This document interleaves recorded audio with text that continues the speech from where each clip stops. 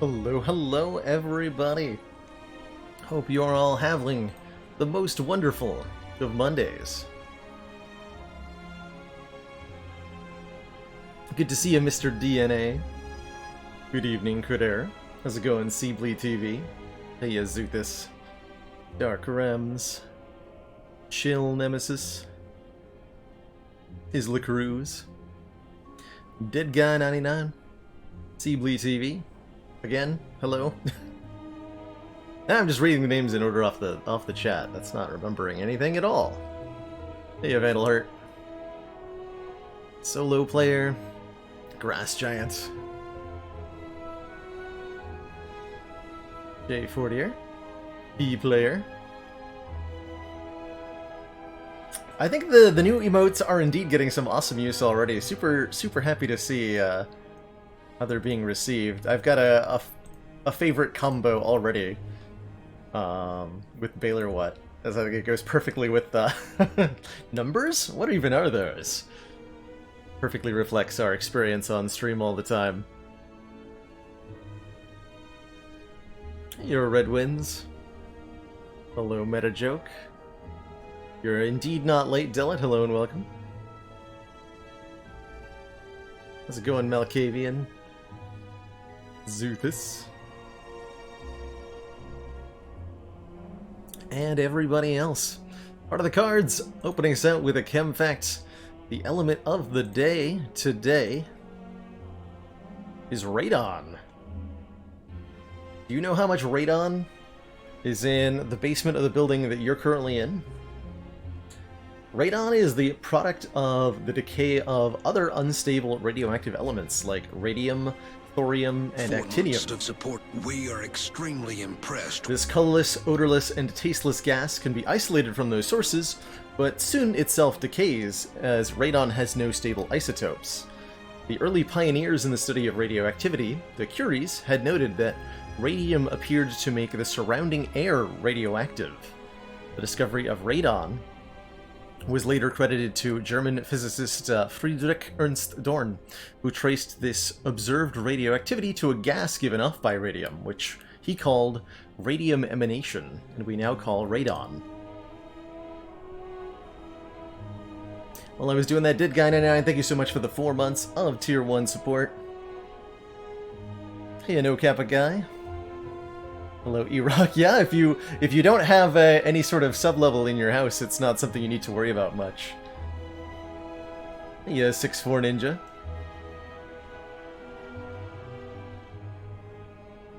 Hope everyone's having a great one. If you haven't seen the new emotes, they are incredible. And thanks again to Chronometrics for this latest wave of emotes for the channel, helping us fill out those slots acquired when the ladder streak was victorious. A couple more emotes hopefully coming. There's more stuff I want to do with emotes. Even if we don't get any additional slots, I've got some ideas for either renovating some of the old ones or rotating out some of the less popular entries in the emote list with some new entries and seeing how that goes. But I do want to keep working on the emotes for the channel as we move forward through the year. Shame it takes a while for emote approval. It's the art process is truthfully what takes the most of the time. Once I've got an image, I can upload it onto Twitch pretty quickly. If you're an affiliate, it can take a while, like days, or if in a couple instances even weeks. But for partners, it's pretty dang quick, thankfully.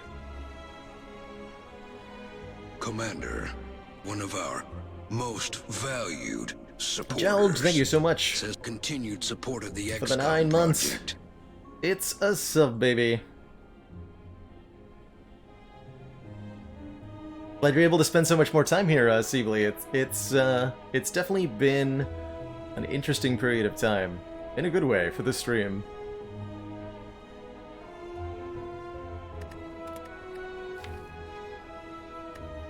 This was an interesting run. Our previous one with the Watcher here.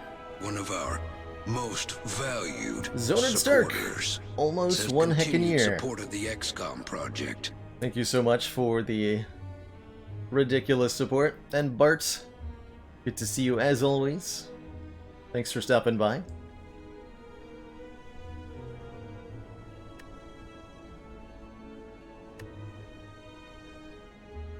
So we picked up, this was kind of a slow burn of a run. In a very literal sense, it did take over 2 hours to beat, a lot of which had to do with the Golden Eye giving us ridiculous amounts of scry, such that we were cycling a 40-card deck fairly aggressively and picking and choosing which of the cards we needed at any given moment. We fought Awakened One for 40 turns, oh my god. Yeah, that was, yikes. But we prevailed, and that's what matters in the end. Took less damage to the heart than we did to the Awakened One. That's kind of interesting. Kind of interesting. A lot of that had to do with our heavy power dependence in the deck.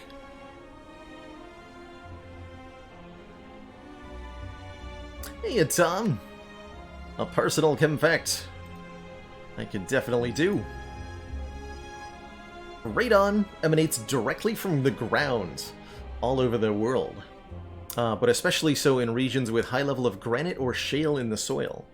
Uranium, a relatively common constituent of soils, decays to form radium, which in turn decays to produce radon. Since radon is also a very dense gas, the densest known gas, in fact, it ends up accumulating in the lowest, least ventilated parts of buildings, the basement. So it just kind of constantly seeps out of all of the rocks in dirt. And if you have any kind of Commander, underground feature, they'll get in there. Valued supporters. Says continued support of the XCOM project. Baron Ferret, thanks for half a year of support. Halfway there. This is a great run. That does bring us on the reverse ladder to Ascension 18 Defect yet again. Our previous run with Defect was also also Ascension 18 victory, and then before that got bopped on A20, and then we had an A18 win. So we've been doing pretty well on our Ascension 18 Defect runs. Let's see if we can keep that up. This has the more challenging elites, but not the more challenging bosses of highest ascension. So we're a little bit less worried about, in particular, Awakened One. And we can freely embrace power-heavy strategies on this ascension level with Defect particularly. Keep mining that A18 Defect content. It's the perfect difficulty for this class, I think. I don't know why exactly, it just seems to work out really well. Alright, I am loving this Act 1 layout. There's this kind of stinky path to the left here with a couple of elites into fires, but if, not sure why I've taken to like looking at my acts in reverse, but I have. I think it's because your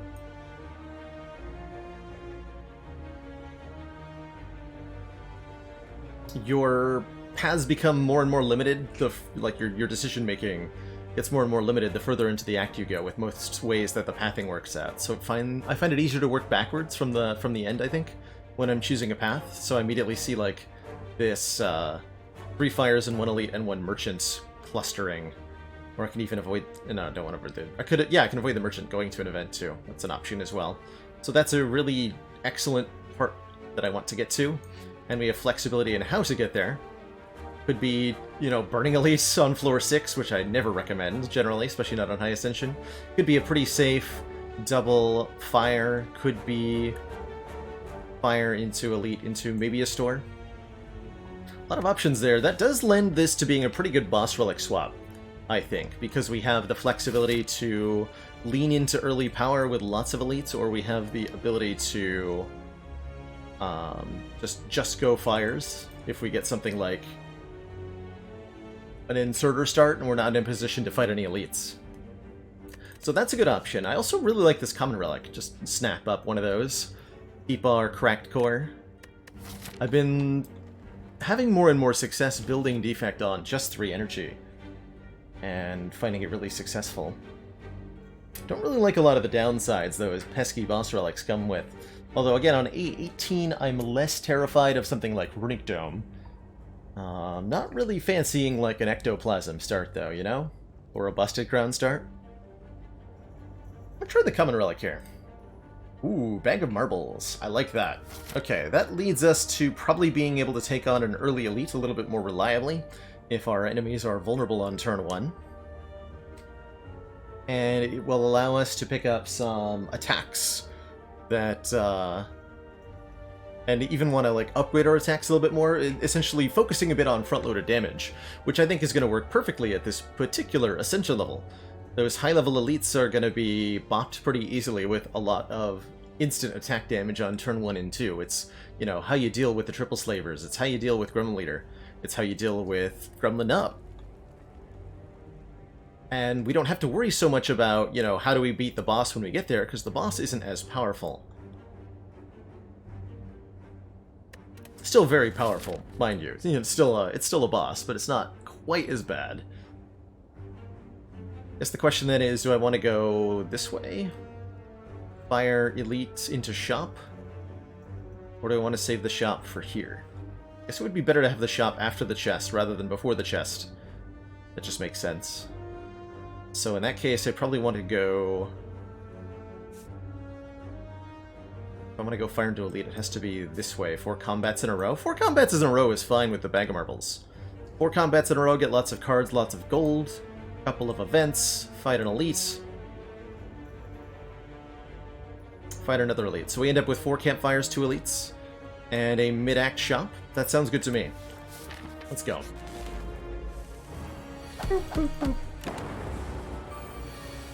Get him. Desync is off, so that's probably going to make me play way faster than I want to. Given the amount of damage we did on turn 1, I think we get to play both of these defends and block for the full 6 here.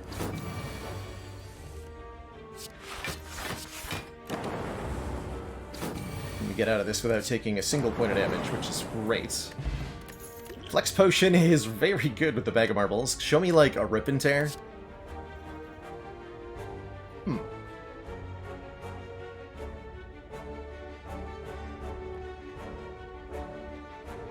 Like, unironically Melter, I think, is where we're at here. It's a pretty good Melter, honestly. Melter does lots of damage. 10 for 1 energy is pretty good, and the upgrade to 14 is even better. So it's very efficient damage. We'll love it against the Spheric Guardian, who's probably going to give us trouble if we run into it, especially given that it won't be vulnerable or anything. So it'd be just nice to have that in the back pocket for later. And will also prove pretty useful against Guardian here. Honestly, I like it. The Darkness is normally a pretty good floor 1 pickup, as is a Charged Battery, but I think the Melter ends up the victor here. That's pretty cool. It's going to be good in this fight, too.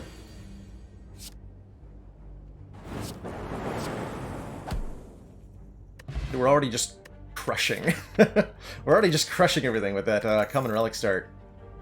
Oh my. Also okay with just about any of these.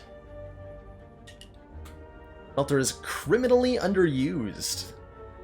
I would not disagree with that statement.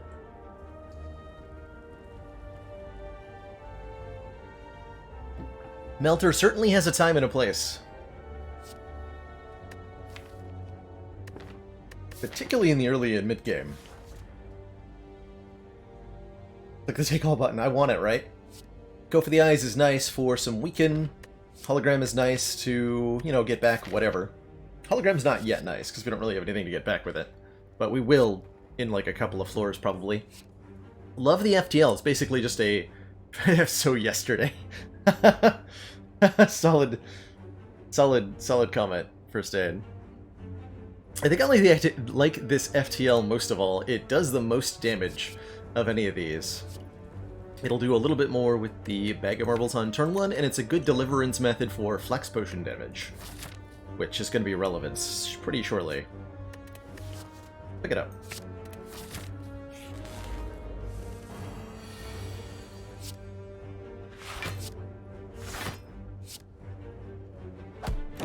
Take the 2 from Joe here, given that relatively underwhelming turn 1 draw we had.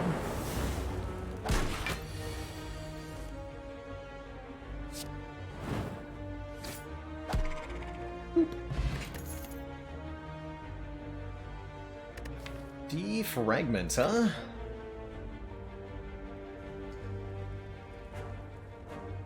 Defragment is a bit of a better later than right now card, but we definitely have room for it. It'll help a little bit by making the lightning orbs do more damage. And we're still gonna want to grab, you know, pretty much the first orb card we see after we pick it up, which we might have a chance to do. And we should be able to maybe pick up an orb card here, but... So I expect to get some use out of this defragment by at least this elite. Compared to the Compile Driver, whereas if we're more worried about like this fight and this fight, the Compile Driver would be the better take. But I think we're already okay. And I'm going to take that defragment.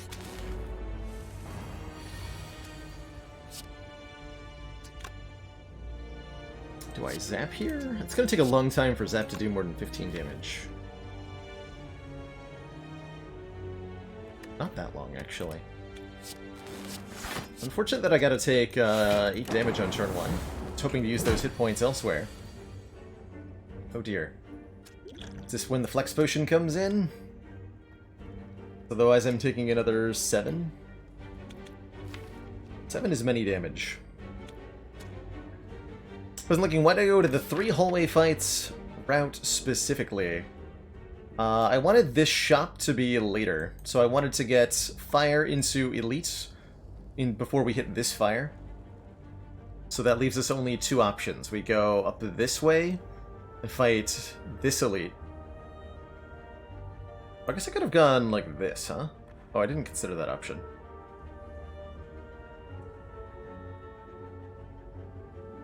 Yeah, I might have gone, with a little bit more considering, I might have fought this elite and gone here. This should work out fine, though. Although there is the potential for the low roll on the hard pull fight, which we are currently looking at. I think I'm going to need this for a knob. I'll hold on to it.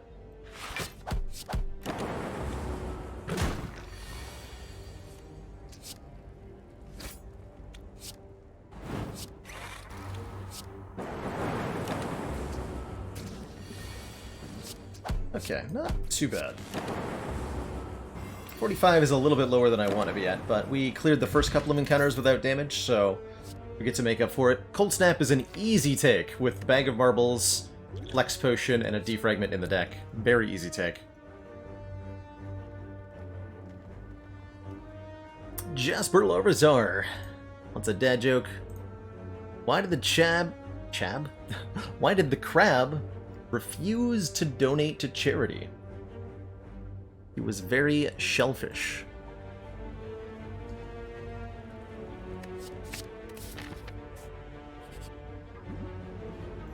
Ooh. There's a fire. I probably want to click on this. NC wants another one. A ham sandwich walks into a bar and orders a beer. The bartender says, "I'm sorry, we don't serve food here."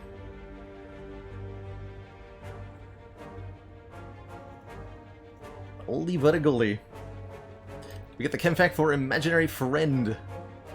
I believe I did. We should have had 2? No, I did not. Excuse me. 3. Chem fact about Radon for Imaginary Friend. Oh, this is the cool one. Okay. In 1984... a fellow by the name of Stanley J. Waltrus, a construction engineer at the Limerick Nuclear Power Plant in Pottstown, Pennsylvania, set off the alarm at a radiation monitor installed to ensure that workers were not leaving the building with unsafe levels of radiation on their body. This was a really big surprise to everybody because he was on his way into the facility, not on his way out. And the facility wasn't even done being built, so the radiation was not coming from the nuclear power plant.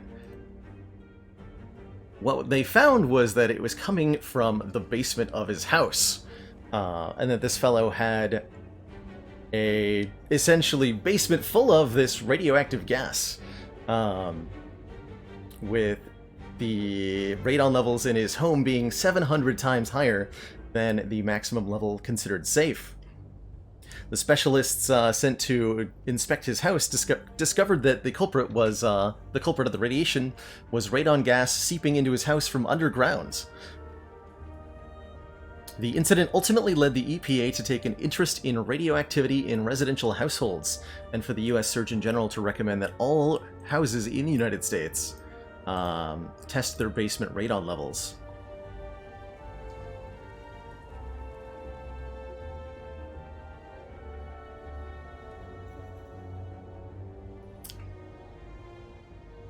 Last fact for Typhoon. Radon has a pretty short half-life of only a few days, so it rapidly decays. Which raises, of course, the question of why worry about it in your house? The problem is that if you breathe in radon gas, the radon decays to form other long-lasting solid radioactive elements, which can stick around in your lungs, creating continual exposure. These so-called radon daughters include polonium-214, polonium-218, and lead-214, not things you want in your lungs. Prolonged radon exposure is believed to be the second most frequent cause of lung cancer after smoking in North America. If you spend a lot of time in the basement of your house, it's a good idea to be aware of the radon levels there. You can buy them online for a pretty reasonable price, and they usually include laboratory testing of some kind.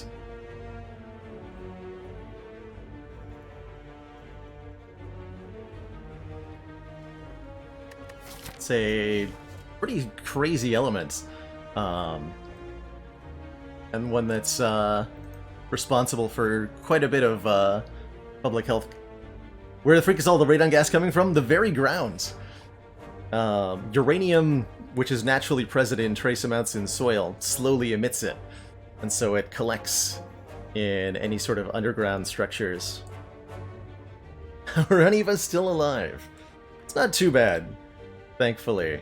And as long as, if you ventilate the area that you live in with any frequency, there's not a whole lot of risk to it. But it's definitely something to keep an eye on, if you have any ability to do so. We have the ability to rest. I'm going to dig here. I think that was probably worth it, but I am definitely going to rest now. Question card is very strong, especially on defects. Come on.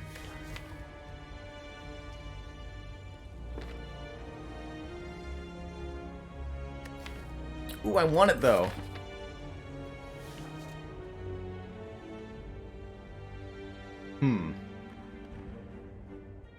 How do I know so much? Do a little bit of research every day before stream to gather datums for the chemistry facts. The light, it burns. So we should be totally okay against Lagavulin, probably, with 2 random upgrades. 19 health? Well, maybe not totally okay. Double strike plus with bag of marbles? I'm okay with that, genuinely. We get an extra turn against Gremlinob. We need an extra turn against Gremlinob. Maybe. I definitely might die if I click this option. Definitely might happen. Some long-term investment going on already with the question card. I should probably say no to this, I think.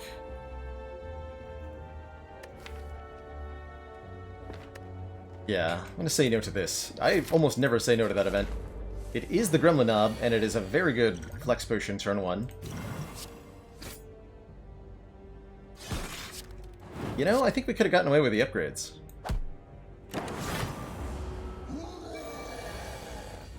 Bye. Strike. Oh man, strike dummy? These strikes just got so good. Strikes just got so good. This run wants a Gurya now. What am I, a watcher? I'm just a guy with a flex potion, that's all I was. I don't have it anymore, so I can't do that again.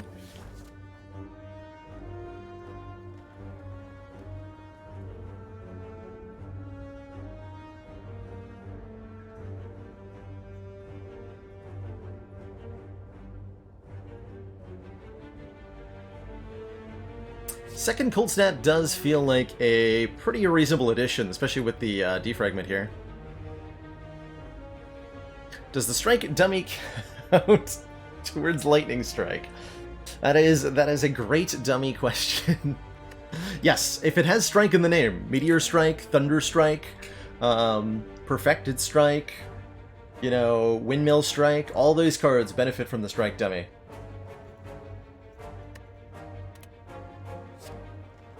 I'm just kind of like looking at the All for One and the Hello World. Both have some merit to themselves, but I think this Cold Snap is going to be the very reliable take here. Got in the chest. We got ourselves a pair. More hit points that make me regret not taking the free upgrade. Oh well, that's fine. That's fine. Was hoping there'd be gold in the chest, but 177 is still enough to make visiting the store a reasonable decision. I will definitely upgrade Defragment so that we can have 4 block Frost Orbs. Twin Strike, yes, gets 3 times 2 and is a great card with Strike Dummy. Yeah, we hit the shot, we hit the shot. Oh my. Well, now I definitely regret. Could have had the waffle too. But I would have rested here. Right, I wouldn't have taken this path without resting, so that's fine. This is still a ton of current health. Although I think it'll be wasted, because we're already probably going to beat the support of another council probably going to beat Guardian without too much worry here. Turbo is a great energy efficiency card. Pretty much always love Turbo in a defect run. Wouldn't mind a card removal, although removing a strike feels odd with Bag of Marble Strike Dummy. I think I'd rather remove a defend. In which case I'd want to, like, have a steam barrier. We are fighting Guardian, right? We're fighting Guardian. We could think about Ball Lightning. Although I think I'm going to want mostly Frost Orbs for the foreseeable future.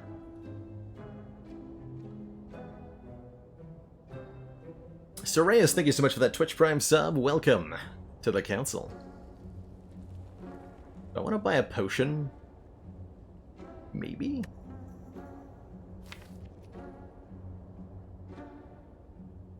Maybe I remove Zap. That would be odd. But might be correct. Is Panacea an option? It is an option. Without the Bias Cog already, it feels a little bit unusual to take, I think. Although Question Card does portend a pretty high chance we see one. One last dad joke for Fly Spirit game. What do you call a laboratory beaker that's earned its degree? A graduated cylinder.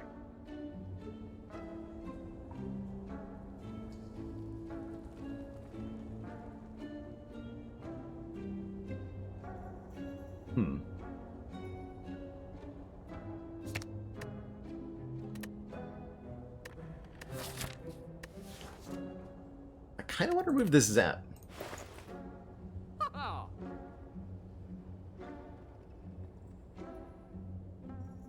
I am going to take the Turbo. Gonna try the Zap remove thing. Do I replace it with Ball Lightning? That feels pretty appropriate. I can probably get a Ball Lightning for free, though. I got a question card. Take a potion. Go Blessing the Forge. Should be enough power for the foreseeable future. Could wakey this boy with Melter, but I'd rather get my Frost Orbs down with the focus. How unreasonable is Blizzard there? Very. Very unreasonable. It does... The first time we draw it, it does at most 4 damage.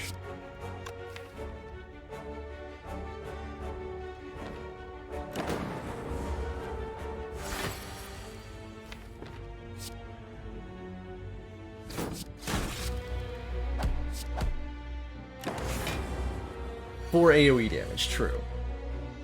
True. Okay, see we're losing hit points to Lagavulin here. Rude. Very rude, Egg Boy.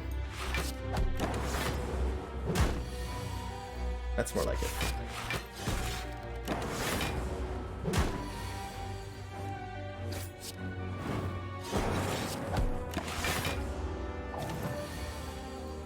Strike gets him. Smiling Mask makes for cheaper removals at stores, which I definitely appreciate. And I think I also definitely appreciate, 1, this Dexterity Potion, which will help with Guardian, and 2, this Hologram, which pairs naturally well with Turbo, but also literally anything else. It's a Hologram. Good card. We're going to upgrade it too, I think. I wonder if I need to prioritize this Melter upgrade. Oh, hey, look! My strike does conveniently 13 damage. That's awfully nice.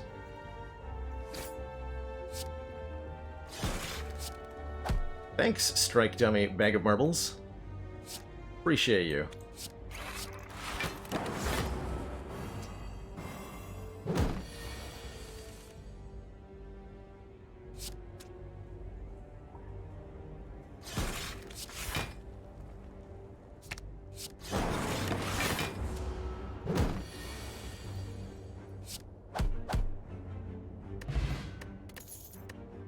Got another potion, which makes me feel a little bit bad about buying one. Love this charge battery, though. Get some more front-loaded block into the deck. That might be the upgrade over Melter. Although, with the Bag of Marbles, getting our damage cards upgraded feels a little bit more high priority.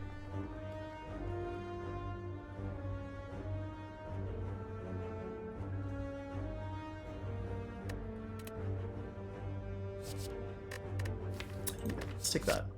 Second Melter was kind of a consideration, too.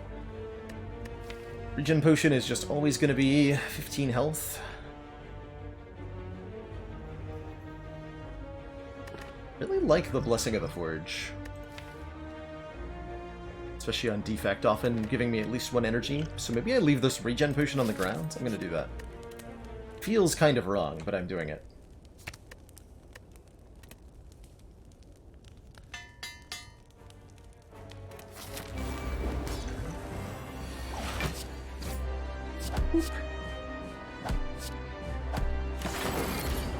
Guardian's transform thresholds are a little lower, thanks to the lowered Ascension compared to 19 here. So we don't need to do quite as much in order to transform the Guardian.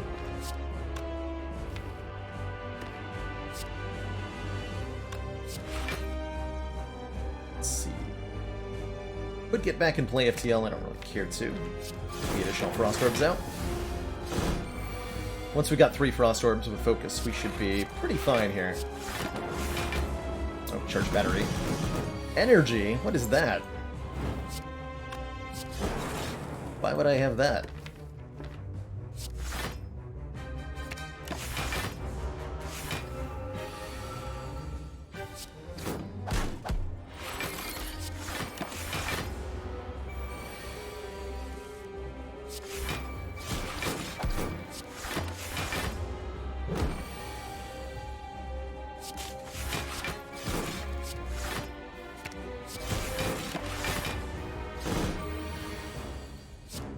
Damage a little bit more on a couple of these turns, so it shouldn't matter too much. I think we could dance with Guardian pretty much indefinitely if we had to.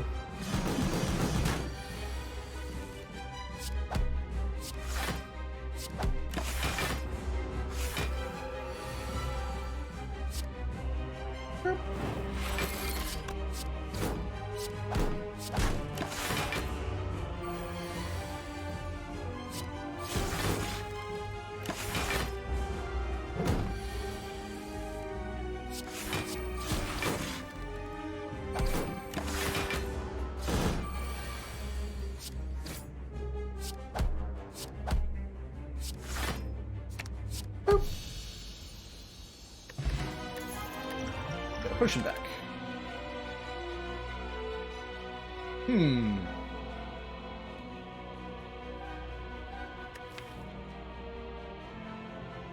Interesting choices. Hard to go wrong with Echo Form, of course. This rainbow is pretty tempting as well, filling up our orb slots for us nice and quickly. I could see machine learning being good as well, getting more card draw per turn, so we can take better advantage of, like, the turbo and the charge battery and the hologram.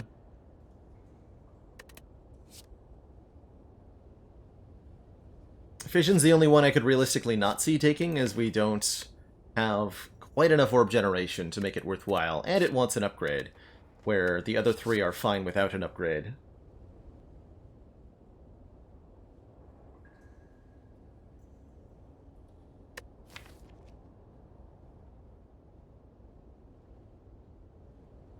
I will see good reason for upgrading this Echo form with the hologram, the liquid memories. Having it be in the discard pile potentially is an interesting option.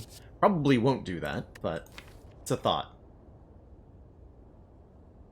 I think we want the Echo form. Do I take Fusion Hammer, Empty Cage, or Nuclear Battery? This is one of those defect decks that feels like an Empty Cage goes a really long way towards making it pretty excellent, especially with Turbo providing our energy for us. I could easily cut one strike and one defend and be very, very happy with that. Alternately, just starting out with more energy with the Nuclear Battery is pretty dang good as well. Once we have the Echo form in play, we don't really care that we have 3 energy per turn. And the Nuclear Battery lets us get it in play more easily, although not more faster, which is what I'm starting to appreciate the Empty Cage does. Empty Cage is the only one of these 3 that will let us draw the Echo form a turn earlier. Everything else lets us play another card while we play the Echo form, but none of them let us draw it faster, like Empty Cage does. That's a big deal. That is a very big deal.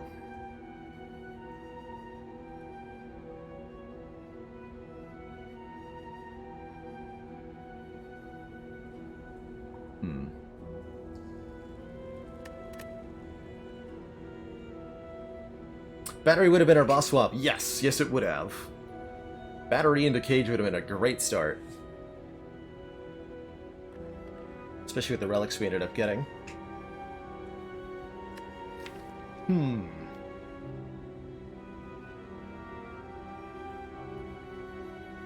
How capable am I going to feel against Act 2 elites if I take this Empty Cage?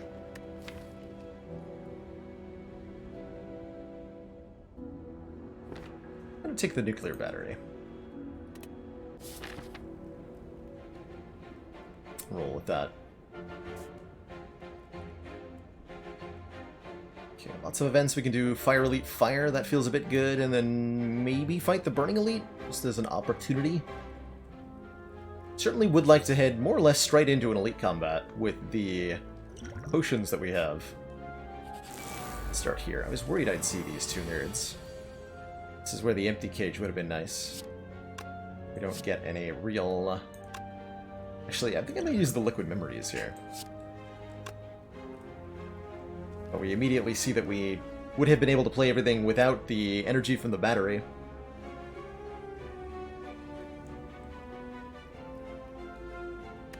What is this map? Left side of the Spire, under construction.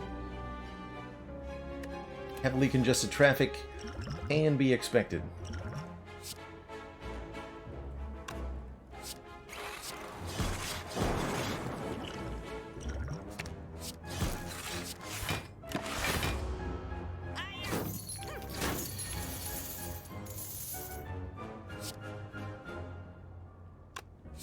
Hologram the Turbo. What I'm talking about.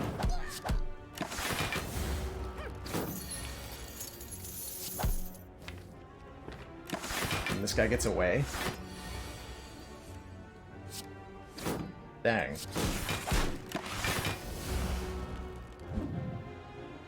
My money. Oh well. Early Algorithm. It's a block. We have an Echo form already, so Algorithm is probably a bit of a must-have here. Gain 1 block. Permanently increase this card's block by 2. Don't mind if I do. Where'd all that front load go? Just don't have the really damaging attacks. Cold Snaps aren't that good at front load. And it was all in the Flex Potion, I think. Thanks for the money. Ooh, Rip and Tear would help. Rip and Tear is a pretty decent front load card. Could also take another offensive potion. I will utilize the Smiling Mask for a cheap removal here. Feels like I'm going to cut defense at the moment. Take this Rip and Tear. Yes.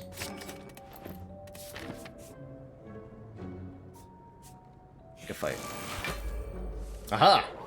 I knew that Melter would come in handy. As long as we draw it.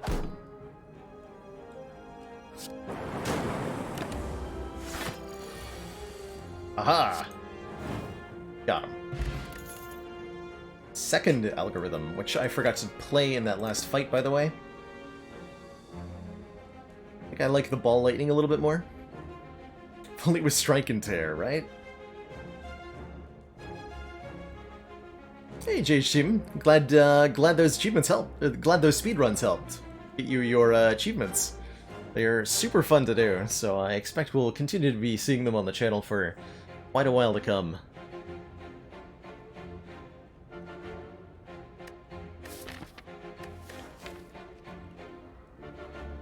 Do like that Ball Lightning. Fighting Collector. I need some... yeah. See, need some ways to do damage there. Don't even have enough for a Smiling Mask remove, so definitely not going to the store. Hey, here we go. I could transform cards, or I could take 3 additional strength on turn 1, which is going to combo with the Bag of Marbles to give us some serious turn 1 damage output. We have lots of attacks. Let's do that. Obtain a special relic. Metagenic Strength says start each combat with 3 strength. At the end of your first turn, lose 3 strength. And the Knowing Skull is here? Hello. Do you want to give me money? The odds is a random potion is going to be worth 6 hit points in the upcoming elite fight. Pretty decent. Give me a potion. Yeah, that's probably worth it. One more. We'll take Commander, those boons. The aliens are We'll take those disturbing. boons. Any reason to go Jax? I don't think with this deck. We want to be using our attack cards to deal with short encounters, and then our power cards to deal with longer encounters. And the Jax is a longer-term strength card. Don't know that it works with what we're doing on. Bolton, thank you so much for those 5 months of Twitch Prime. Just one more till that half year. Getting colorless cards ever worth it in this event? No. Hard no. What you get is a random, uncommon colorless card. No chance of rare. Just a uncommon one. It's a totally random one, so you don't get a choice of whether to add it to the deck or not. And it costs you health. It is a very bad deal. Do not take that one. Both the other options are totally useful in their own way, but not that one. Not that one. I almost want to just upgrade that so it starts being useful, fast. What other good upgrades do we have to consider? Rip and Tear is pretty good, Ball Lightning, or Cold Snap just to get our front load up more. Actually, Charge Battery for 3 more blocks sounds pretty grand. Let's upgrade that. Pretty confident going into this elite fight. This Rip and Tear does 15 times 2 damage. Frickin' got that guy. Get out of here, nerd.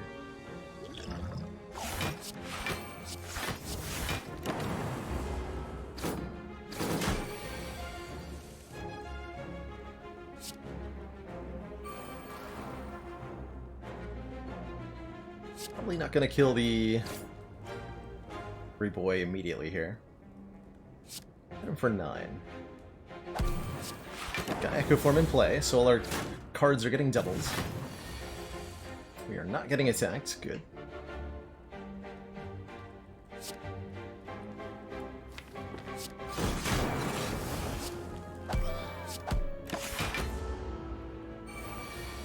now we are getting attacked.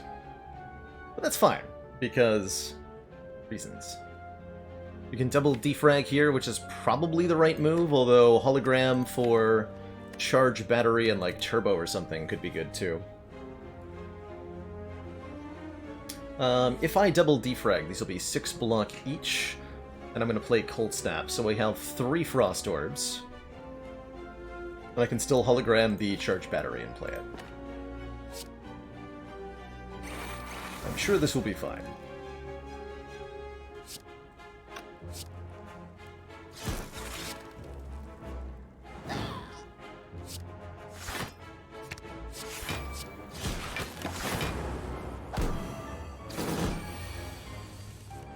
Easy peasy.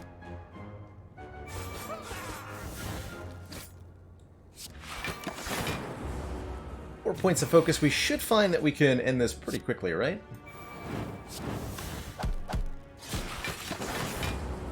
Pushing out relatively plenty of damage.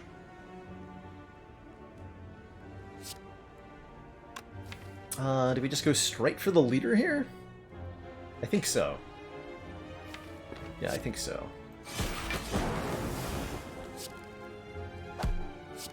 Yes.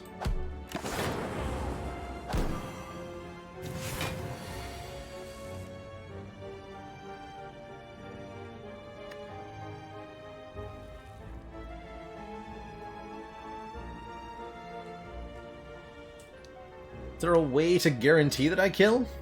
It's actually kind of terrifying. I'm pretty sure we kill. Like, if I just play Rip and Tear twice.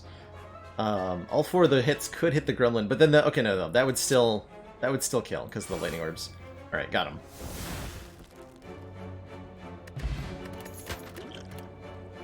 Pretty sure that was a guaranteed kill, but it looked at first glance like there was a way to die. Praise Boot!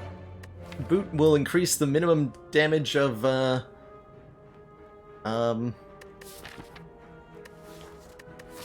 Yep, we got the boot. Self-repair plus with an echo form means we could potentially heal for 20 at the end of combat. That's a lot of health, so I'm going to click on it.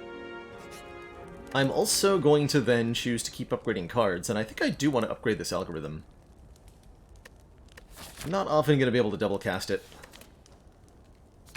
And I would like it to be a big ol' Blanco card. Sooner rather than later.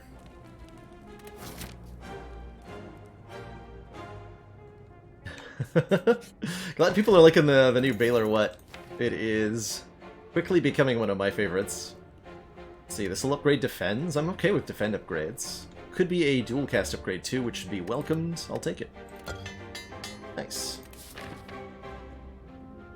Did this fire, and then probably gonna fight the Burning Elite.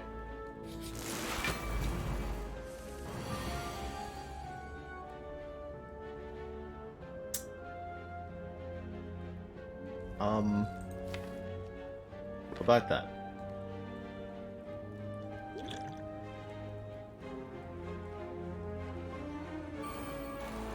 Well, we do get Echo Form self-repair at least. I think. This is the Burning Elite. There's definitely a burning sensation occurring. Ouch. I can't even full block this. That's the big yikes.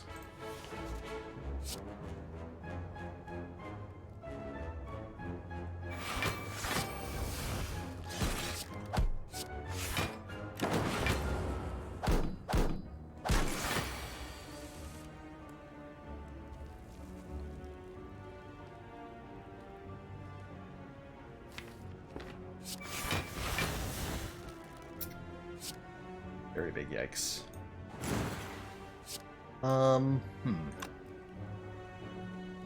Can't play the ball lightning because there's a chance I'll die? No, not die. There's a chance I'll take extra damage. 6 extra damage. If I dual cast or play ball lightning here. So if we'll become vulnerable. Cannot abide this. Now we're okay with becoming vulnerable. We're gonna pull back the stuff.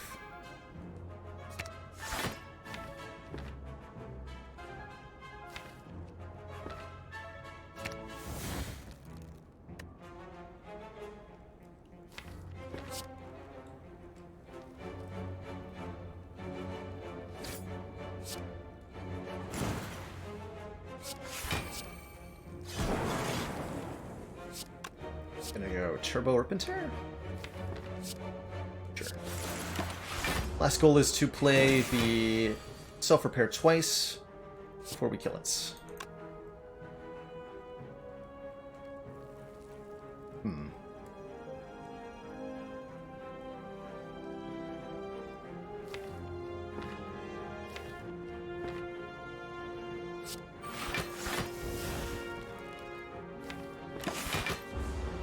Should be okay if once we draw the defrag.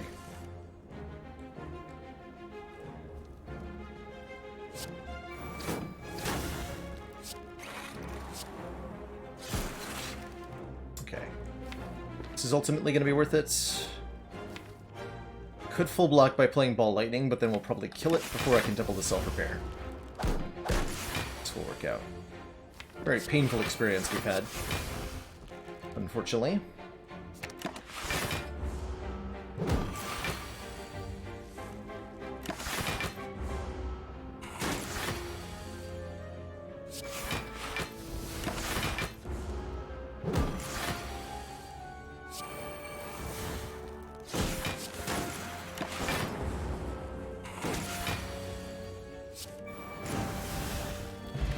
Okay, we get ourselves a block potion. Leap is pretty tempting too. A little bit more front load block. Help with the situation. We could take Bullseye. I can rest and fight this Burning Elite. I'm gonna do that. Yeah, I'm gonna do that. Also gonna discard the Blessing of the Forge, which we bought a long time ago. Feels awkward. That feels awkward. Okay, it's max health Book of Stabbing. That is horrifying.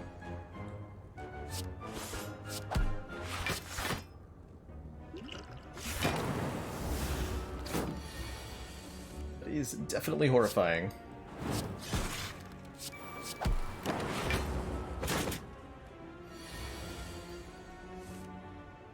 Boy.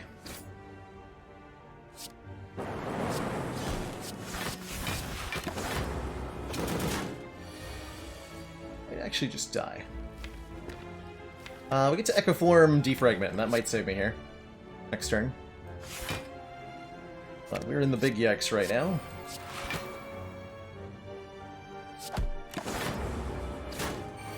It's time for 7 times 6. Everybody's favorite number. 1 million.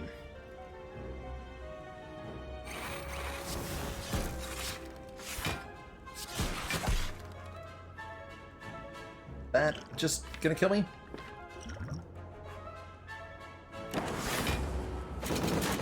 Not quite. But this will. Damn. Okay. Fighting the Burning Elite was not a wise choice. GG. That was a pretty hard punish. In retrospect, I don't know, this was interesting. We had a lot of front-load helping stuff, and we were building into a scaling direction. But that was not fast enough for this Book of Stabbing fight. Not even close. What could we have done better? I don't feel like the nuclear battery ended up being a good choice.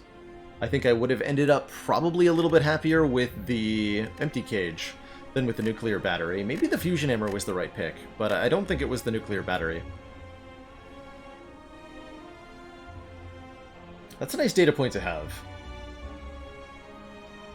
Echo Form also felt pretty underwhelming. What were our other options? Machine Learning and Rainbow. Rainbow could have been a game changer, for sure. Game changer could have been a Rainbow for could have been a Rainbow. Yeah, Rainbow could have been a game changer for sure. Do I feel any pressure to complete the reverse ladder, or is this more like a victory lap? Way more like a victory lap.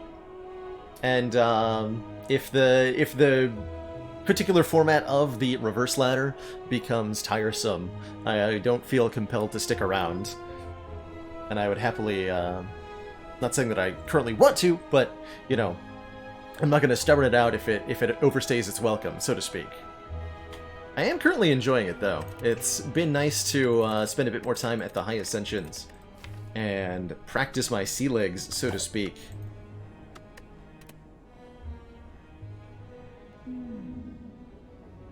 Have I played Dead Cells, and what do I think of it? I have played Dead Cells, decent amount on stream.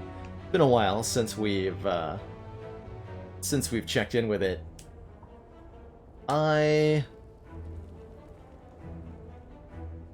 I think it does a couple of interesting things, as far as action roguelites go, but I find the two-dimensional style of it not quite a fit for my personal style. I consider it a boss relic swap ladder. Oh my, that's a cool idea. A really cool idea. Have I checked out for the warp? Nope. I have not heard of such a thing. News to me. It's like a max health start. Not a bad one either. Got a really juicy Act 1. Fire, Elite, and then more of whatever else we feel capable of is pretty good, especially with an early shop to help us get strong enough to fight that first Elite. Max health could be good. Random rare card could be extra good, but it could also be horrible. I mean, if we're not going to take risks, though, at 820, when are we going to? Let's take a random rare card and get an Envenom to start. That's not exactly my ideal starting rare for Silent, but we could make use of it. It does enable something like a floor 1 Bane pick, which is kind of neat. Some really lucky draws there.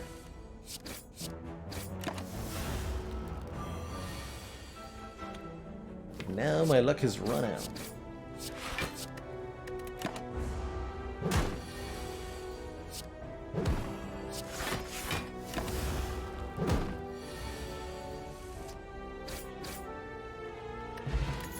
Distilled Chaos is great, playing the top 3 cards of the draw pile.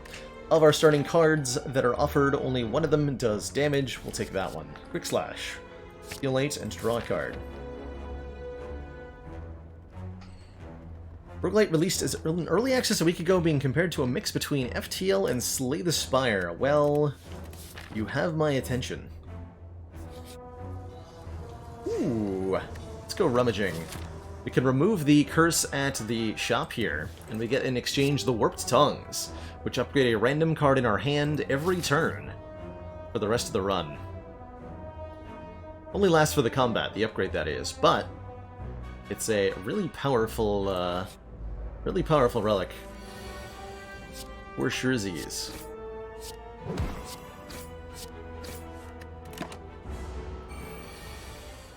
Fortunately, it does mean we got a pain.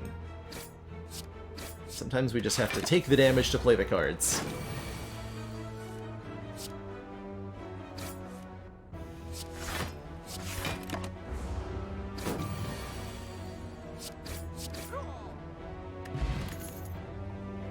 There's that Bane I said we are allowed to take if we want to.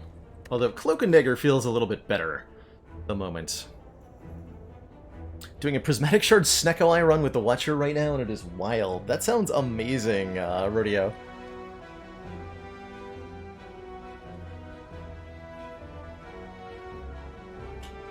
Does Bane hit twice at 0 poison if Envenom adds 1 poison to the first hit? Yes. Yes, it does. Not often you end up in that situation, but yes, it does. And that's what enables Bane to be a valid pick here, I think. If we want it. Let's take it. Let's see how it works for us. Not thrilled with Jawworm encounter as our question mark event, but I'm okay with it. Especially if it gives me a potion.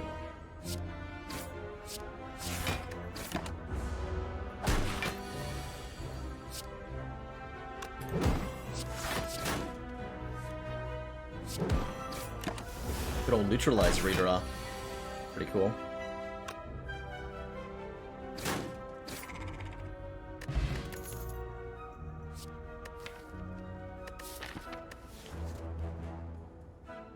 double Bane? That doesn't feel right, but I'm doing it. It's a lot better with a cheap Crippling Cloud added to the deck, though, that's for sure. Or a Poison Stab. Get rid of the pain here. Embrace the meme, that's right. Can't afford both, not quite. I think it's gotta be the Crippling Cloud over the Poison Stab. It's just a much better all-around card for the most part. And helps to make sure the Banes are working full-time. Got a lot of upgrades we want now, but we have Warp Tongue, so that's fine. Here's my question. Do we go Fire Elite Fire or Elite Fire Elite? With double Bane and Venom.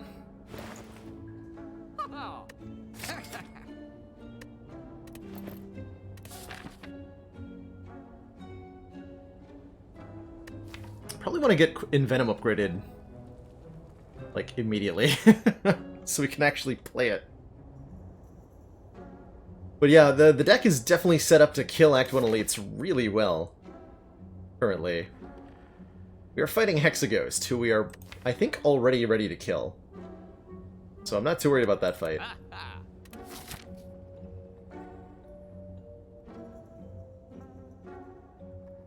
Talon always wants to get another upgrade before the next Elite anyway. Let's go one less Elite. Probably end up picking this Elite over this Fire, rather than doing it here. This makes more sense. Don't know if this is actually the correct upgrade. It's probably like a Bane. It's the right upgrade secretly. Guess we're gonna fight Lagavulin or something. No? Alright. Okay, I think that means we want to Distilled Chaos to try to hit Crippling Cloud and Slashor and Venom here. Hey, Coconuts, you're now on A20 with a Silent, Prismatic Shard, and 2 Devotion Plus. Incredible. Alright, that's fine. Not our ideal turn 1 against Nob, nor our ideal potion use, but we helped ourselves draw deeper into the deck.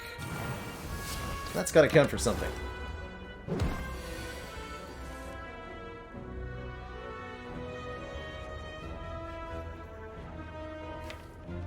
So I don't even want to play the Envenom now? Yeah, see, we wanted to upgrade a Bane. It doesn't matter to add 3 more. Well, yeah, since we're not killing it this turn, this is still better. A little bit of an ouchie, but we do win. And we get a Paper Crane, which says enemies with weak deal 40% less damage rather than 25%, and a Fairy in a Bottle, which will revive us should we die, with 20% of our hit points. And as long as we have this, we're not going to rest, so we just get to upgrade again now.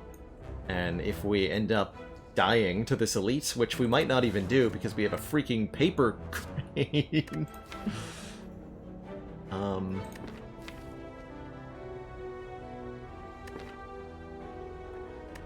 Okay, sure. One more with feeling, because if Triple Bane isn't a valid thing here, then when is it? Do I upgrade the Neutralize, because we have Paper Crane now, or do I go for the Banes?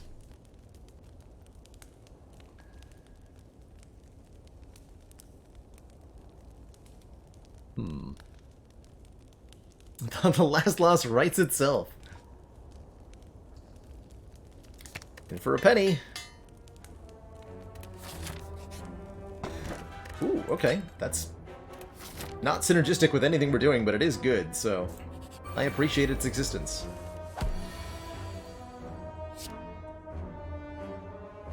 Have I ever had Paper Crane weaken on sentries on turn 2? It's not ringing any bells, that's for sure.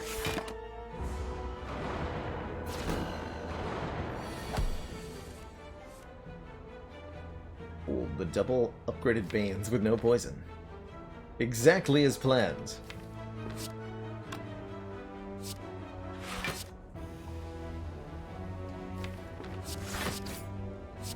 Weak for next turn.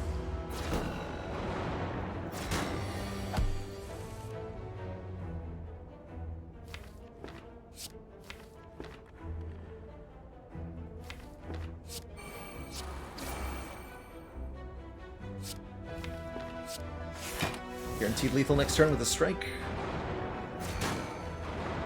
I take 10 here, though. Yeah, we only take 4, or 6. A million? No one knows how much we're taking. Kill you next turn? Probably not. Well, if I draw a Bane, I can.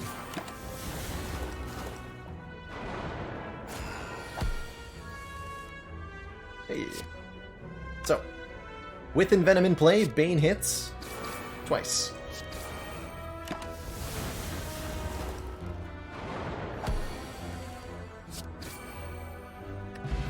Regal Pillow. When we do rest, heal for an extra 15.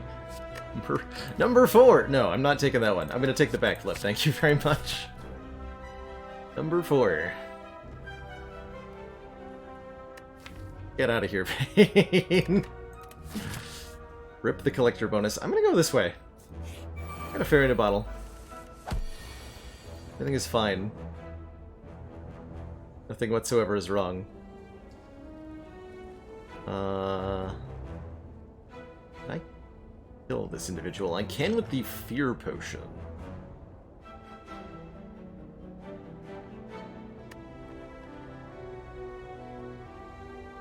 A little bit. Fear Potion saves like 4 health here. That's not enough.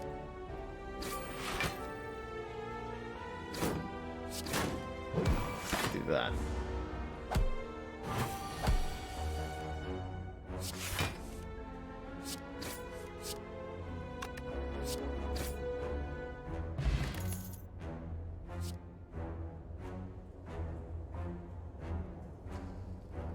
Wait, what?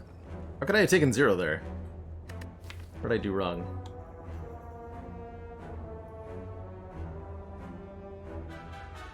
Oh, it only had 9 health, huh?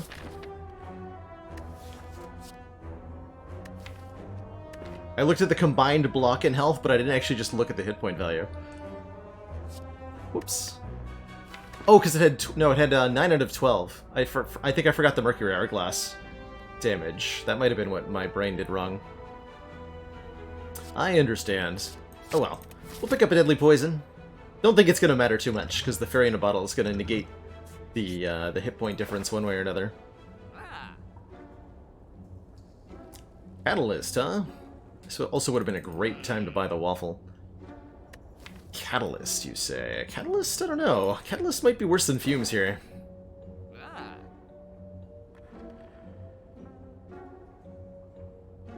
Catalyst might be worse than Fumes here.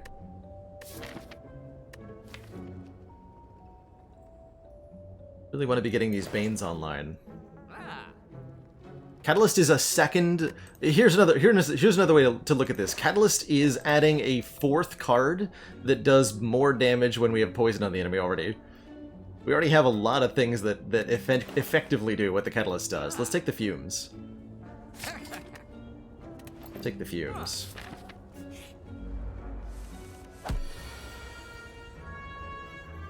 Perfect. Get him.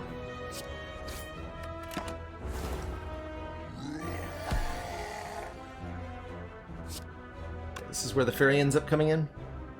Had I played Crippling Cloud, you might have been able to live this turn and die next turn. Okay, dying this turn and killing next turn. That sounds fine too.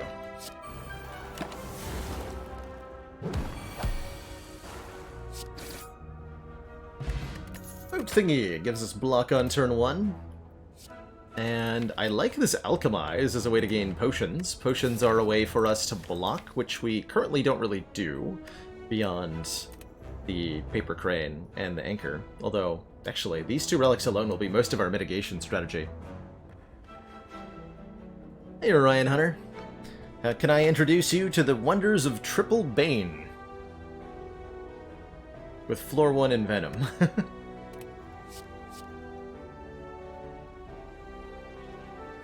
Take an Alchemize. I could enable something like a Sacred Bark take. I'm totally okay with 5 max health here, going into Hexaghost.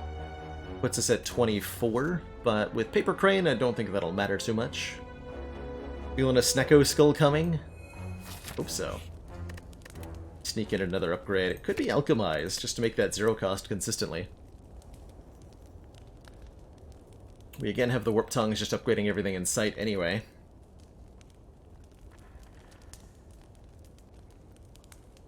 Cloud for Weaken Forever. Upgrading the Crippling Cloud only makes the poison stronger, not the weaken, though. So if we want to improve our ability to weaken, it would be the Neutralize upgrade that we would take.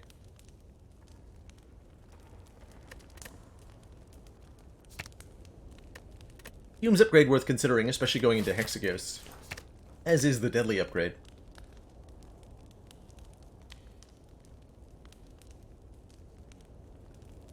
Do I usually take Bane at Act 1 even before Poison? Hell no. No, I have never taken 3 copies of Bane in my entire Spire career. And I don't usually take it very often in the early game. But we're trying stuff. Okay, deck spots, I guess appreciated. Would have been nice to draw a Weaken of some kind. We can do that. Yeah, whatever.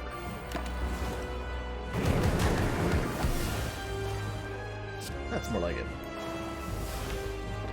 It's definitely more like it.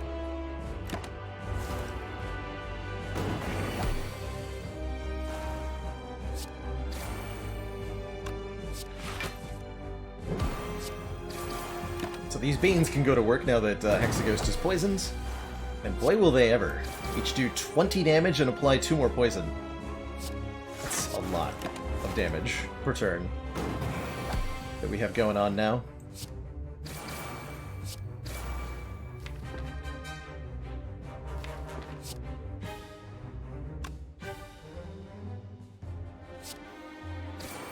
I think that damage is more likely to make the difference than the 2 hit points will.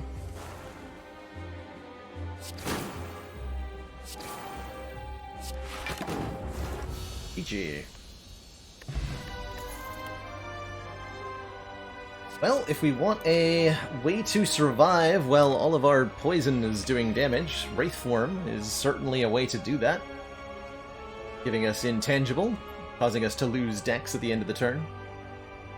It has kind of an anti-synergy with the Paper Crane, because if you reduce, you know, your opponent's damage by percentage and then reduce it all the way to 1, the Weaken isn't actually doing anything anymore.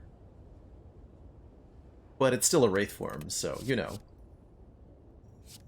Could see Doppelganger being surprisingly okay for some more card draw and energy gain, especially upgraded. Or Burst to let us burst mainly Alchemize and Crippling Cloud, maybe Backflip. Let's go with the Wraith form, though. And that makes a Snecko-Eye a pretty good take. The start of our turn, draw 2 additional cards, start combat confused. I'm all in for that, thank you very much. With Crippling Cloud, Paper Crane, and Snecko-Eye. Glad we didn't upgrade the Alchemize, and the Alchemize can still be randomly upgraded by the Warp Tongues to cost 0, so that'll be nice.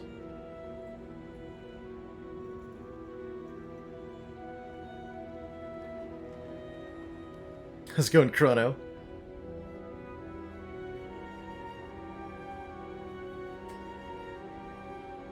We don't have any discard to make the Hovering Kite work, and Ring of the Serpent is extra card draw every turn, but it's less card draw every turn than the Snecko-Eye is.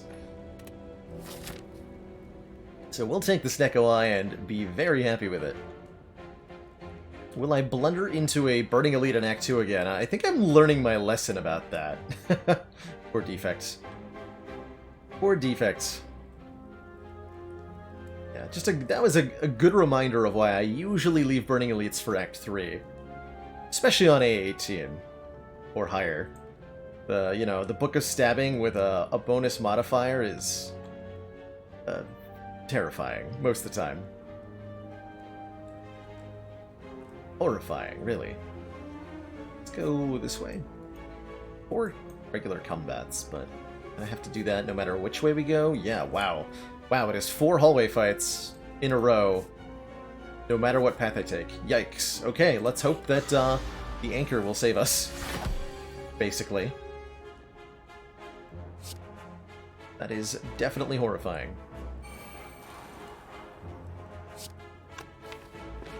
play Alchemize here. Hope that's worthwhile.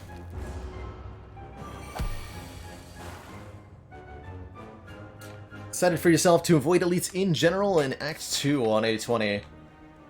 It could put you in a situation, especially if you're going for the heart, it could put you in a situation where you're struggling in the later game, but I wouldn't call you wrong, certainly, for that approach.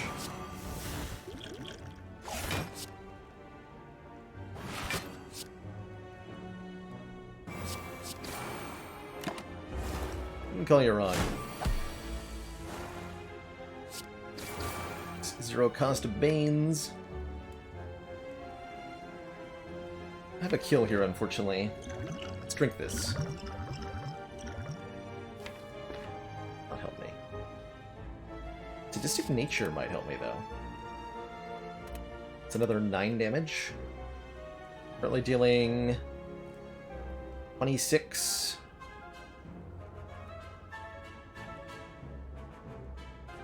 Physical. Plus another 3 poison. So 29. Plus 13, 42. I have to do 12 more.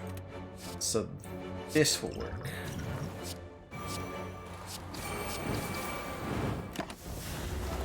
And it's okay to use the potions like that, because we got an Alchemize. Eviscerate is excellent here. It's a 3-cost attack that hits for 6 times 3. It's going to scale really well with our Venom. It's going to scale really well with the Bag of Marbles that we totally don't have anymore from that defect run. And it just does a lot of damage. It's good. Real good.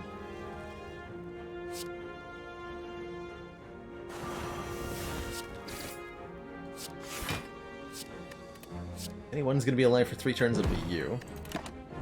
The weaken there. This Paper Crane doing so much work for us.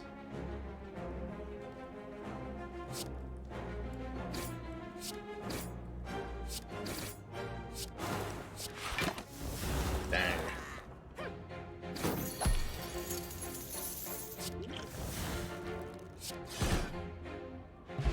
Slice 'em and dice 'em. And just like that, we have 2 potions again, and a well-laid plans, letting us retain cards like, oh, I don't know, Wraith Form, from turn to turn, so that we can play them on the turn that's most impactful. Pretty good stuff. Oh, what's that? It's the super deadly, terrifying fight. Well, joke's on you, because I got a Paper Crane. And you only do 15 damage, so we're already full blocking. Bonus points if I can get this thing killed and block it with the Ancient Potion. I can. Also just block Speed Pot here. When did I become a streamer? A little bit less than 2 years ago, Rebel Day.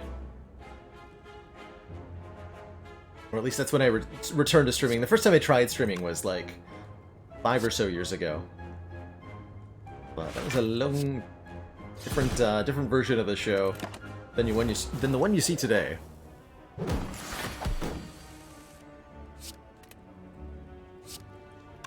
More differently put, I've been continuously streaming for about 2 years now.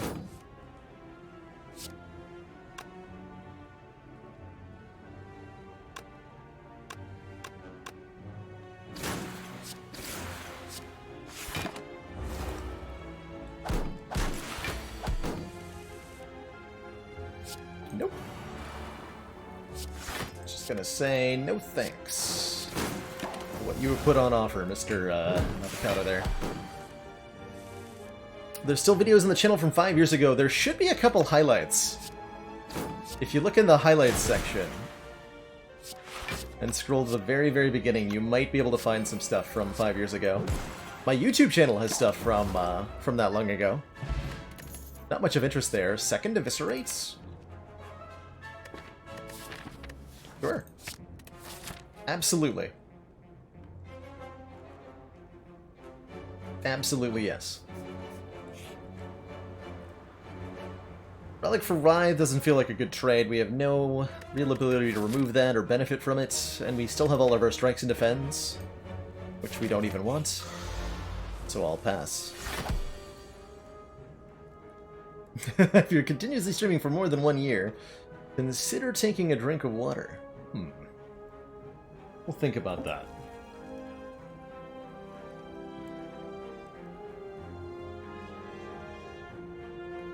Feels better to play Bane Strike than to play Quick Slash?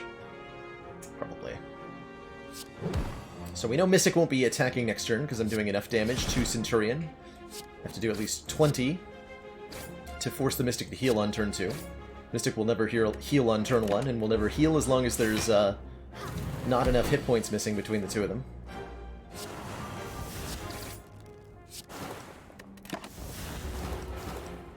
Guaranteed attack from Centurion on this turn. But Centurion also guaranteed very dead.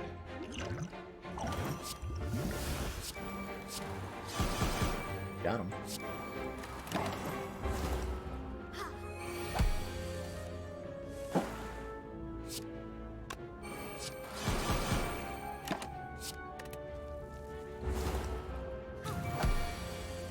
Somehow this is working.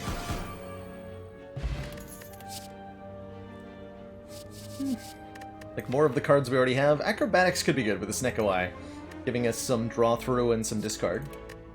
I love the liquid memories here.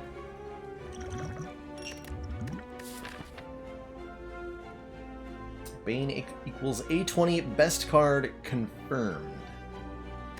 Official. It's official. Do seeds stay the same through Ascensions? Mostly. There will be changes based on stuff like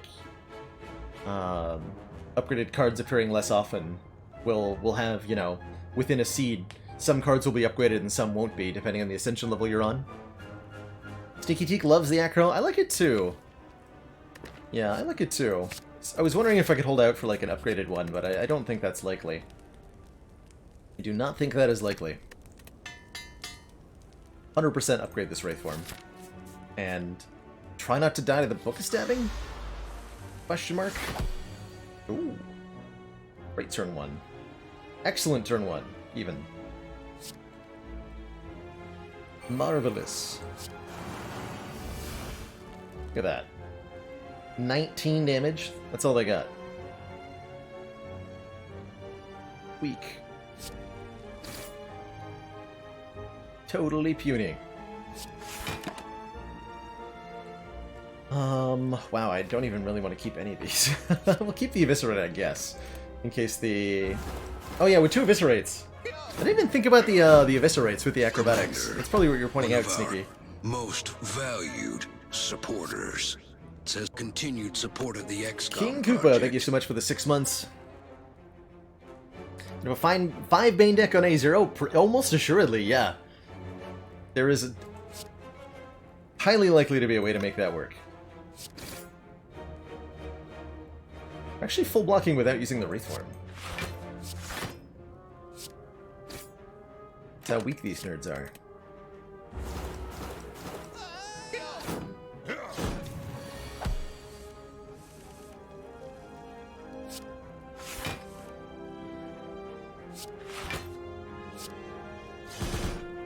Get him.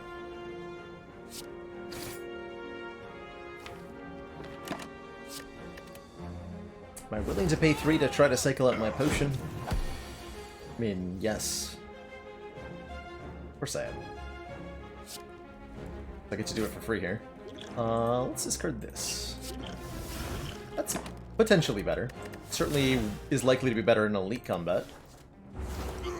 So I'll take it. And there it is! A couple people call this the Snecko Skull. Whenever we apply poison, apply 1 more poison. And what appears to be an actually decent Phantasmal Killer.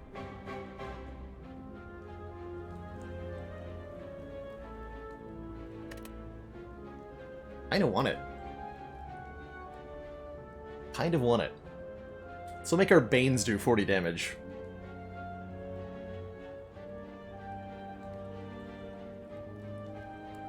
Could be Skewer too. I'm looking for the leg sweeps and stuff. I'm gonna take that killer because I don't feel like we're memeing enough yet. We must change this immediately. Immediately.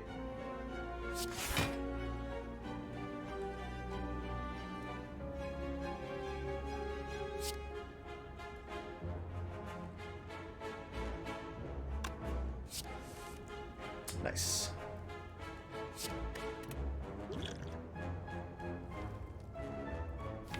This is the only one I can meaningfully use on this turn. I could... Liquid Memory is the Phantasmal Killer, maybe? Let's do that.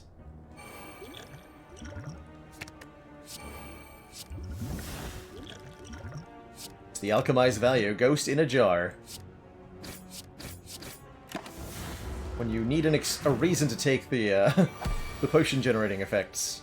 Look no further than this thing. So good.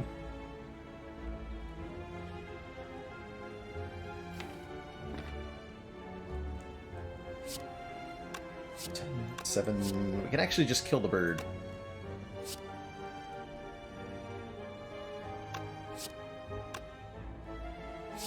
Like this.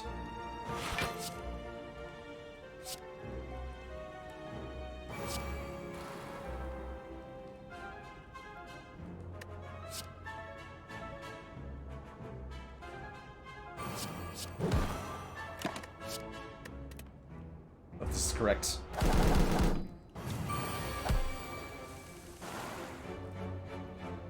That's a lot of damage.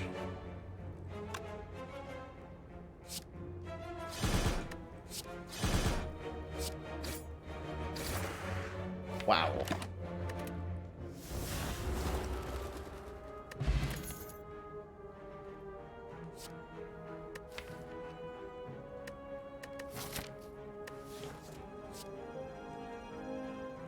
Thinking face emoji.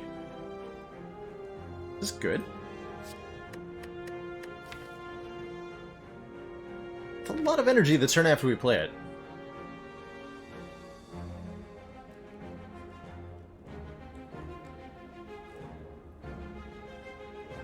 Neko, I go burr.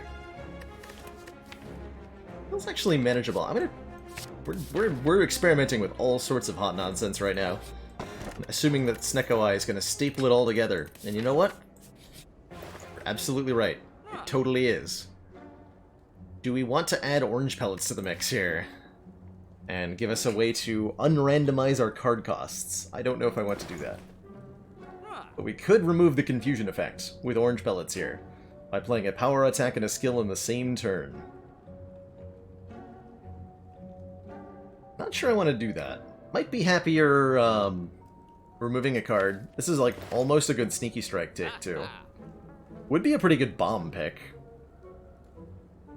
Orange Pellets does pair very nicely with Wraith Form. That's definitely true. Although we barely care about decks at all, currently, so...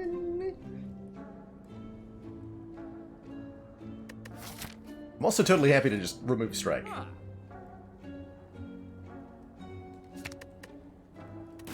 Which is what I'm going to do.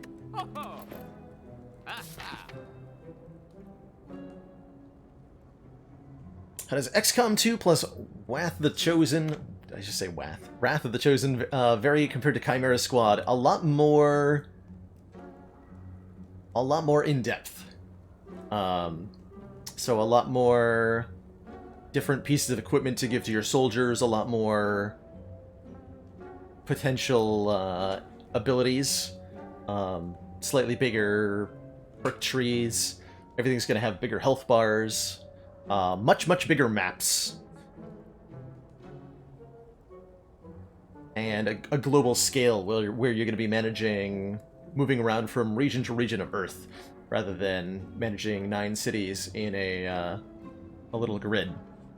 So pretty much, if you take just about every mechanic in Chimera Squad and say, you know, what if this was about twice as complex? That's kind of what Wrath of the Chosen is going to look like. Or is it War of the Chosen? What is it called? The one with the W word. You again? Didn't you cause enough damage last time? I could, like, take money and go here and rest instead.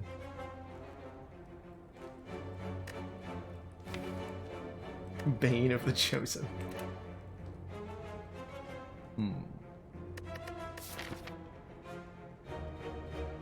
Yeah, we pick gold twice and then leave. Or I can just leave immediately without getting any gold and fight this elite instead. Got anchor, we're fine. Oh, we have a Regal Pillow, actually. I would click on gold 3 times.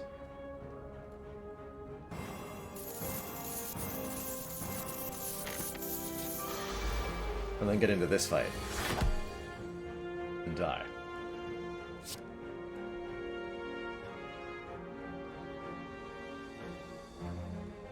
Phantasmal Killer is going to double the Akabiko bonus. That's pretty hilarious.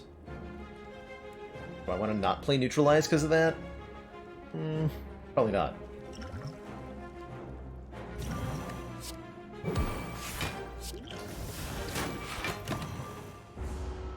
Nice.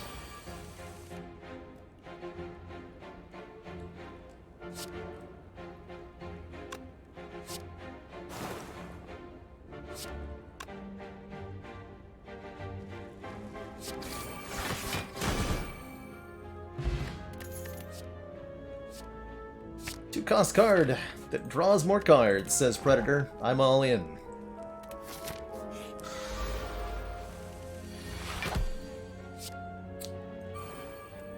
Outmaneuver threatening to be good here.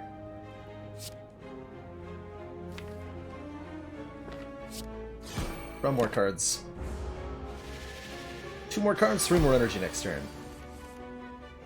Beautiful.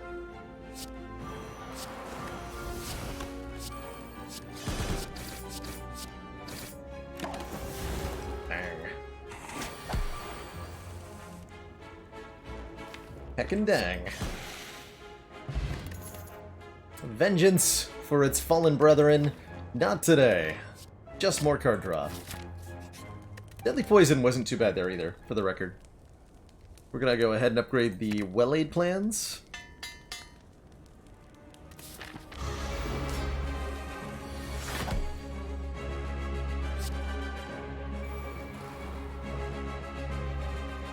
Thinking I want to hold Eviscerate Acro and play Phantasmal Killer this turn. Let's also throw the Poison Pot and get a new one.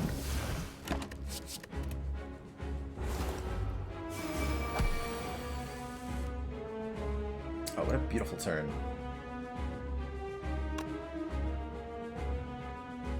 $28 times 3? Oh, because Akabeko. Oh my god. That's insane. That's insane.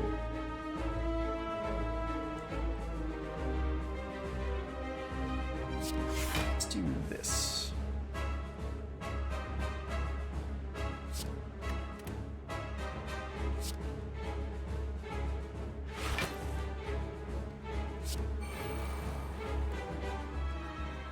So I can actually play both Eviscerates. Wow.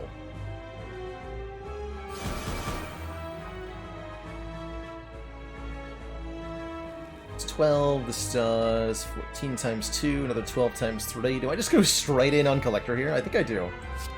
Let's just go for the face, because the face is the place.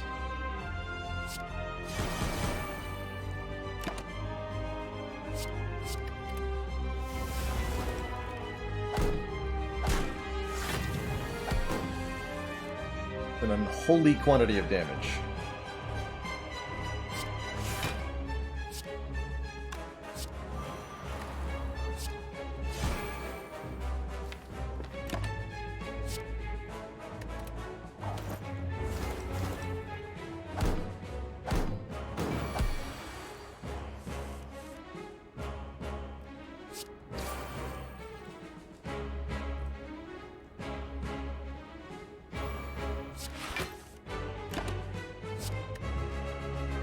It will cost 3.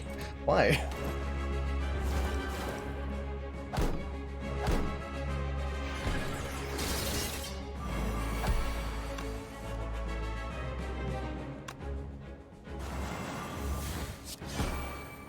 Got him. You think bigger maps and more health is a solid indicator to play way more careful and use Overwatch too often? In reply to that, El Pollo Batman, XCOM 2 in particular, makes sure to force the player to be on the offense pretty much at all the time, with a number of mechanics, most frequently a turn timer limit on your missions. You often have a limited number of turns to complete the objectives before the mission forcibly ends, and anybody still on the map is killed, usually. There are also things like constant reinforcements that can encourage you to move forward, and the campaign map itself also has a doomsday timer that is constantly ticking upwards, requiring the players to stay on the offense. Overwatch creeping is definitely a thing that happens in the first game, XCOM Enemy Within, to a big extent, if you're trying to play really, really carefully and optimally, but it doesn't work too well in XCOM 2.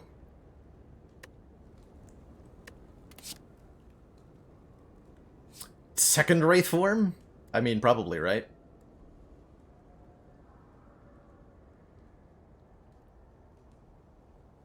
Yeah, exactly, Shroomerd. It's shockingly effective to just run straight forward and mow down everything in your path. If your desired playstyle is jump on in, guns blazing, and don't even think about cover or defense, XCOM 2 will reward that for sure. No bad choices here. That's, yeah, pretty accurate. Go with the form.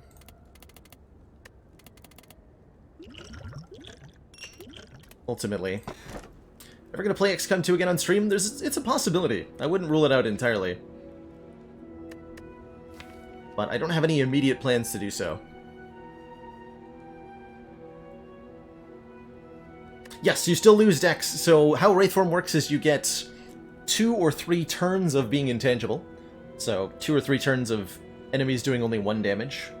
And then effective immediately for every turn, no matter whether you're intangible or not, for the rest of the combat, you lose 1 dex. So it's an immediate, very powerful defensive benefit with a long-term defensive downside that you have to kind of balance here. Man, I don't think either Wristblade or the... Actually, Wristblade could be pretty strong. 0 cost attacks do 4 additional damage is not bad here, because it'll benefit anything that's randomly 0 costed by the Snecko Eye. And we can frequently make Eviscerates free with the discard. But I do really want the energy, you know? And I feel very confident in the Coffee Dripper with a Ghost Jar in hand.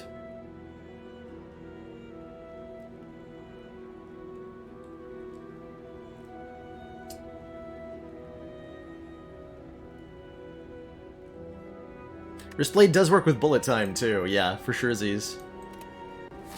For surezies. Yeah, fights are, I think, shorter than many... Wow, what a path. Well, no downside to the Coffee Dripper because we only get 1 fire. This is the downside to leaving your Burning Elite for Act 3.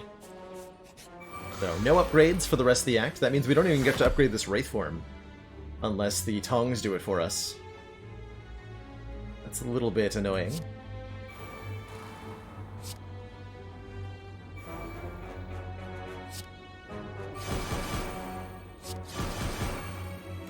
Wow.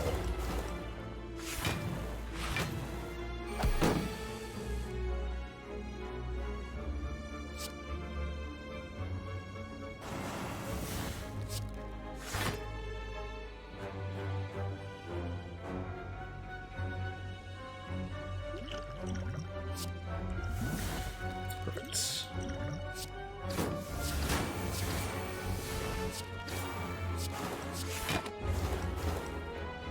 Just hoping for a way to use the Alchemize to prevent the damage.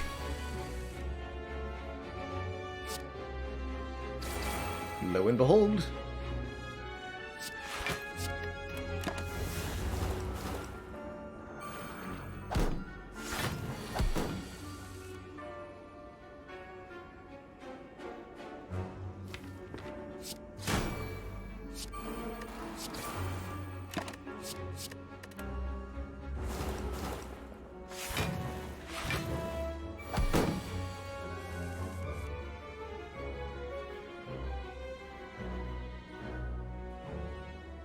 you're already dead. If I eviscerate Bane, do you die? Yes.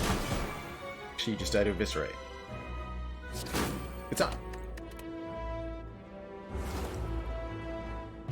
Okay, reasonable first fight. We're offered a deadly poison plus. Sure. Let's keep adding good damage cards to the deck. As if there was no downside whatsoever to having more of them. Is it time for us to bid farewell to Bane? I'm not really excited about giving up Alchemized, nor am I excited about giving up Wraithform Plus, so we got 2 spares, so farewell Bane. Nice knowing you. And we don't even get to go to a shop to spend this money. Dang, the sack layout. Brutal. Very brutal. Some consideration for... I take that. Some consideration for bandage up here, but I don't think full consideration.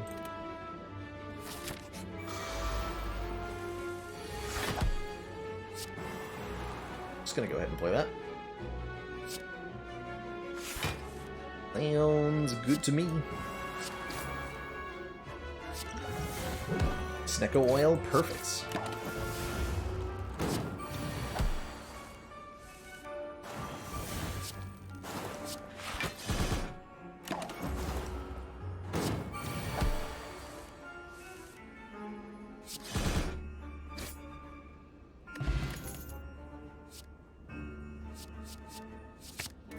Defensive cards. At a shop! Okay, cool. We actually did get one. Good work, us. That said, it's not the best shop in the world. Not even particularly good. But it's our shop, and that's what matters. Vajra gives us 1 point of a strength, making all our physical attacks do 1 more damage, and that seems like a meaningful addition to our output here. More attack synergy with Molten Egg and Hand Drill. Molten Egg upgrading any future attacks. Hand Drill giving us vulnerable on our opponent when we break their block. Both are kind of whatever. I don't think that they're worth the money. If we wanted a heart damage solution, we could take the Cultist Potion, but I think we'll be okay with the Snecko Skull and Venom. Fairy in a Bottle also decent, but we're already holding a potion with the Ghost in a Jar. And I'm at decent health currently. Definitely want to remove a Strike, I think, over Defend? Question mark. Not actually sure about that. But I want the Adrenaline. Maybe.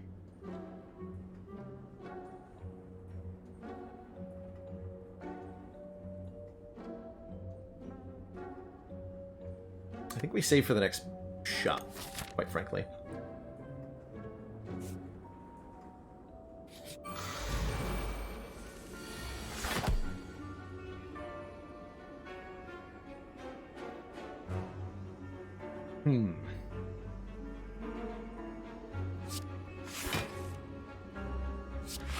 Nothing spectacular going on here.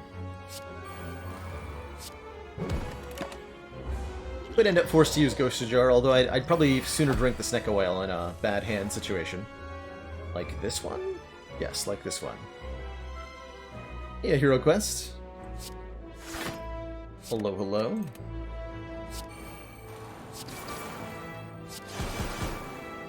So we'll drink the Snecko Oil, draw 5 cards, and randomize the cost of everything in our hands. Okay. Makes it a much more manageable damage number. Perfect.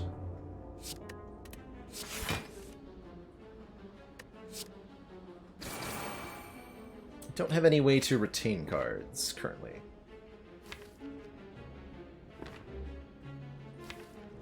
Be rough next turn if we... I think I play this now. Wrong. We have the other one, so it's fine.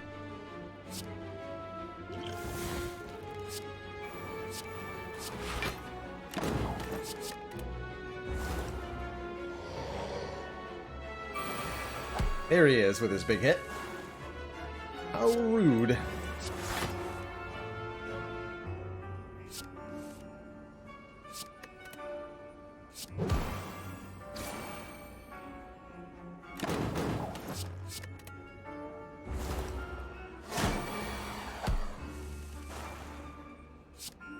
Not useful this turn.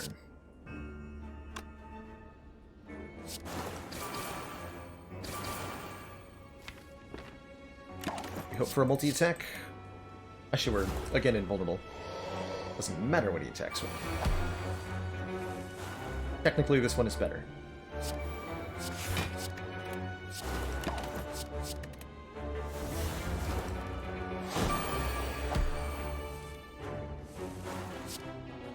Bam. Incense Burner makes us even more of a spooky ghost, and Nightmare makes us all of a spooky ghost, letting us choose a card in our hand and creating 3 copies on the following turn. Very, very powerful card with Snecko Eye. We can Nightmare Wraith Form, we can Nightmare any 0-cost offensive card, we can Nightmare Alchemize, we can Nightmare Outmaneuver. An energy generating machine.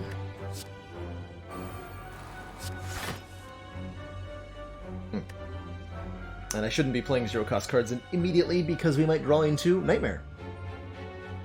I'm just going to go ahead and block your nonsense. Sound good?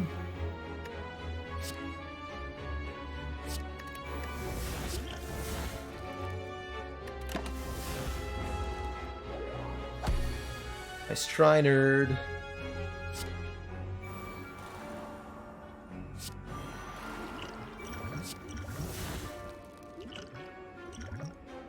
Bullet time! I'm in.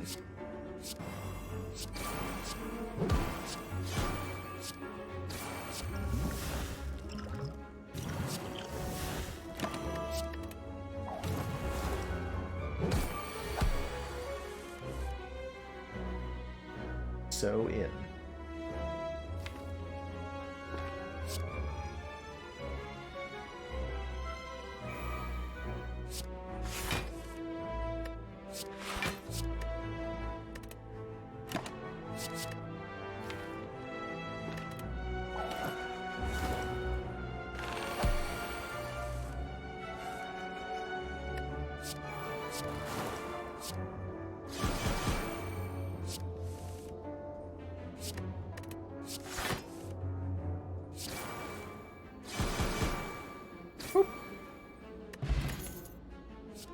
Now is it time for Catalyst? Probably. Even though we can't upgrade it. Doubling our enemy's poison is a pretty powerful effect. For sure. For surezies. Works very well with our Nightmare as well. Or it can just become 0-cost and upgraded magically. Thanks, Magic Deck, for your blessings that you have bestowed upon me.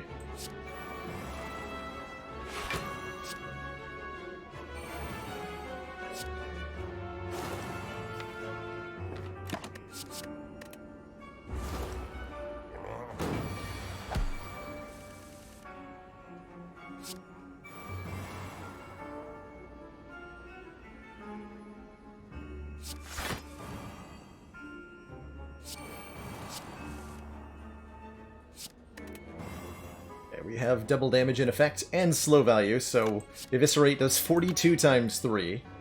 Because of course it does.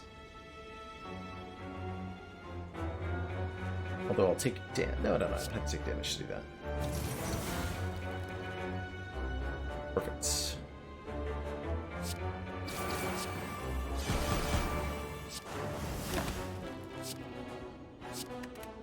Slightly wrong ordering there. Didn't realize we still had Akabeko.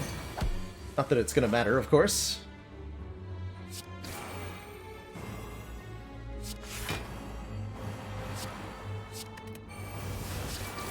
Gotta get him with the Banes. Yeah. Frozen Egg. If we find any more Nightmares, or any more Wraith Forms, they'll be upgraded for free. Gotta take the Sapphire Key over the Art of War, unfortunately. Or did we? Well, Pair's pretty good. giving us 10 max health. Kind of funny. Immediately find a chest after what appeared to be the last chest in the run. Making me look like a fool.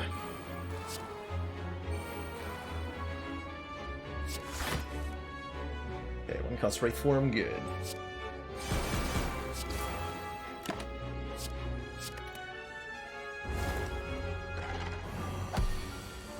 A giant headache. I like it. I like it a lot. What I don't like is the complete and utter lack of block in this hand. That's okay.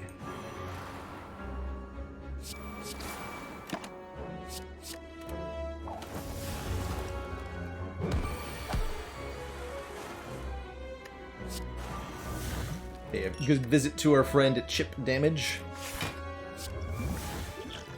Double ghost in a jar? Hell yeah.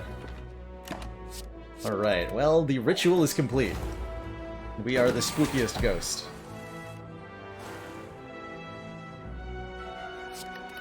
Good for us.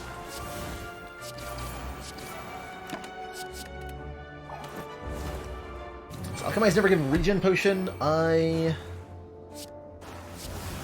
actually don't know about that. I know it can't give fruit juice, I don't believe. This one's upgraded? Excellent work, upgraded. Commander. I'll take the upgraded one. This council is pleased to see our continued support of this project has been worthwhile. Transient, you are super dead. I think. Are you? What are you, though? No, you're not.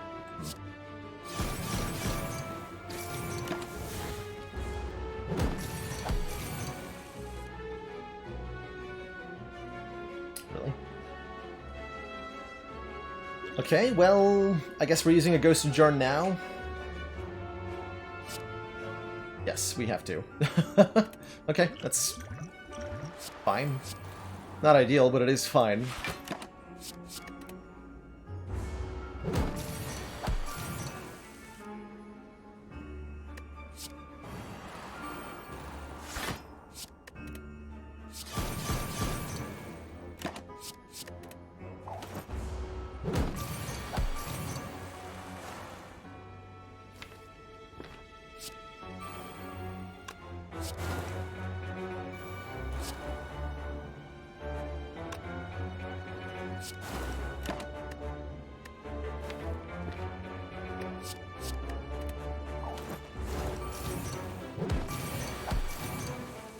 The catalyst instead. This works though.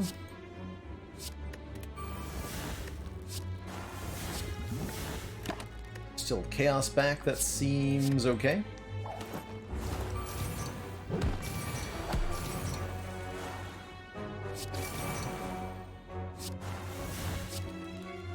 Don't quite get the kill, unfortunately, with the way that played out.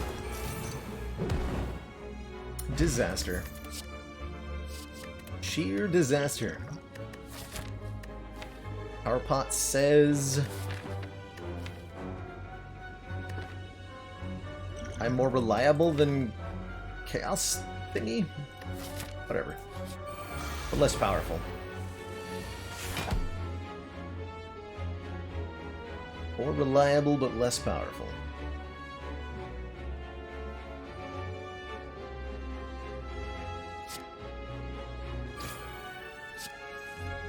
There's a good nightmare target. There had to be one.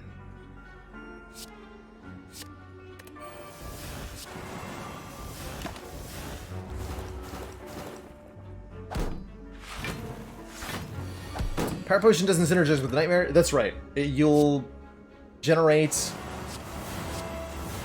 powers that are their normal cost on the next turn, which is still pretty powerful, right? But it's not quite where you were hoping for if you're doing that. They won't be free. Maybe? Honestly, probably not. Yeah, probably not. Just kind of trying to use our intangibility to win really swiftly. With high damage stuff. Really high damage stuff. I'm gonna play Wraith Form and ignore the Exploder here.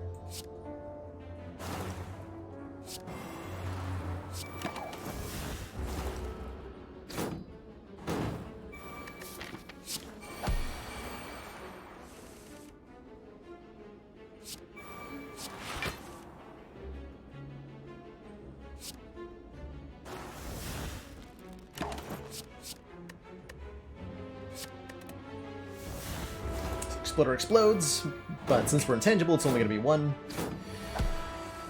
One whole damage.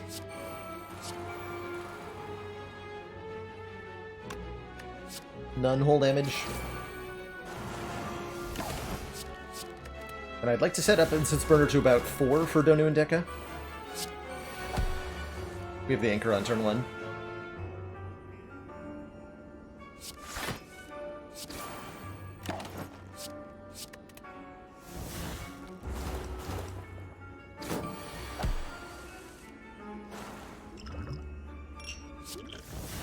I could have nightmared that.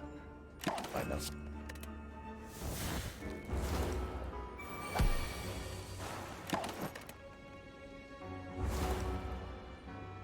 Nice clean fight.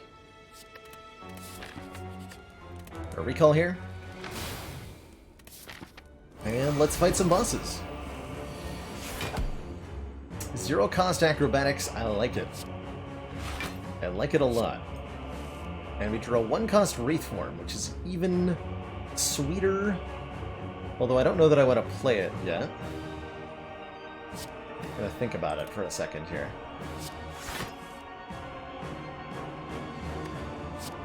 I play that.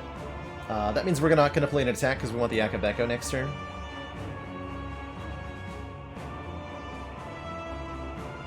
Could play Predator. We're intangible next turn anyway. It just kind of makes sense to get a head start with the Wraith form here. It'll buy me plenty of time to do lots of damage.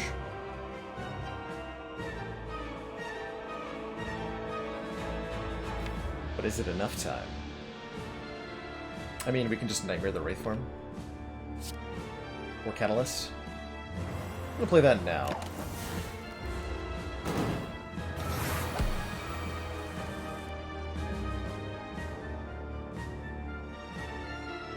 Pretty sweet turn.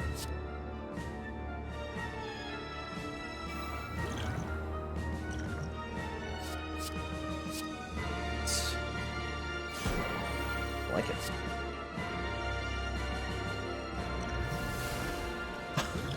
It's back! So we've gotten 3 Ghost in a Jar from this 1 Alchemize. Incredible. It's back.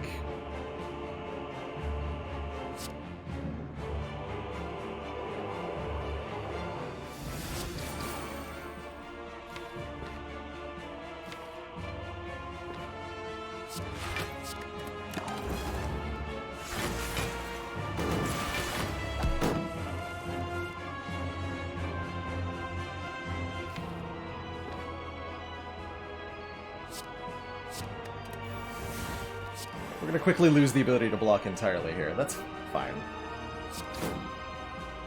I think that's fine. Probably wanted to play Fumes there, though.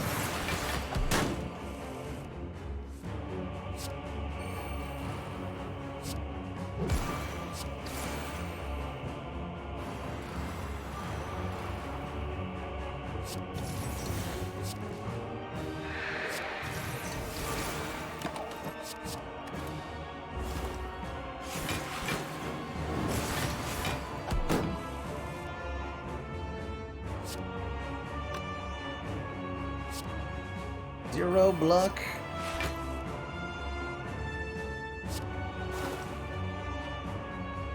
Don't you think that's awfully rude? I mean, I did do it to myself. We have negative 16, negative 14 dexterity right now, so I guess that just makes sense, right?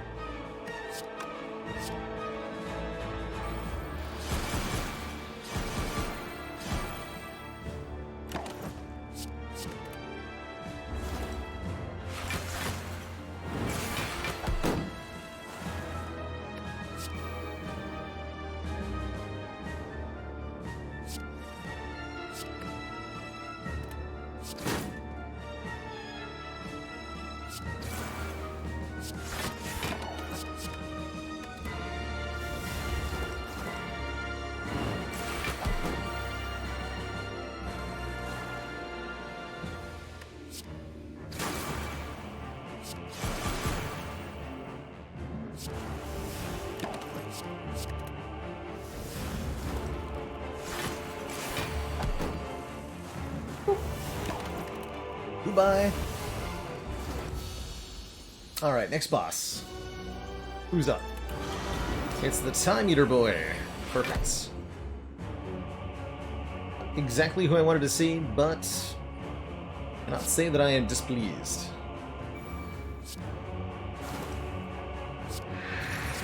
Take a little bit of damage here on turn 1. Not going to play an attack because I would like to Phantasmal Killer Akabeko next turn, I think.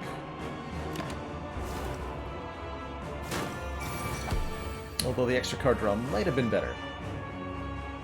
Admittedly. That said, Eviscerate does 30 times 3, so would it really have been?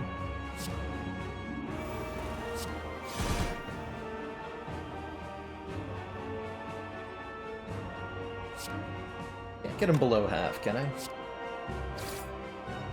Like it.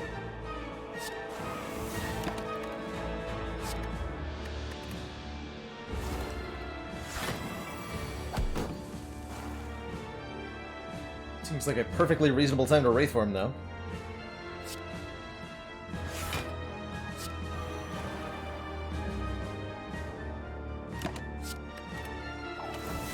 Recognize that I'd left myself with one card here.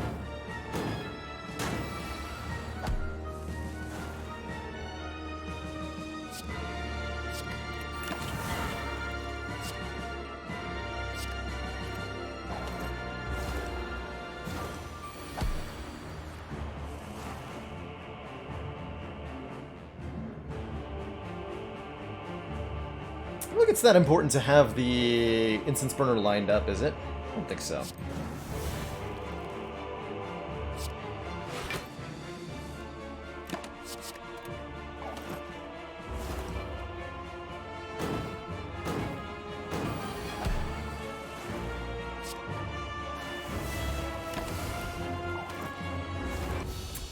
Hey, Edible, I'm pretty sure Chunko did indeed survive to the bitter end. Two thump, a deep pulsing dread can be felt throughout the room. 1987. Good year. Good year.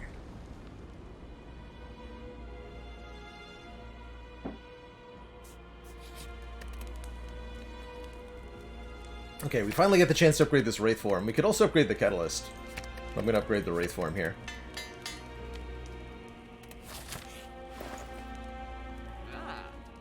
Corpse Explosion's awfully good for this fight.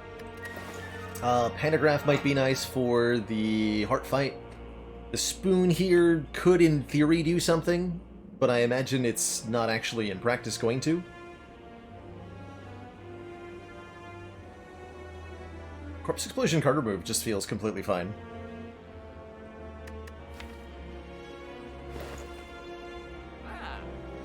Can't do Corpse Explosion Pantograph, otherwise I would probably do that.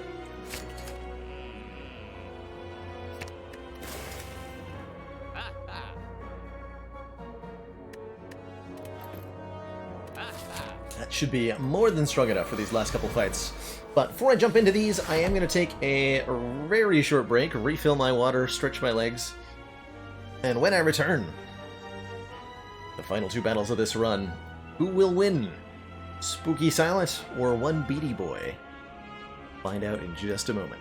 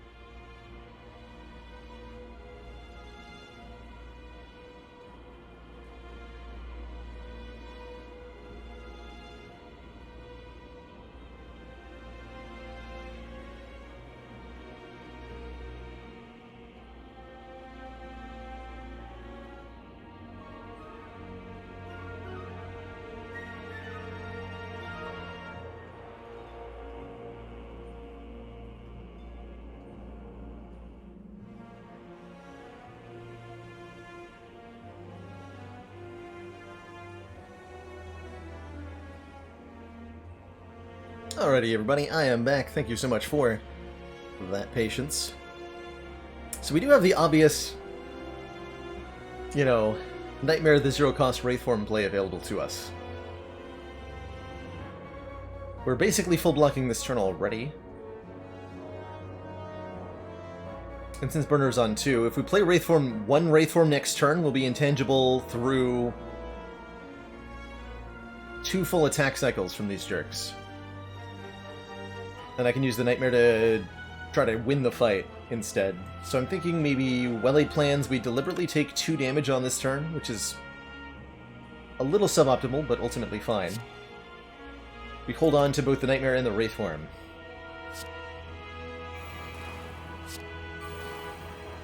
And we try to Nightmare something else.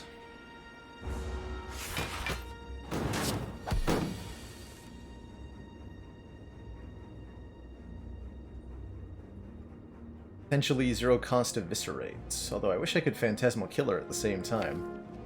Pretty wild.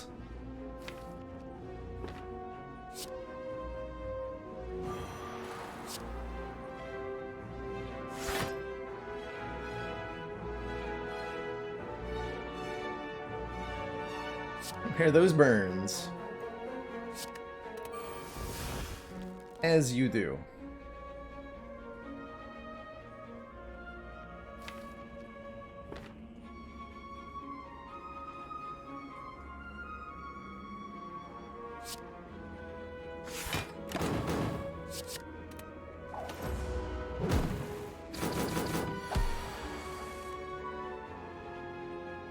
That, my friends, is a lot of damage.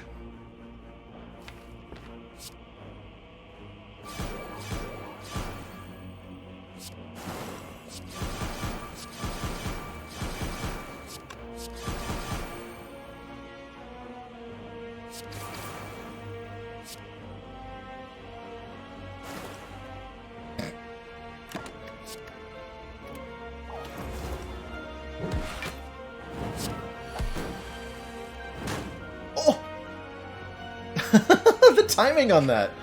That's actually pretty wild.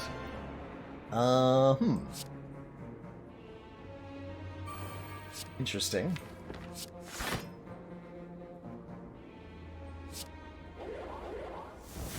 It's extra interesting.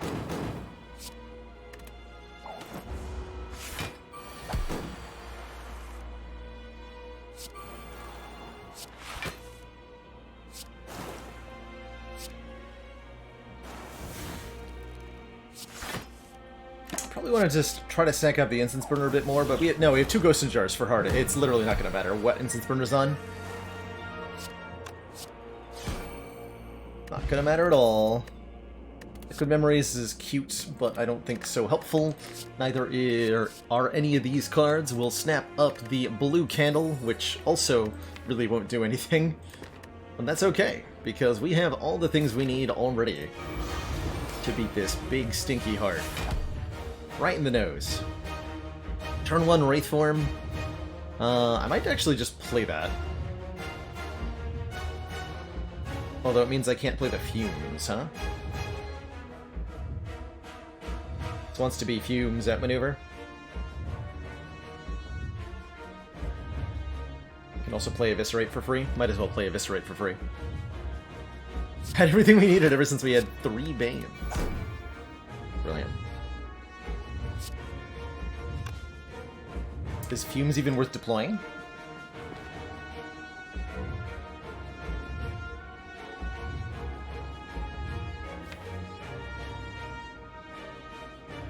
Probably.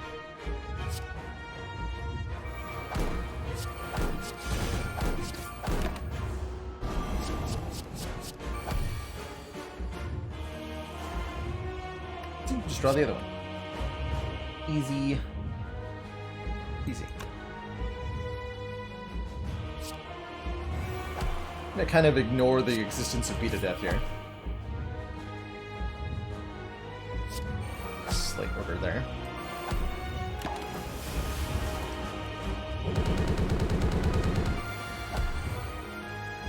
Also, hit points are a thing, I guess.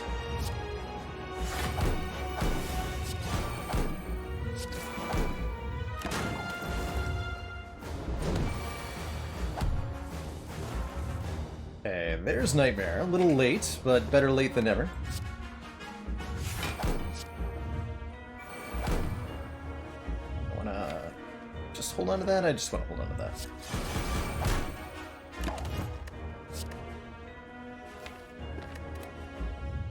Stinky high-cost cards out of here.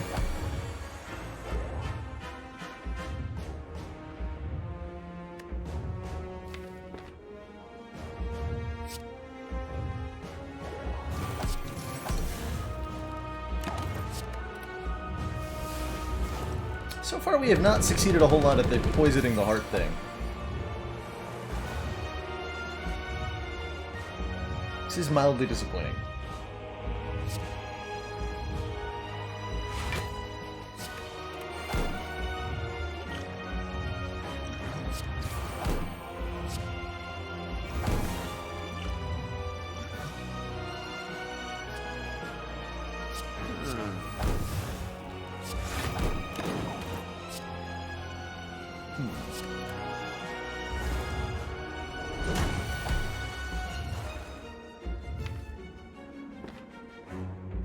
Curious Stronger.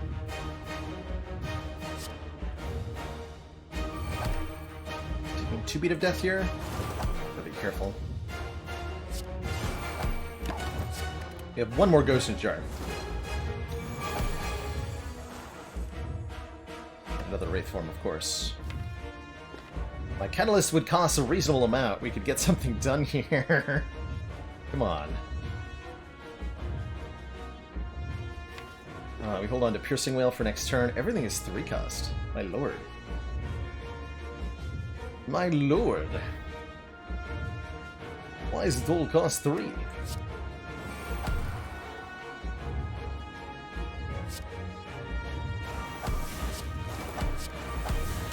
Let's do that.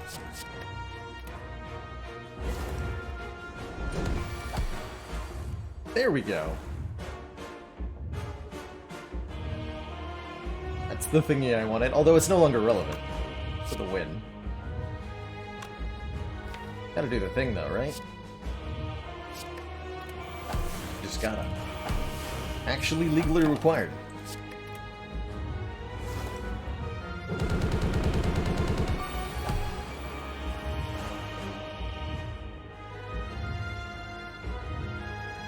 Dying this turn, okay, so Deadly, Corpse, gotta 13,459 poison. GG. GG. Piss off, Ghost.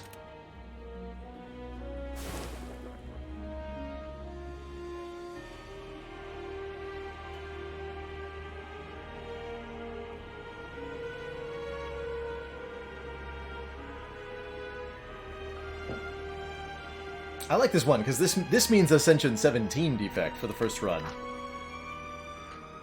All we gotta do is beat A19 Ironclad and A18 Watcher. That's pretty reasonable to do. That's pretty reasonable to do. Spire sleepeth. So shall I. Not even close, we're just getting started for tonight. Iron Boy. So, for those, if you're somehow unfamiliar with the Reverse Ladder Streak, the goal is to lower the Ascension level by 1 every time we win, trying to win with against the Corrupt Heart on every Ascension level back-to-back. The Iron Unit. The Beefy Boy. And maybe beat 3 elites for me this act. Probably what I want to try to do. Although that does require 4 combats. Interestingly.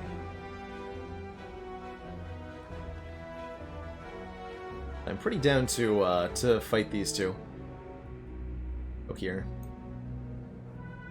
Don't really want. Well, actually, one Burning Elites are worth investing in sometimes. This path isn't really that good though. See, choosing an uncommon colorless card I generally don't do. Common relics are great, rare cards are great, random boss relics are great. Actually, I definitely feel a random boss relic here. Let's do it. What do you got? The Runic Cube. Whenever we lose health, draw one card. Bit of a rough start. I think that does lead me to go for the Burning Elite in Act 1 here, as we're less well equipped for combats without our starter relic. So we're gonna go for a embittered play, I think, what I'm gonna call this, where we are mostly sad about everything that has just happened. Hey, Kamali! Finally managed to beat 820 with the silent thanks to me and the advice. That's awesome. Congrats on that. What a rough first fight. The big yikes. Sometimes that happens. It's okay. Just about every starting position is totally recoverable with the right series of events. And Attack Potion into Armaments definitely feels like the right series of events here. Never understood why Runic Cube is a boss relic. Seems like it should be rare. I think it would be a cool rare relic. It is a little bit on the weaker side as far as boss relics go, but what it does do very well is help you against the heart by drawing cards off Beat of Death or from the heart's multi-attacks. So it does have that advantage in a significant fashion. And it can be a lot more. I'm going to go ahead and transform a card. I think I'll transform a Defend, as we need a pretty good outcome to get things going here. Barricade. Oh boy, that's not good. That is not good at the start of the run, unfortunately. But perhaps we can find a way to make it okay.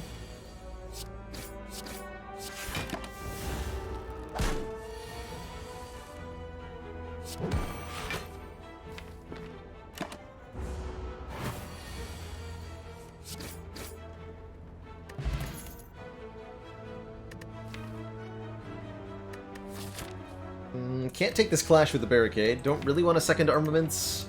So rage or skip. Rage it is. Whenever you play an attack this turn, gain 3 luck.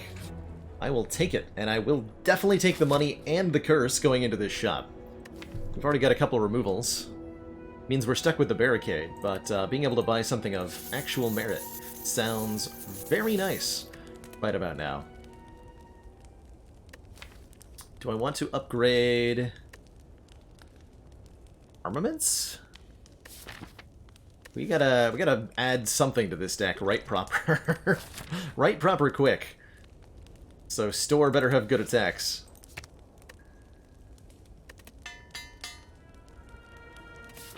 Remember that first pick Body Slam? I do. Remember that Impervious? And that... no, Combust doesn't work with the cube. Actually, remember that Impervious and that Strange Spoon? It's an interesting offer. Strange Spoon to keep Impervious around. Yeah, I like it. Definitely missing that Body Slam. Definitely missing that Body Slam.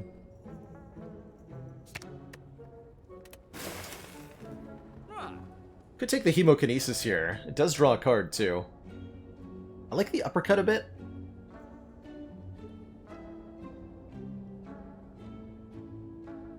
There's always the Bomb.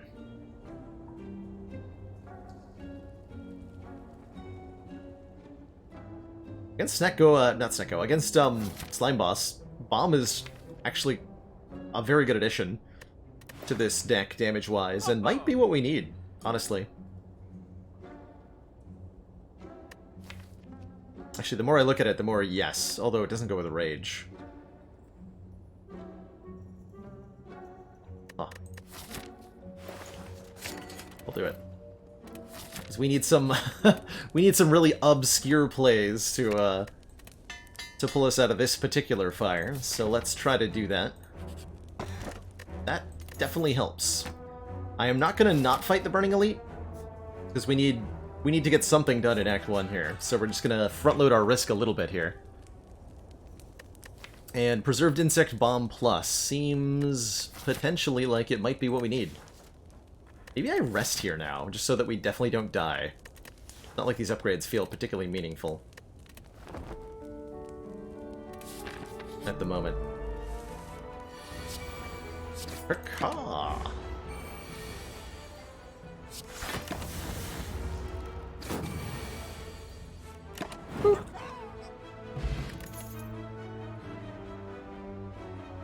Blood for Blood seems cute. Maybe Iron Wave? Goes well with Rage. Sure.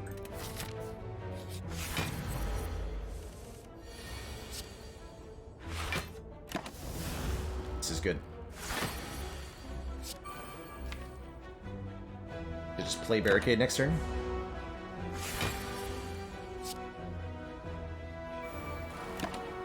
Could have done Bash Strike, and that might have actually been better, but... you know how it goes. Oh, you have 2 strength, huh? Well, nobody told me that.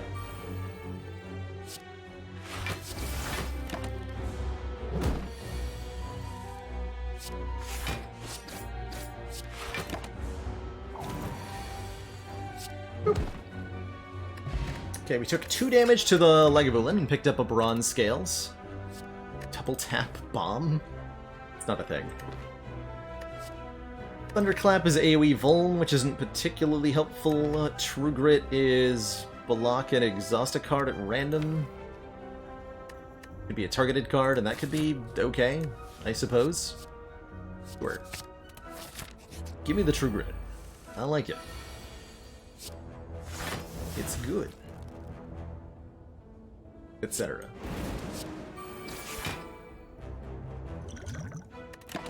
Thinking about using one.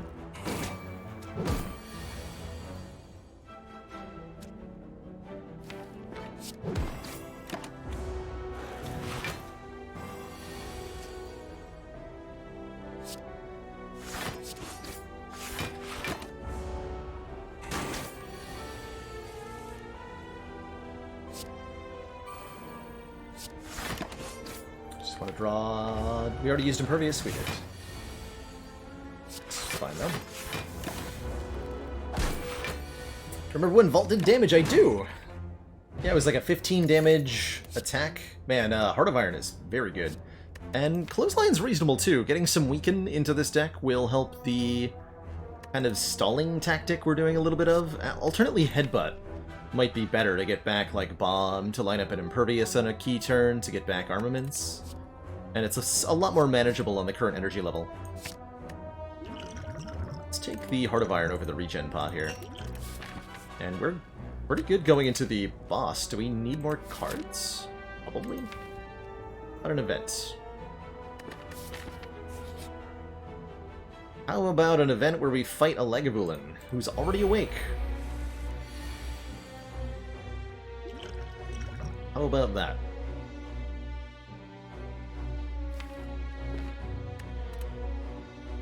Fiendfire, or...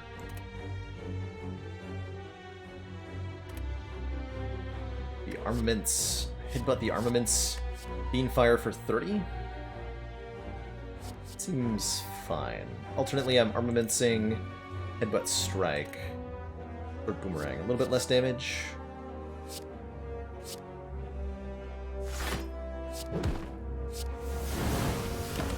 Like that. Worried that might happen.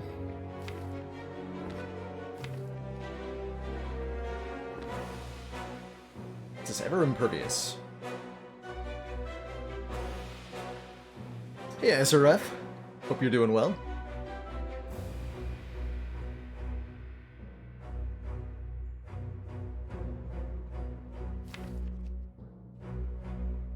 We're barely blocking next turn.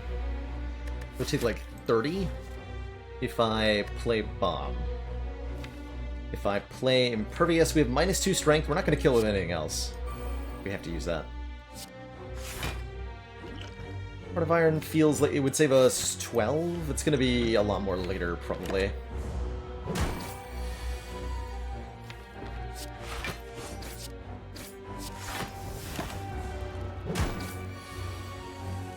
I guess the question is, do I fight Slime Boss with 30 hit points and the boot? Maybe a Carnage? Carnage feels good. It's nice front-loaded damage that if we don't want to play it, we don't have to.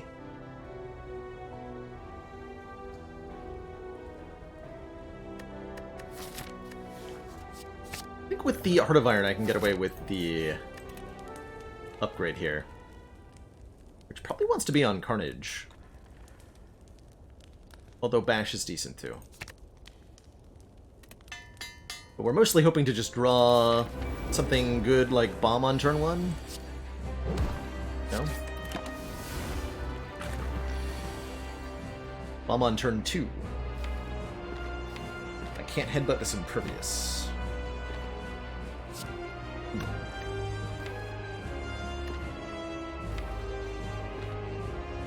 Dang.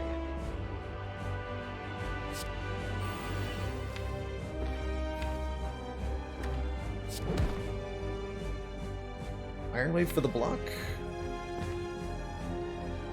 We have to survive?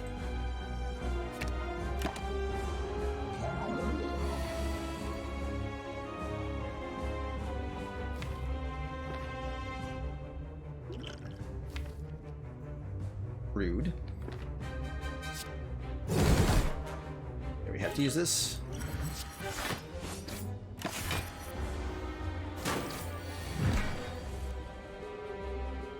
That is a really rude draw order.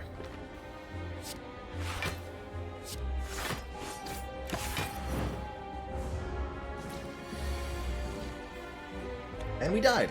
Okay. Wow. Huh. Didn't think that would happen. Like that. Yikes. Admittedly kind of fair, right? This deck is a big pile of expensive stuff that we do have to draw in a fairly specific order to win anything. Wait, are we... Yeah, we're just dead, right? Yep. Yikes. That's okay. That deck was very strange and a little bit outside the norm here. Sometimes the Spire slays you. Indeed. Indeed. Let's play some Watcher. Play some Watcher. Random rare relics, some of my favorite starts on any character. Feels like I was waiting for another Snecko Eye, but we have to get to the Act 1 boss reward to get a Snecko Eye.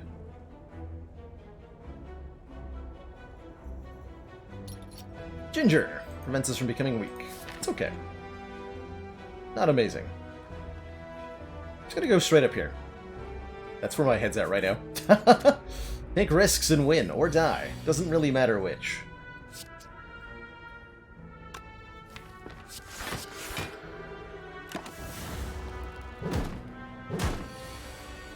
Most underpowered deck I can remember that beat the heart.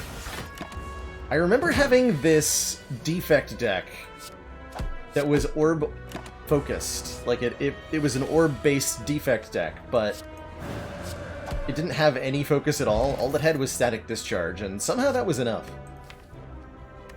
If I go Flurry of Blows on floor 0. I don't like Crescendo as a floor 0 take. Let's try it. Don't often take this card. It's Retaining Wrath, which pretty powerful. Being able to have more control over when you go full offense.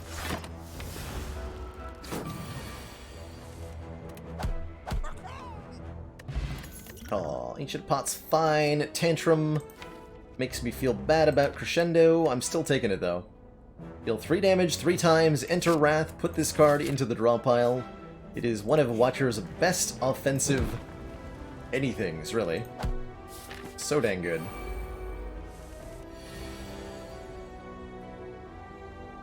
So dang good.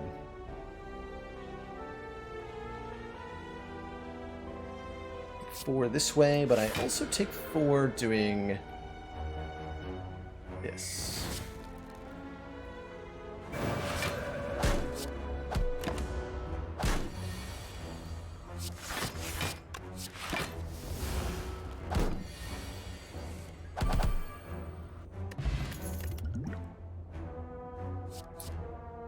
Sands of Time. Retaining beefy attack. When retained, it gets cheaper. Or we can take Cut Through Fate to draw and scry and deal damage. Definitely want more damage here. Got an elite coming up. I think it's gotta be the Sands of Time.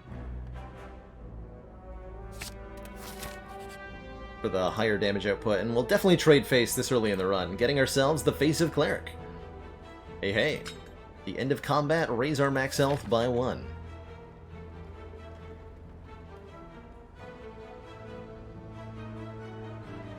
Hey, Krugzar. Hello, hello. Okay, we are not going into Wrath for a while in this fight. Tell you that already. It's not gonna be good.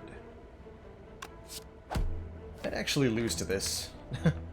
Sentry's First is generally pretty rough for Watcher, and I've not taken cards that will make us better against them by a whole lot. So that's not quite true. In fact, we might just go Tantrum into Sands of Time right now.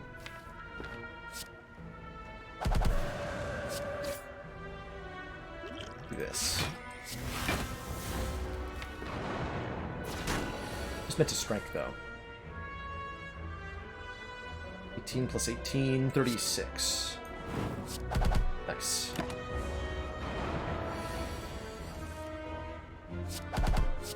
Okay, we do take 15 here, but honestly, that's about the best outcome you can get from triple Sentries with Watcher. It's just like, probably have to take 20, feels like. The block heavier strats seem to fall apart. Love this third eye. Block and more scry. Well, I guess it's our first actual scry that we're picking up, but... and more scry. And you better believe I'm upgrading Sands of Time, especially going into what is hopefully a Legavelin combat. No. Is not. This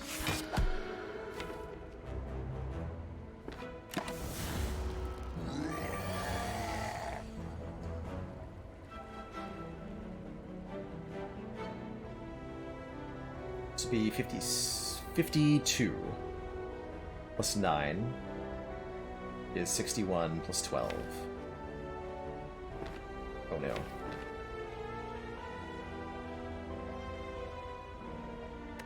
Nine plus 52 plus 12 from the strike. 73 plus 18 is 91 damage. Okay, so we do have lethal next turn if I go Tantrum, Strike, Sands of Time right now. Because Eruption will kill. Unfortunately, that does require me to... Miracle? Yeah, it does. Oh, I also might not draw them both, in which case... Oh, no, the Tantrum's back in the draw pile, actually. Excuse me, what am I on about? In that case, I might not need to strike, but probably do. We take 6 extra damage to play Miracle.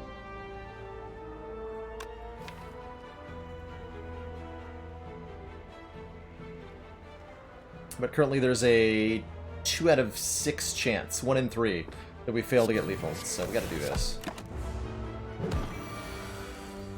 Couldn't have left the Sands for the next turn, no. I don't believe... because we wouldn't have had the energy to play the Sands and the Eruption. Like a Foresight. More Scry is good Scry. We did survive that Brutal Gauntlet, though. We took out the Burning Elite. We got ourselves our Toy Ornithopter, so we don't necessarily need to rest now. And we get 2 fires and 1 more at a shop before the end of the act here. We take 2 more events or 2 more hallway combats, which give us max health, so we'll take the combats. Also lets me rest? Probably want to rest. 17 hit points. Although again, I beat Legavelin basically for free.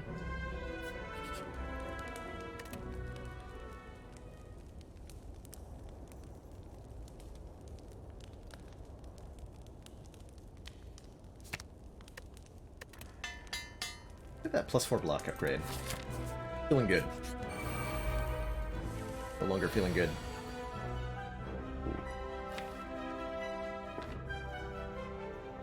Actually, wait, we can just kill the middle one, right? That might kill me next turn, though. Be very unfortunate if that were to happen. Oh well.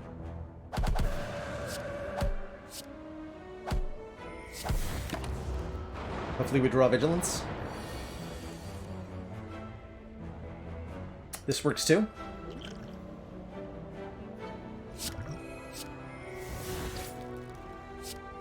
Take only 13. 13 is a completely reasonable amount of damage to take.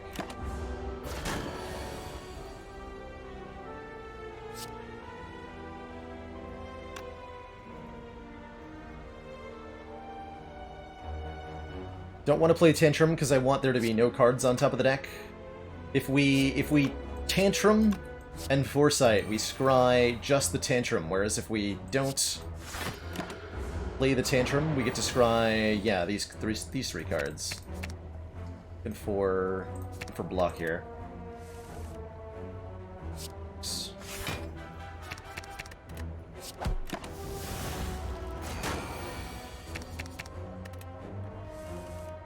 Here's Sands of Time. Perfect. Matryoshka! Next two non-boss chests have 2 relics in them each. So we'll see another relic in the middle of Act 2. Stance Potion. Gives Calm or Wrath, and I think Halt is very good with 3 ways to enter Wrath. It might be nice to have a 0-cost block extra in Wrath kind of card. We could also take the Tranquility, so that we have a way to leave Wrath on demand, but why would we want that? I don't know. There is also the option of the Conjure Blade, although I think Sands of Time is serving the function the blade would pretty well. Do I want to duplicate any of my cards? I do want another Halt here. Double Halt is excellent with what we have going on. Wouldn't mind Protect either.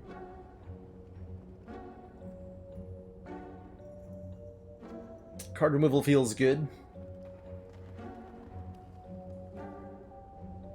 Sash Whip also feels pretty good. Just another attack and some mitigation. Remove Strike? By Halt and Sash Whip? I think so.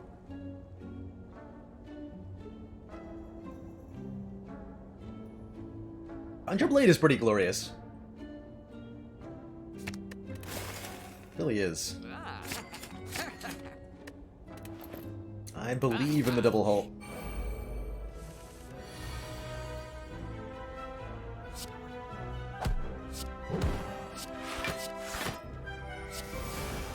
Put that in play too.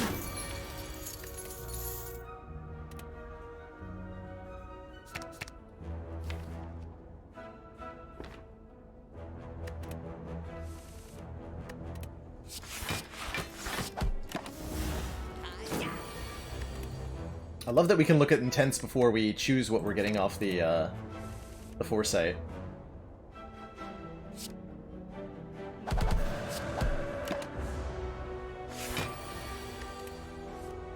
Okay, we get another potion, which is a slight waste. I could have healed for 5 off that. Ooh, Empty Fist and Empty Body. Both excellent in a deck with this much Wrath stance. And these are the other part of the equation to making Halt really good. Block well in Wrath and then leave Wrath. And this ends up being 0 cost block 12, and we're only taking normal damage. I think we want Empty Fist over Empty Body here. Especially with the valuable upgrade that the Empty Fist has for +5 damage.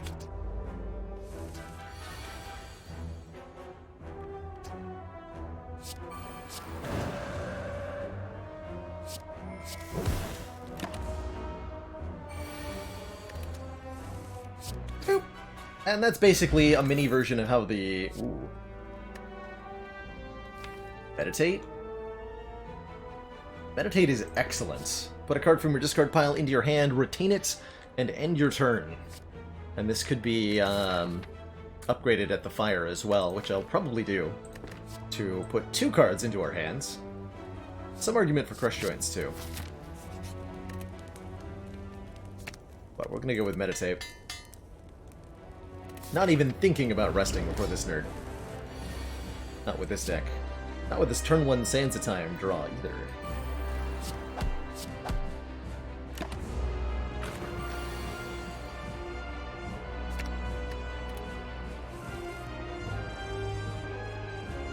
Eruption and then Meditate. What, Eruption, Empty Fist?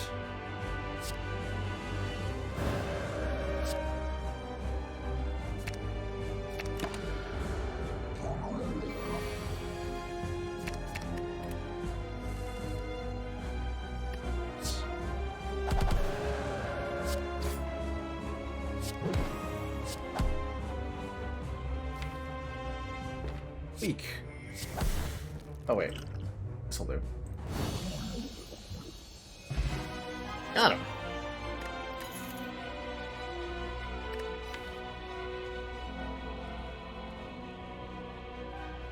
Good split, yeah. Got him. Love the block that Spirit Shield provides. 3 per card in hand. Really good with stuff like Meditate that makes your effective hand size bigger. Master Reality would upgrade cards created in combat, which is currently none, so no. And Judgment is a nice way to pick off low health enemies early in fights before we've got our setup going. Could be useful here. Could see this being Judgment or Spirit Shield in equal measure. Don't know which we want. Probably Spirit Shield? Probably Spirit Shield. A Memori Calling Bell is a thing. We could also very reasonably remove 2 cards from this deck with the Empty Cage. I don't think that we want a Velvet Choker on Watcher. Makes a lot of stuff like zero-cost halts and the Meditates a little bit more awkward by limiting us to 6 cards per turn. It feels like a really good Calling Bell, though, yeah? We just get 1 common, 1 uncommon, and 1 rare relic for no downside. That's often better than 2 removals. That's often better than 2 removals. Omamori does indeed block that curse. Oh yeah, that was way better. So we get Preserved Insect, making elites easier to kill. Duality, whenever we play an attack, gain 1 temporary dexterity, which is very good in a deck with 2 copies of halts. Duality is a very, very strong block card for Watcher. Or block relic for Watcher. That, combined with a couple cheap attacks, can result in some serious synergies. Love this triple elite corridor here. We are definitely in a mood to boop the elites with our Preserved Insect and this potion. Double card rewards from regular combats is definitely interesting.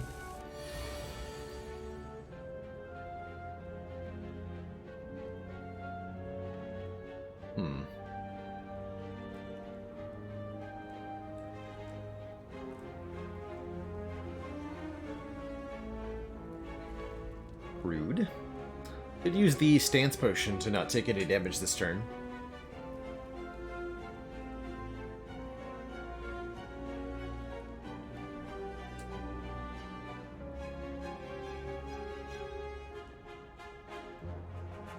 But this is pretty yikes.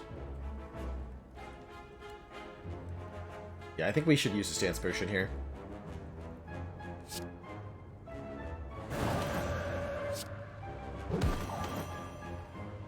Blocks for a lot.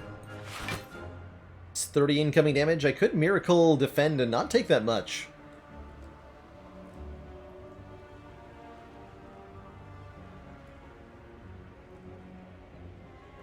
Only 7 damage I'm taking.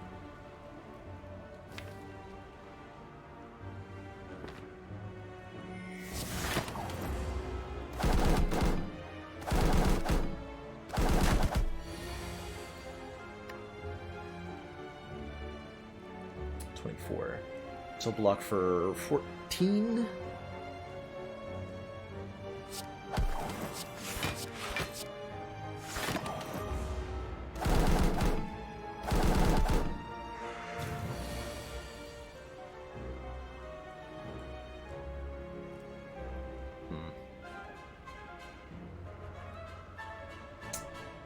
Draw any other attacks I could play, huh?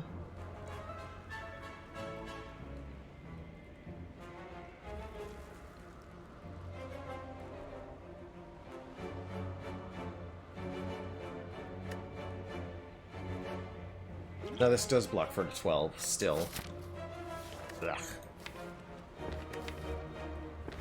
A rough time getting started. Definitely wish we had Judgment here. Judgment would make this much easier. We just judge one. So, noted. First instance of Judgment would have been better than Spirit Shield.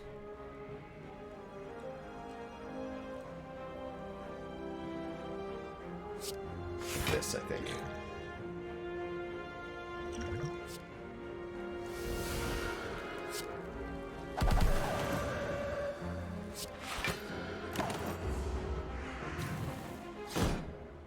That is an energy potion, essentially. And then just get dunked on. Fun.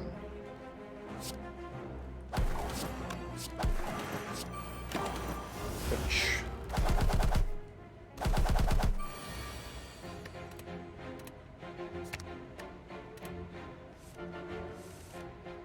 Okay, we can just kill you.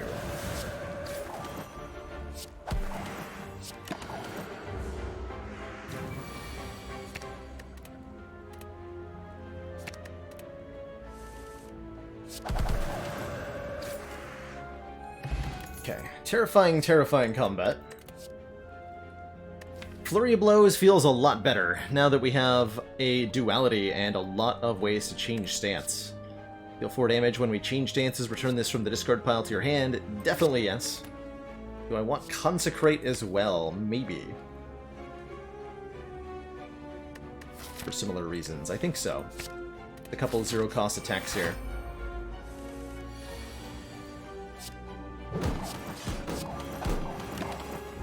With our duality.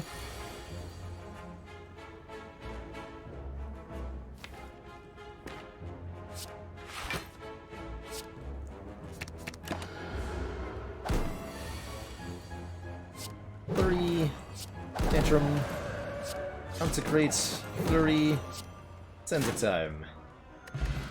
Too bad. Swivel Plus. And a Flurry Plus. Double Flurry. With duality. I do like. Mental Fortress could be good as well. Whenever you change stances, gain 4 block. I love. Love Mental Fortress as part of a block solution, usually. And it's very good with Meditate.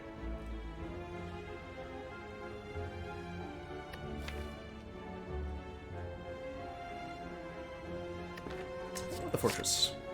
And I'm going to take this because it's upgraded. And it makes Sands of Time free, sometimes. Which is sweet. So that was another combat. Let's take an event here. Take a free relic. Cash in that second charge of Omamori to get Akabeko. First attack each combat dealing 8 additional millions of damage. And we'll head on our way to the store. Through this incredibly polite snake plant. Hello, polite snake plant. Would like to have a fine, measured conversation? No? You would like to bite me? To death, you say? Well, if that is your preference. Big yikes.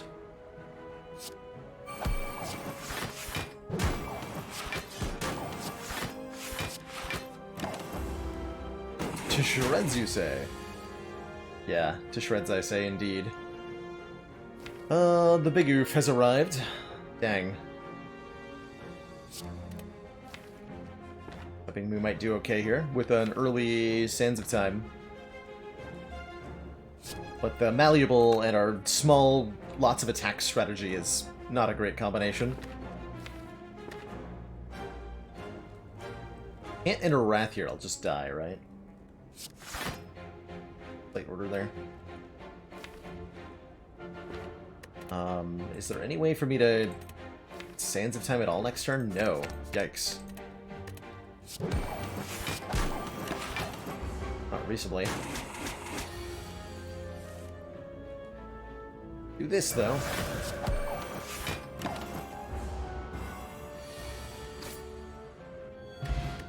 Okay, regen potion's good. Third halt is tempting. Second meditate also tempting?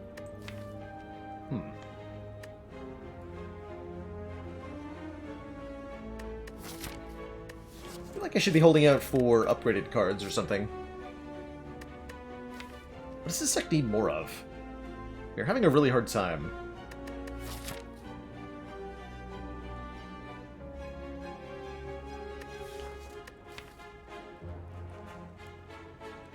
Can't really do damage on turn 1.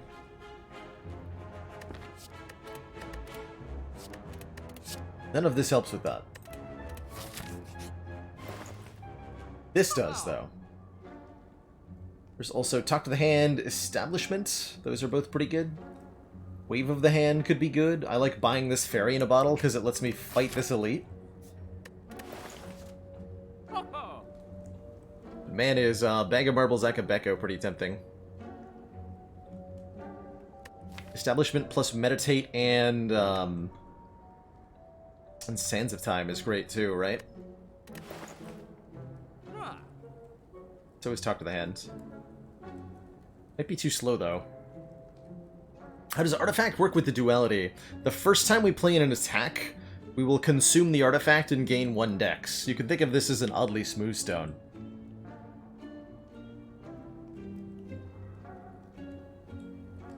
Basically.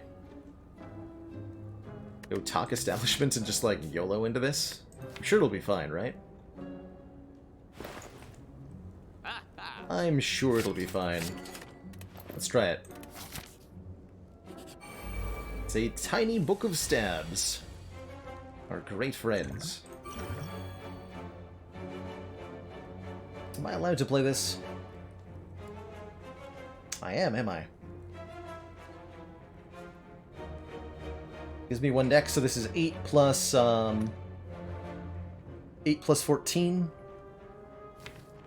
Actually, we should... 8 plus 14 is 22 block. Incoming 28. Take 6. Otherwise, take 4. Don't spend the thingamajig.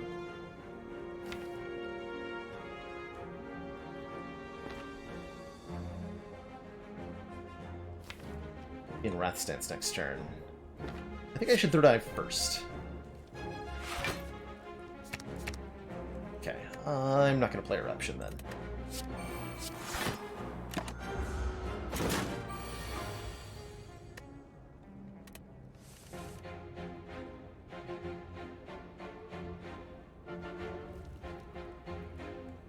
Spirit Shield, Miracle, Talk, Sash Whip.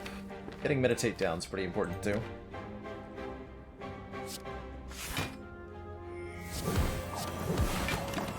That though.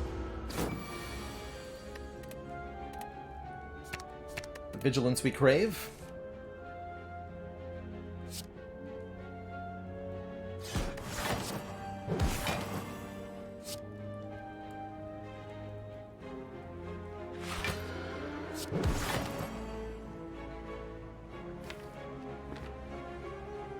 Establishment with a... Man, that's a good establishment.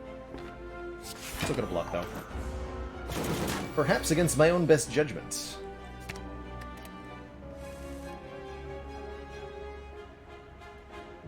But I totally will.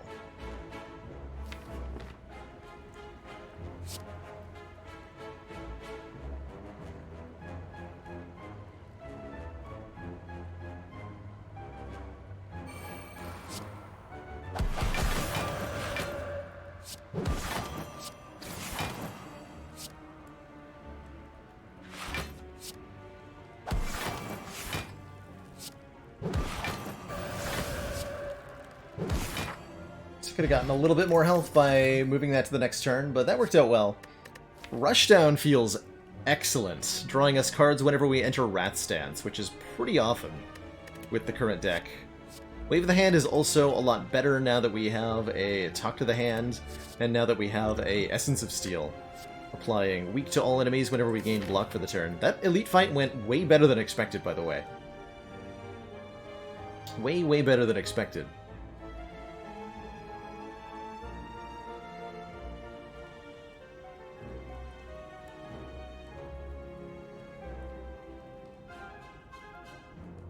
I love my best judgment at the Act 1 boss reward screen. True. Probably true. And... Fighting Champ. Rushdown for that. Makes me want to upgrade Rushdown, too. Although I'm thinking about sleeping now that we have a Rigo pillow.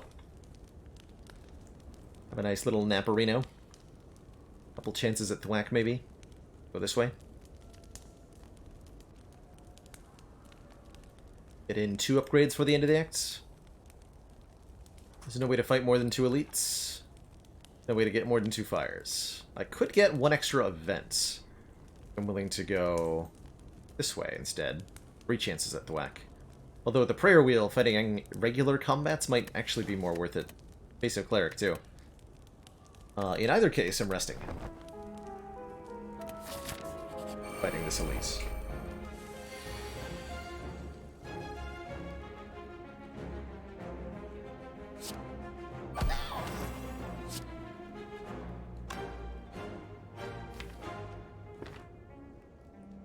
Just take this guy out right now. Not sure if that was a good use of my Sands of Time, but here we are.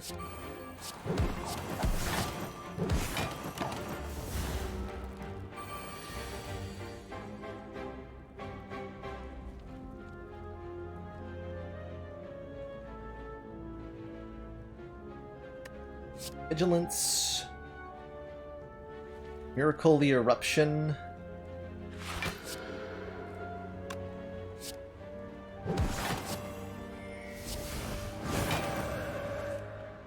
Awesome cards. Empty Fist dunks you. I can defend if I want to, so we have a full block here.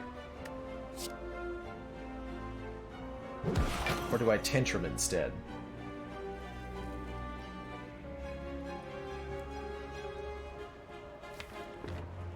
Go for the block.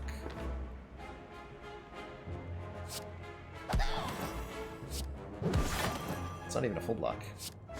Not quite.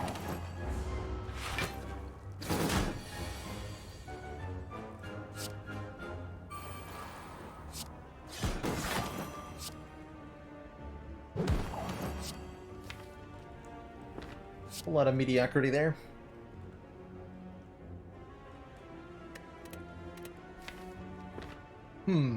Whole lot of mediocrity there.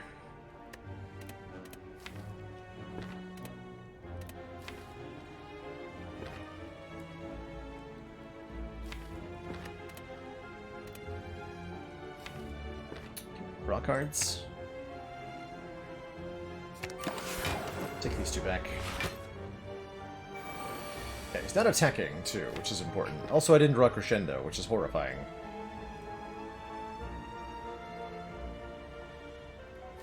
We just go for the kill next turn? I think that has to be what we do.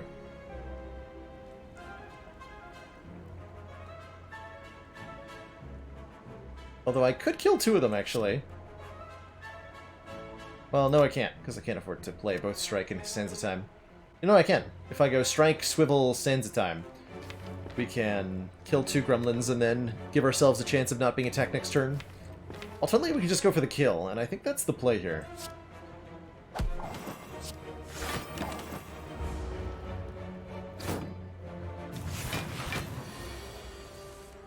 Perfect.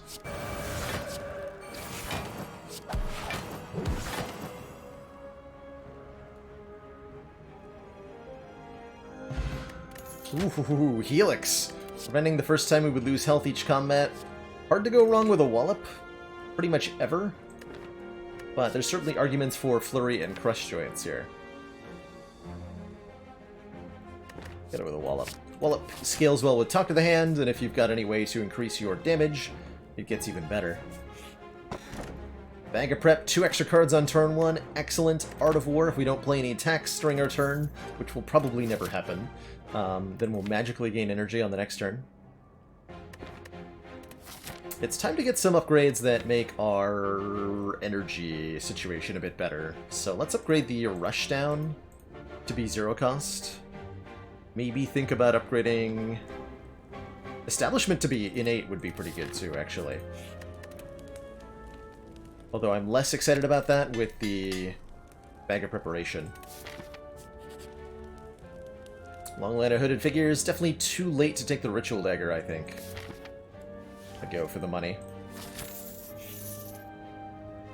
We already used up our Omamori charges. Wow, we got a lot of curse opportunities here. I'll take another relic, though. Centennial Puzzle. And 1 more combat. Seems fine to me.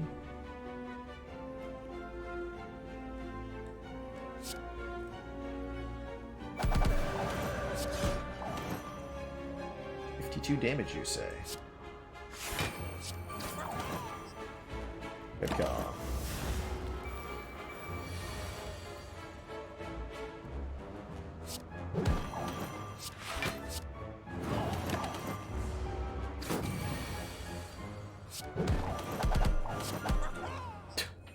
No problem there. Conclude is pretty tempting. Wreath of Flame could be good too. It goes with Wallop and it goes with Tantrum, making our next attack do more damage. Halt Plus.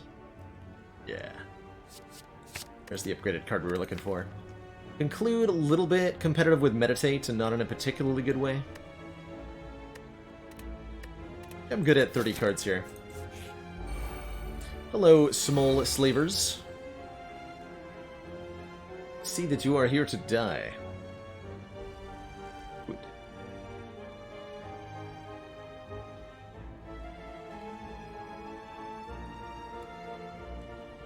How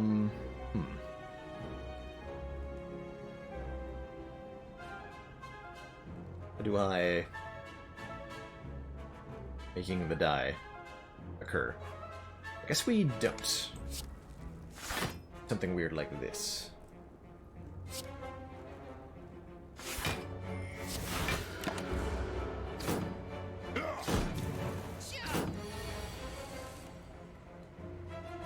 Then we making the die. This looks beautiful, actually. We can Crescendo, giving us 5 energy, and then I can play both Tantrum with Akabeko active for 22 times 3, and Sands of Time for just flat up 68. To go the boop, the boop, and the boop.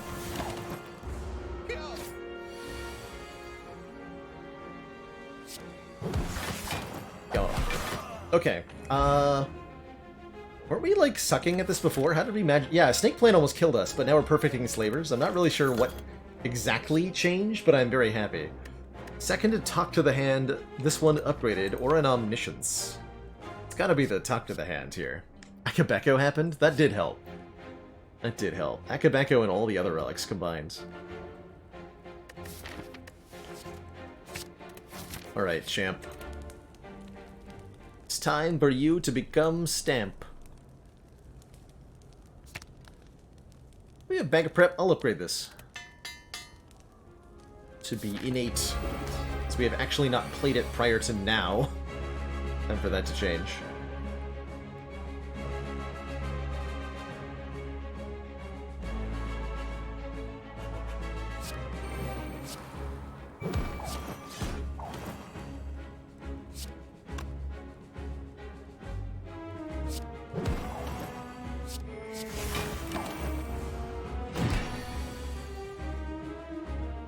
So we are waiting on Meditate mainly, and the Talk to the Hands.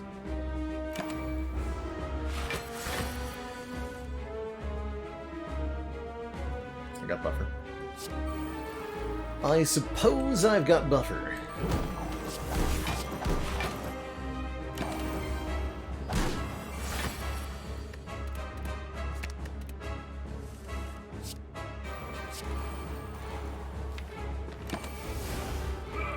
Establishment's making the stuff cheap. In the good way. What do we want to make cheaper here? Tantrum for Scherzies. We want to be free. Oh my... Wait! Tantrum? 3 Tantrum with a rushdown? That's definitely not broken or anything. What else needs to be cheaper? Vigilance cheaper too.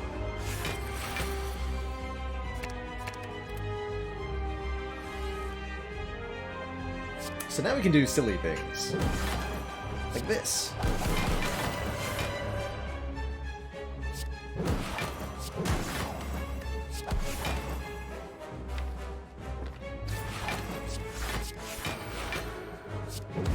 Block for 101. Sorry, 125.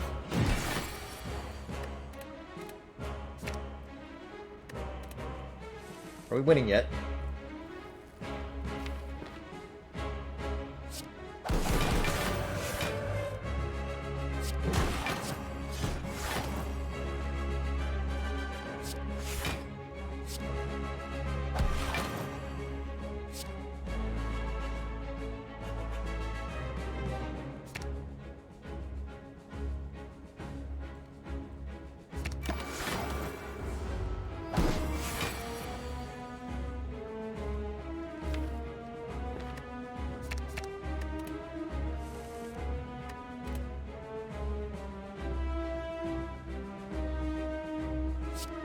So Tantrum's gonna draw itself here.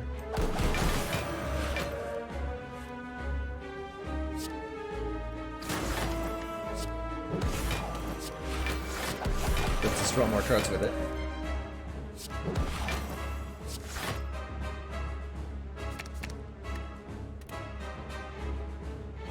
So much energy. Put Champ should just above half health here.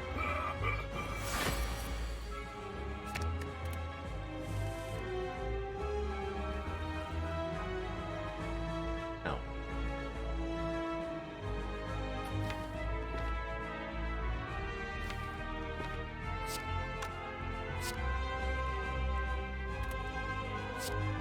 So put him to just below half health. I don't think I want that. It's a lot of luck, though.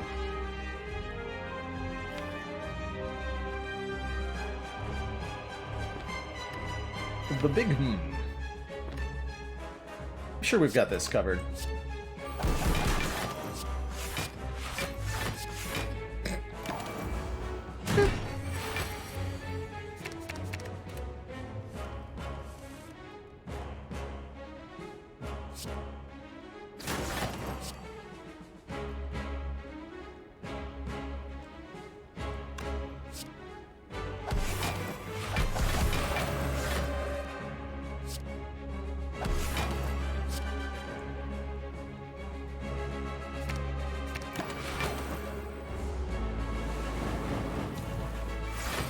Apparently done it now.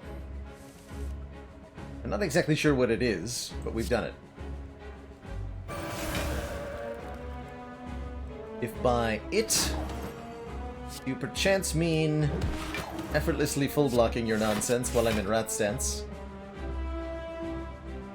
as if so, congratulations.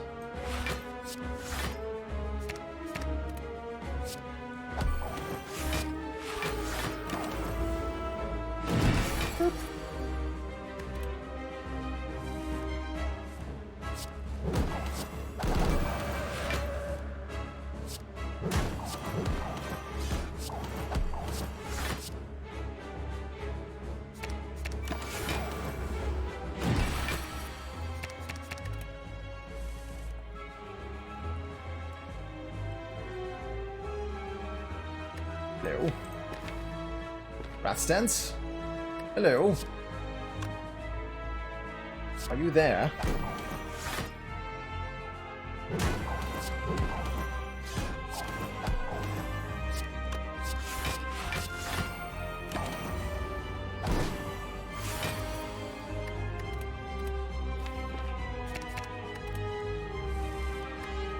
It's my ratties.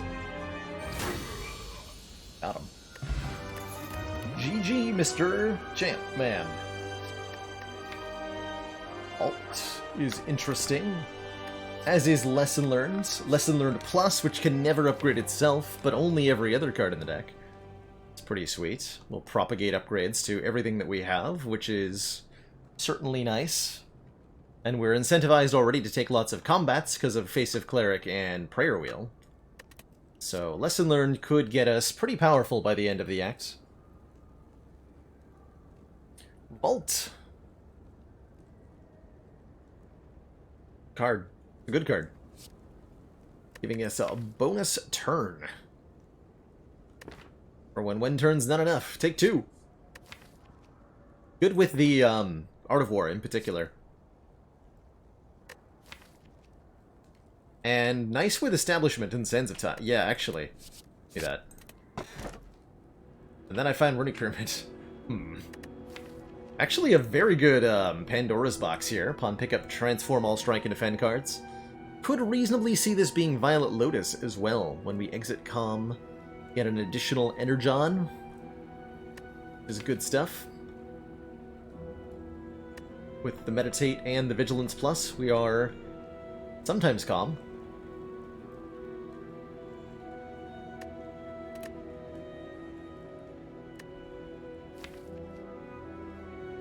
Pandora's is good. We get 7 transforms. Any attacks we get are upgraded, too. And we like attacks. Like, attacks a lot.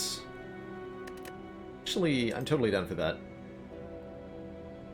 Yeah. Second Sands of Time, second Rushdown, Tantrum plus, Crush Joints plus, Wreath of Flame to go with the Tantrums, and Wish Worship, which is acceptable. Pretty good, all things considered. The Worship even upgrades to Retain, and gives us a reasonable way to get into Divinity alongside the Meditate. None of them say block, that's okay. Because they sure say murder everything. So we go to this one. I'm going to fight 3 elites here. I'm going to go as ambitious as we can.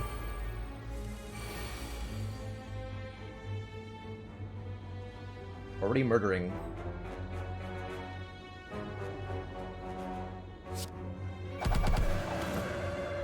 Got him.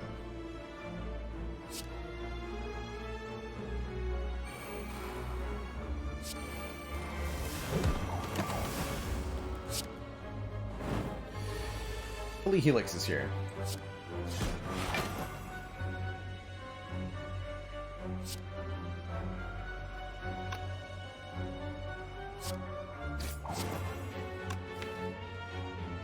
I do have a wish.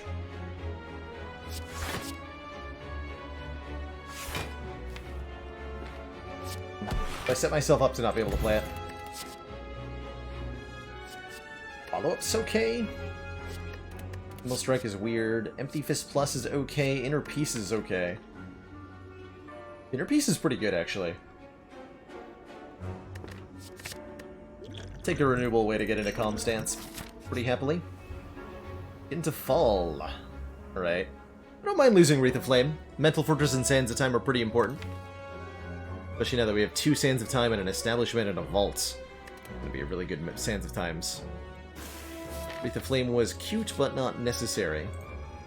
And for upgrades, I love making Vault cheaper. I really love making Vault cheaper. Rushdown being cheaper is good. Tantrum hitting an extra time is good. Worship upgrade is okay. Wish upgrade is okay. But I'm going to upgrade the Vault. Pretty much immediately.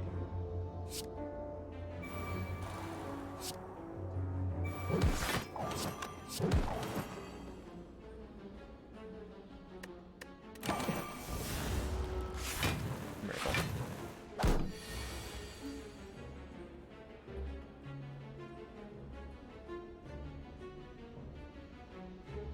Spirit Shield, Miracle, Vigilance is enough of a full block to not take any damage. Keep the Art of War here, not playing that flurry that came back into our hands. And now we're sad. We're sad. Or are we?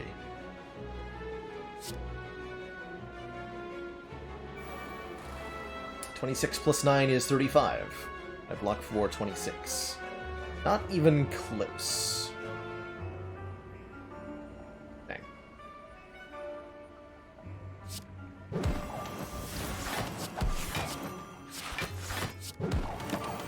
What's order?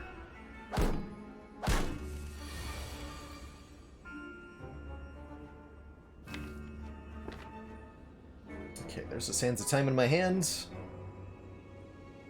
Rushdown in play.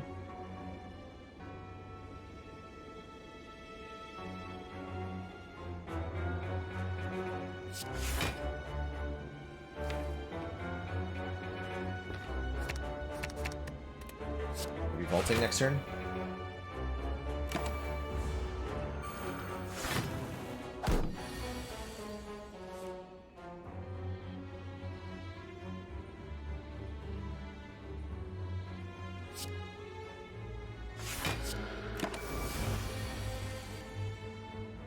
Perfect.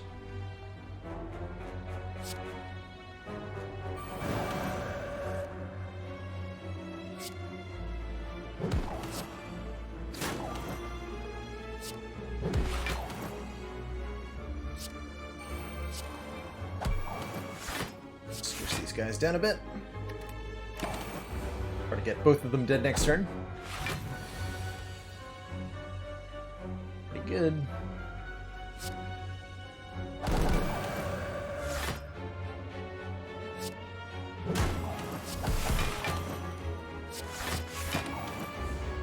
My caliper's at, though.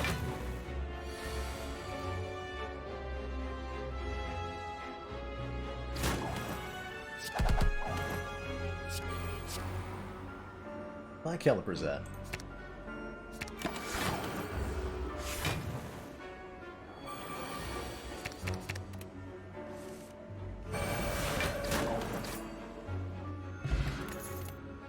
Didn't play Wish during that fight. Need to not play Wish. We'll take 1 third eye here. Here we go. Establishment Vault. That's what I'm talking about. The kinds of turns I want to have. Then we have Art of War in play. Right.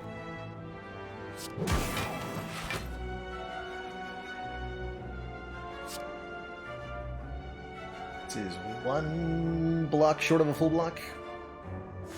Magic.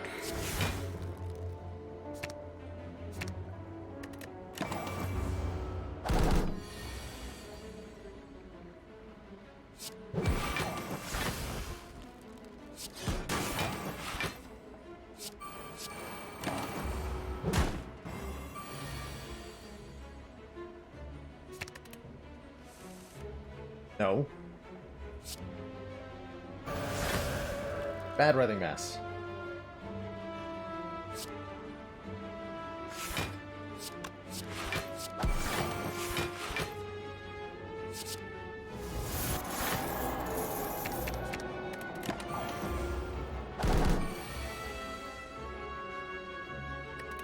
Very bad.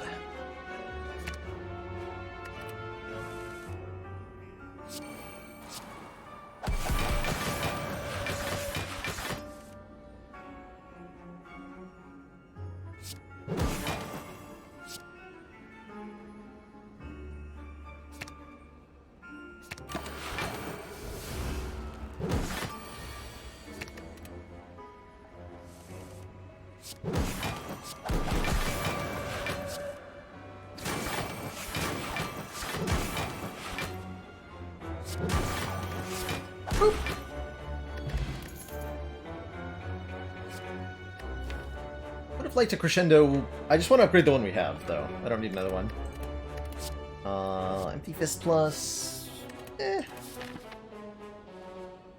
do better. Little chip damage now can save you a ton of damage later. That's a good takeaway in Spire, for sure. Big time, yes.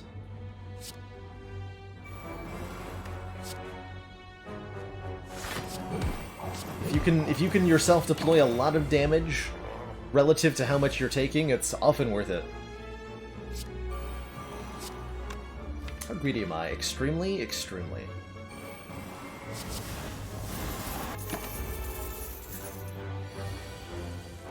Just the most greedy.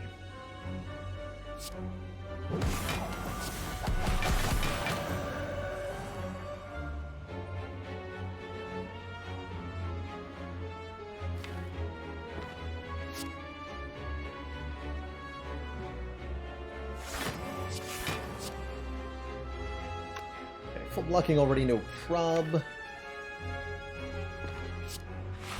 Would like to third eye here. We're all fine.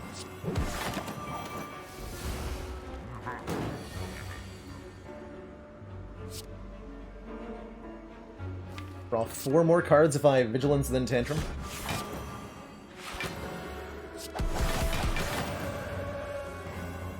Which lets me vault.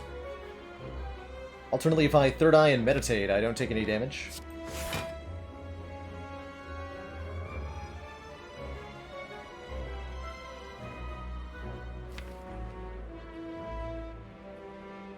Perfect.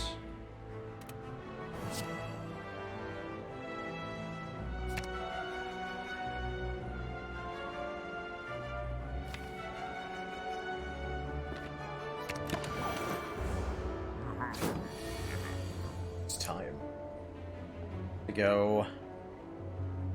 Crush Joints, Flurry. No, we don't want to play Flurry. I want that in the discard pile. And Crush Joints first. I think Mental Fortress. Foresight. Consecrate. Tantrum.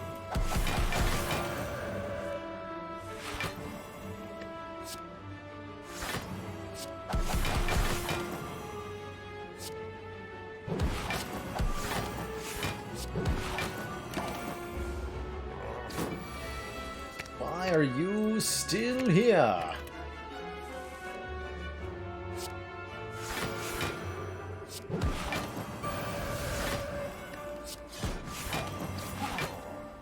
Get him.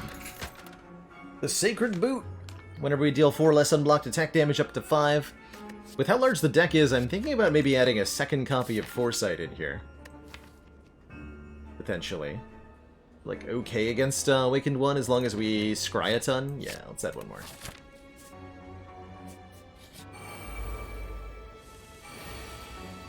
Let's add one more.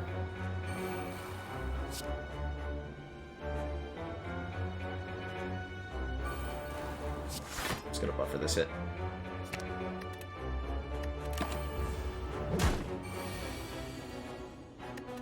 To make it 8 sight? Only 6 sight! Disappointingly. Only 6.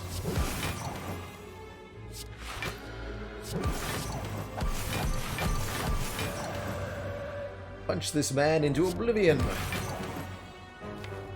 Twice.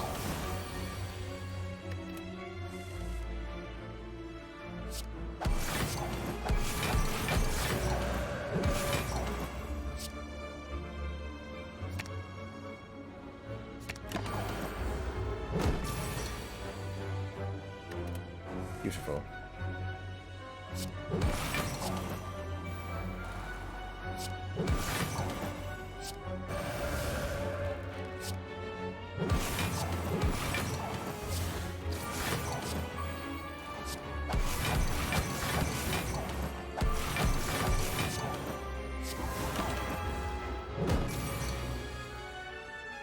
Kind of play everything, really.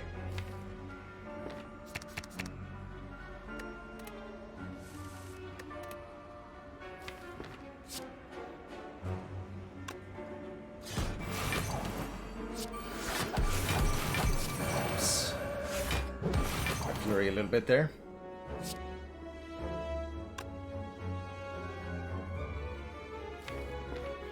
Use the fire potion to wish for money? I don't think that's worth it.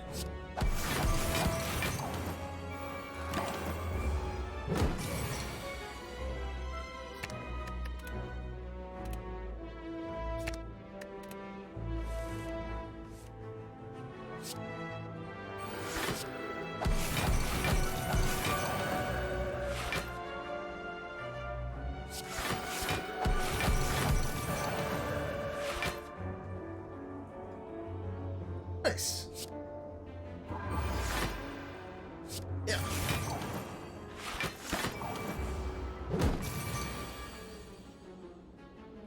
Perfect. Wait, is it though?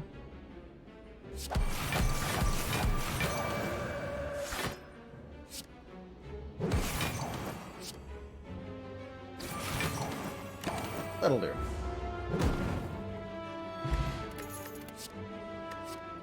Cut Through Fate Plus is extremely good, and either Crescendo Plus or Tranquility Plus is pretty tempting. I really like the Tranquility Plus, actually. Protect was good too there, for the record, as was Wave of the Hand. But I like the upgraded cards a little bit better. Let's take a Power Pot over the next to Dexterity Potion. Have to pass on Vajra. Dreamcatcher's alright, though. When we rest, we can add an extra card to the deck. Not that we're likely to, but it might happen. Definitely might happen. Yeah, Transient is definitely an experience. They are. All these powers I get to play. Get the puzzle draw, but wouldn't have been able to use it anyway.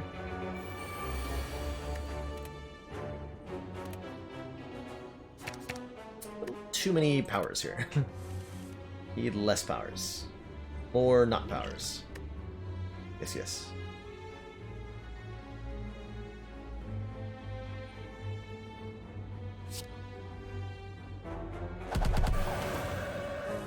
Boot value, though.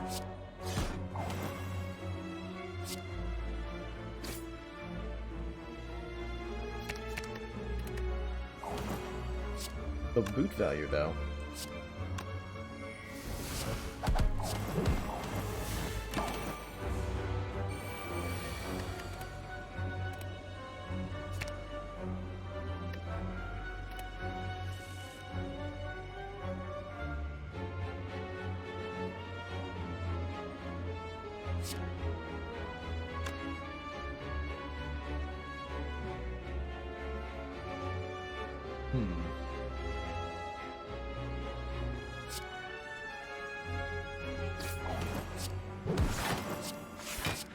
Block for lots.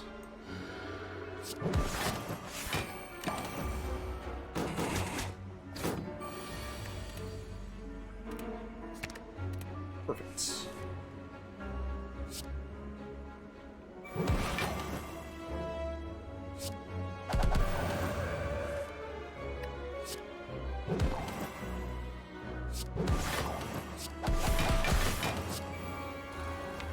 I've rushed down only 2. I could go Tranquility Crescendo to run more cards here. We can do that next turn too, though.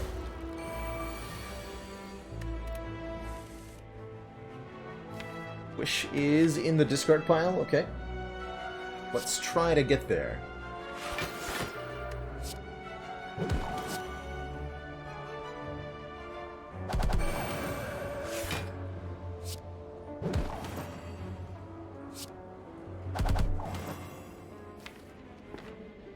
Not working.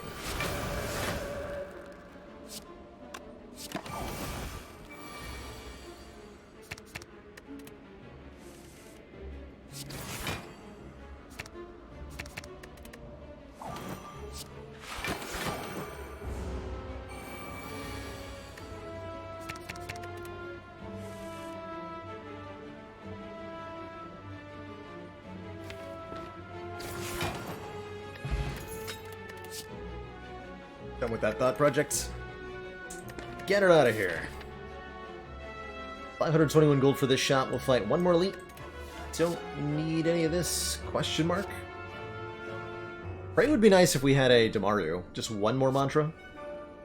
But 4 with the 5 from worship here, which I might even think about removing potentially. No. We just crush Reptomancer, so we don't need that conclude either.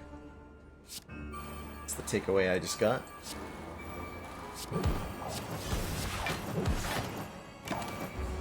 Pretty solid turn 1 there. Lots of powers down.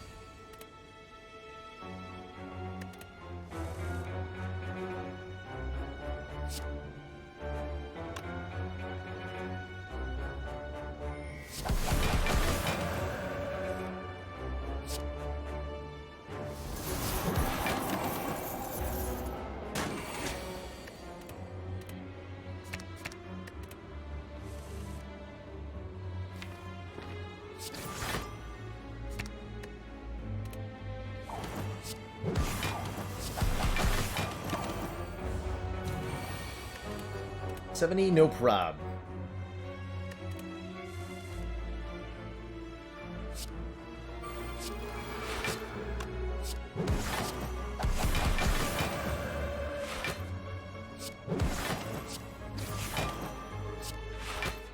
I almost blocked for 70.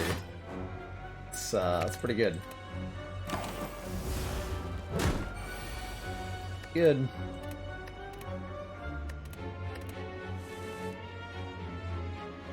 Orange pellets would be making this duality ridiculous, for sure, Z's. For sure, Z's. Ice Ascension, I've beaten the Transient on... definitely on A20 with all characters, for sure. Had it happen occasionally. It's actually easier to beat on the highest Ascensions because it sticks around for one longer turn. Counterintuitively enough.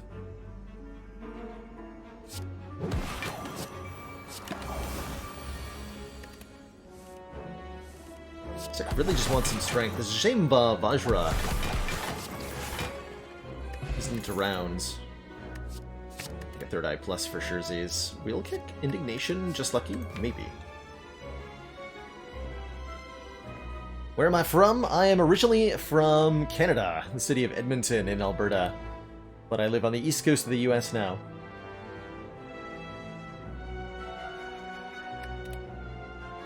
But what an indignation. Lets me apply vulnerable. Sure. By the way, into Wrath Stance too. Third Sands of Time. Definitely like Anchor for 10 block on turn 1. Could see use in Toolbox, giving us a colorless card on tool 1, turn 1. Both of them even is an option. We have plenty of money. Card removal is good too. Could remove... What would I remove? Worship, probably. Now that I have an Indignation especially, yeah, I would remove Worship. Toodaloo, Worship. We'll take the 2 relics. And we have enough money that we can maybe buy a relic at, or a potion, perhaps, at the final shop. I think, yeah, too late for the White Beast statue to be particularly good. Is this some magnetism? Probably not. It's gonna be a blinds. Then I don't have to block so much.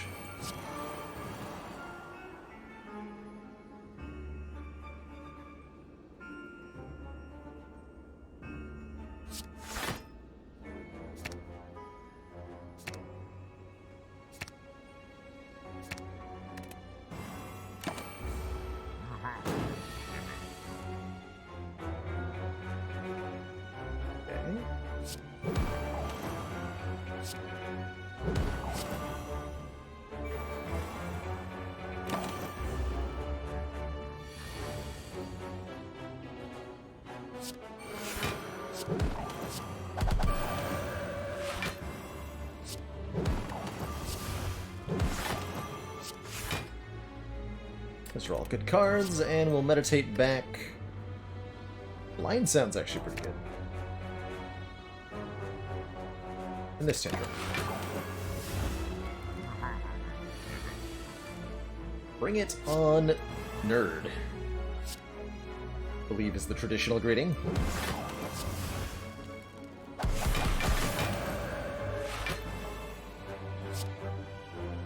Flurry of Blows back into Tranquility. Play Flurry of Blows. Play Foresight just to make room. Play Crescendo to draw 2 and get the Flurry of Blows back. Play Flurry of Blows. Play Empty Fist. Get the Flurry of Blows back. Play Tantrum to go back into Wrath Stance to get the Flurry of Blows back again. This turn does not end. So shall I.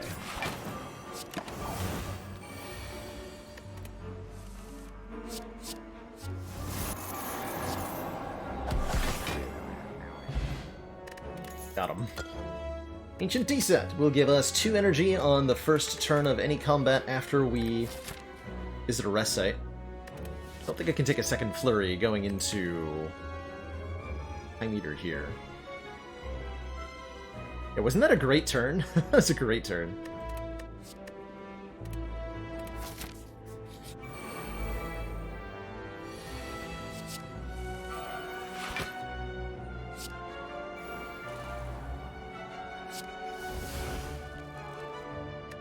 Sands of Time.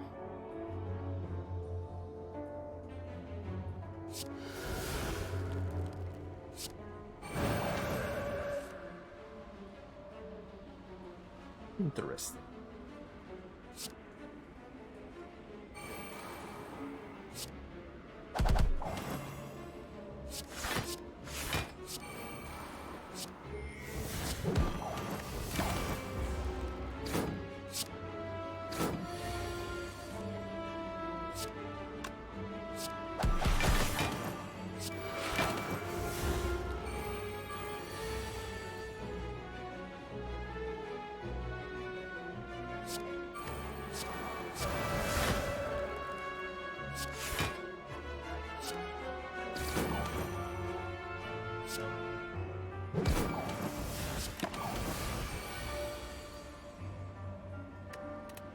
Where's my wish? Fortunate.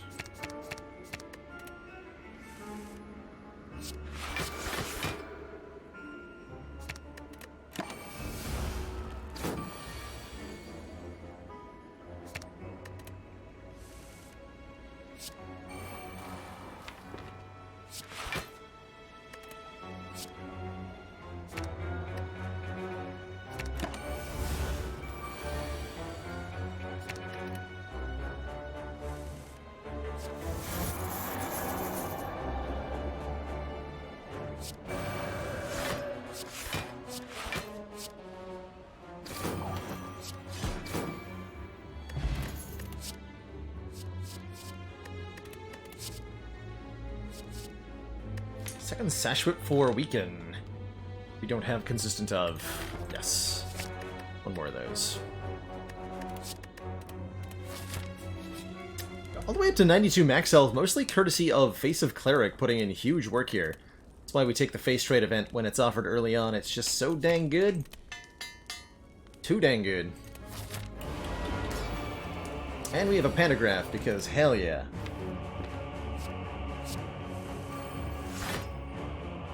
Okay, what are we wishing for? Is it plated armor or is it strength here? Not actually certain. Could be money, I guess, technically. Don't think it is. Trip Wallop is a tremendous amount of block here, which does let me play this wish no matter what. And then I can also play Miracle Establishment.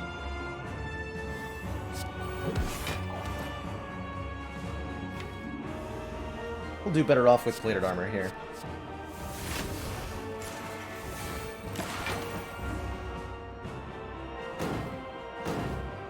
Never liked me, he says.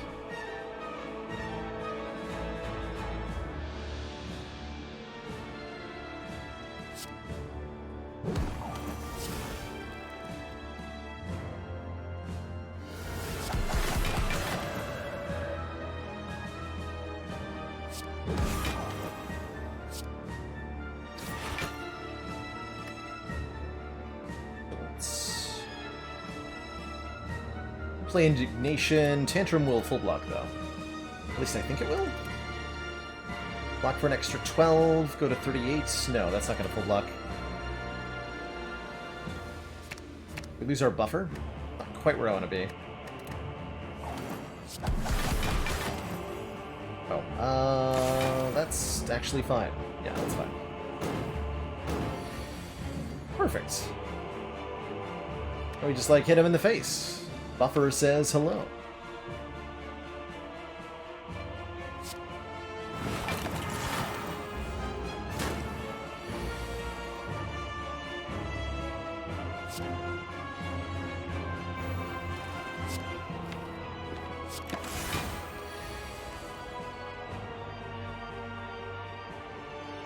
So if we can bring you below half health, that would be a high priority. We're being debuffed on this turn, which means Time Eater is attacking us next turn.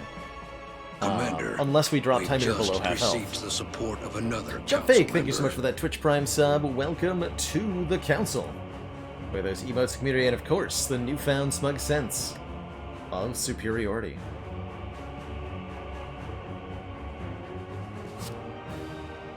Don't think we play the Talk to the Hand, though. Let's bring him below half. Don't need to play any more cards. We do want a Third Eye, though. We know we have a free turn next turn, so it's a great time to Foresight and Meditate.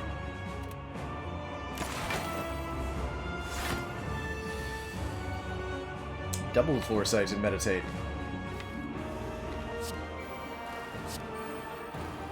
What gives Rushdowns being on the bottom of the deck? Why do you do this to me? I have a lot of block next turn, too. Probably want to...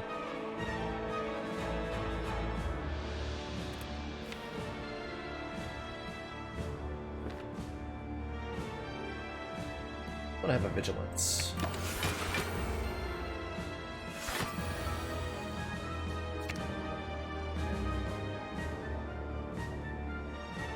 Only 4 cards that we get to play.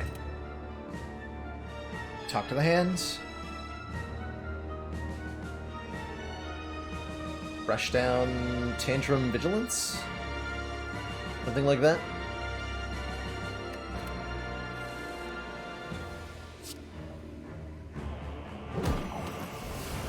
I could Third Eye instead of playing Rush down, maybe.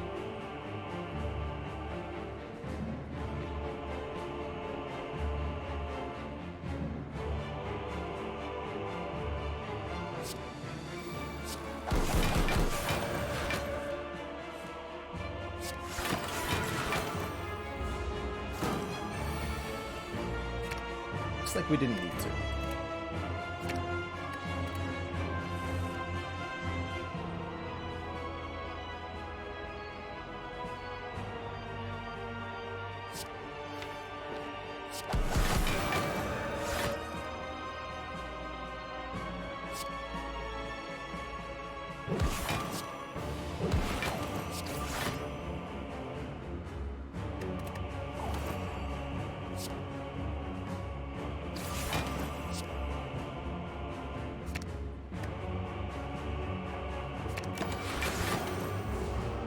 Beautiful.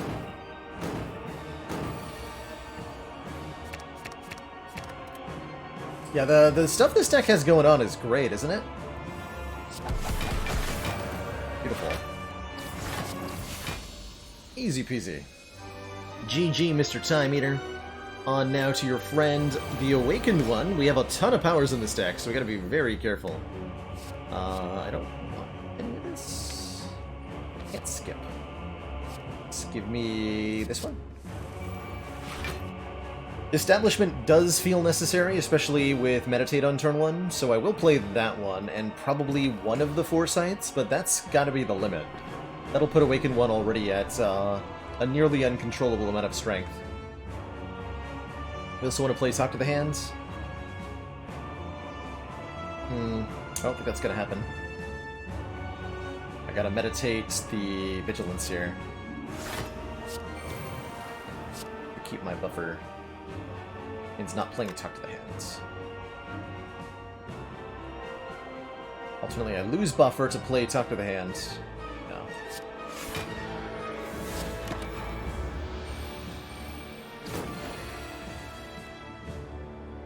This is definitely a fight where we use Plated Armor, for sure, Z's.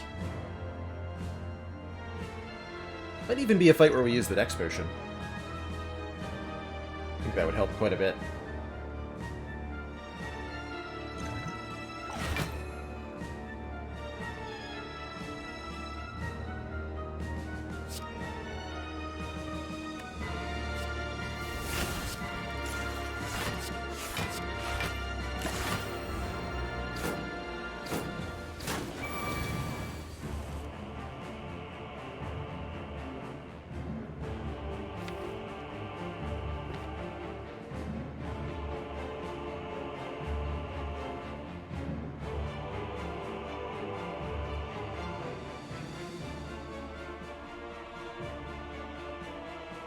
What are the odds that I just die if I double rush down and then play Tantrum?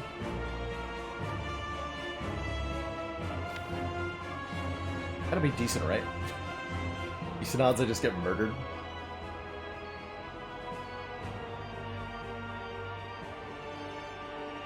We draw 4 cards and we have 1, 2, couple outs. 50% either it happens or it doesn't. I think we can kill one of the birds. We can weaken you. It's not as bad as it looks. Actually, no, I can't kill one of the birds. Yikes.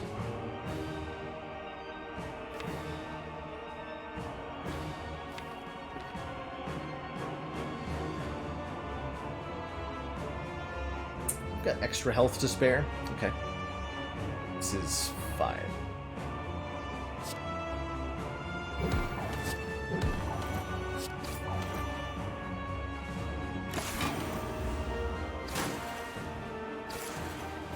Rip Plated Armor though.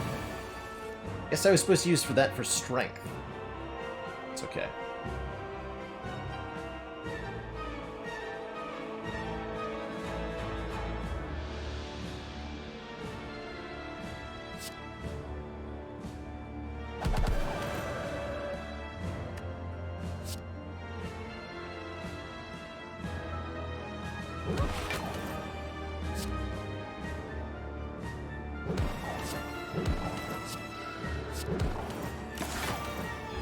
Ouch.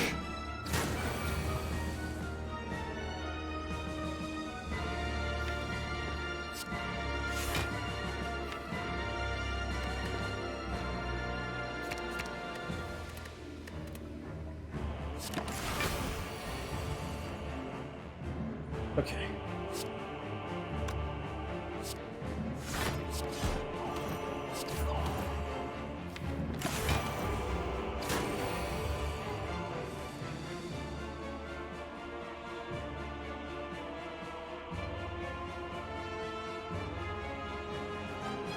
Full block this if I need to.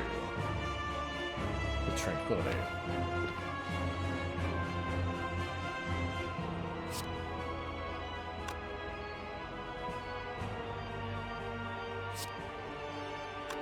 It's not for the moment. Let's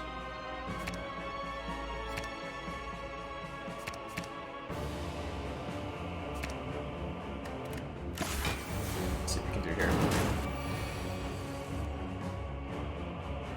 Many powers. Too many. One more. Okay.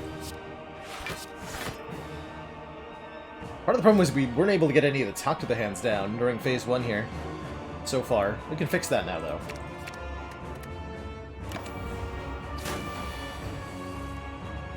Finally have the power to fix that.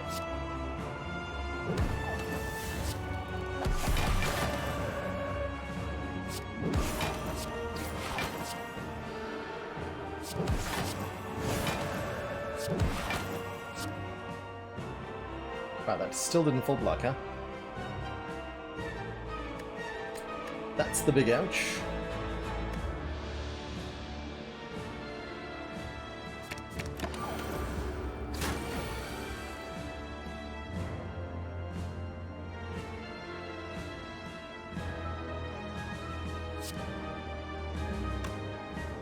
So with zero cost inner peace, we're starting to do a bit better here.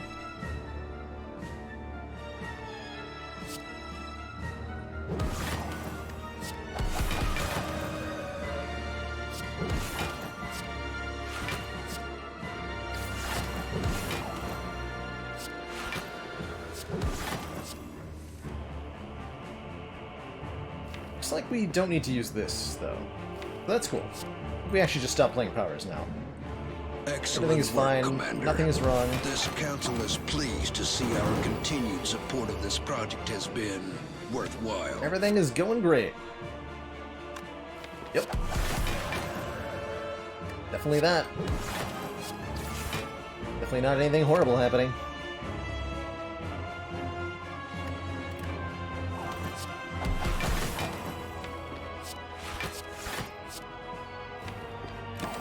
Sir B100, thank you so much for those 2 months of Twitch Prime support.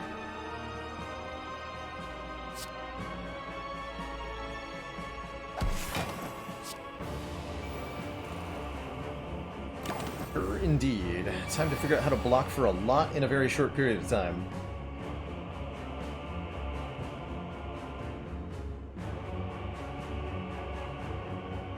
Tape won't help me this turn. We need to block this turn.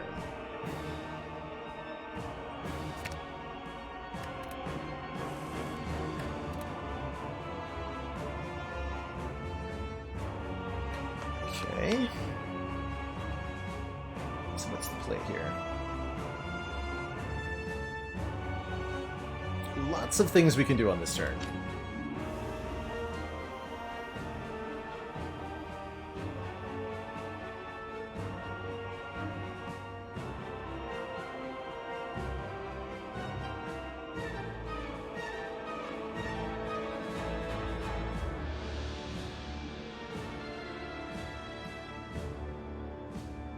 Oh, I'm so sorry to hear that, Ubla. That is rough. That is really rough. Unfortunately, a really common target for theft or bikes. They're just a little easy to steal. But best of luck in either getting it back or having things set right somehow. Definitely never fun to be stolen from.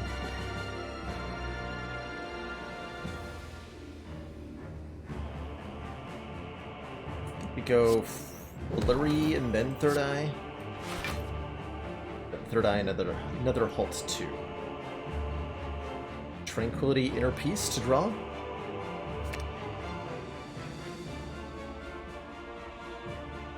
Can also use Rushdown to draw.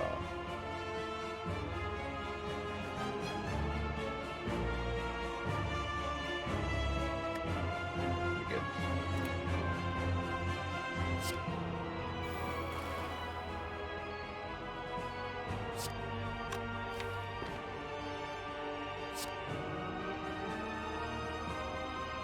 That can be enough.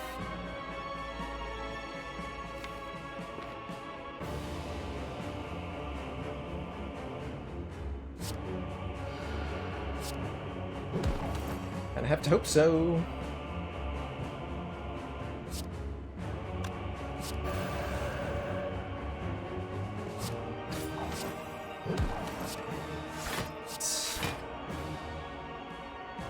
Okay, beautiful turn next turn. We're just gonna keep all of those cards.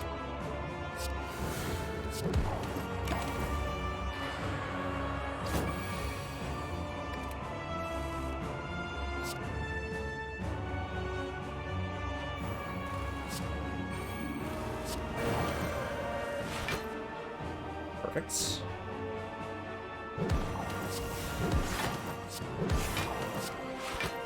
They were already full blocking. I'm gonna go back into calm stance though.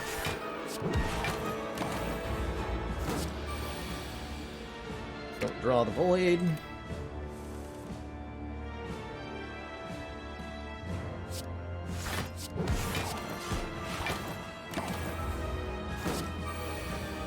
Still don't draw the void. Uh-oh.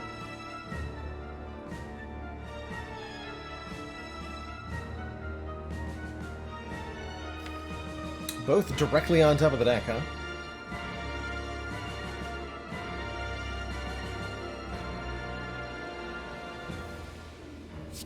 Just trust.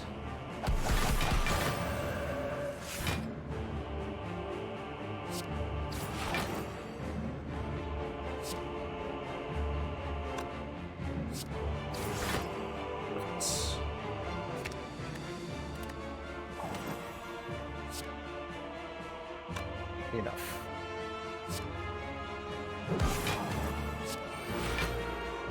Yes. Even crescendo. Keep going here. Seems fine. Part of the yada yada.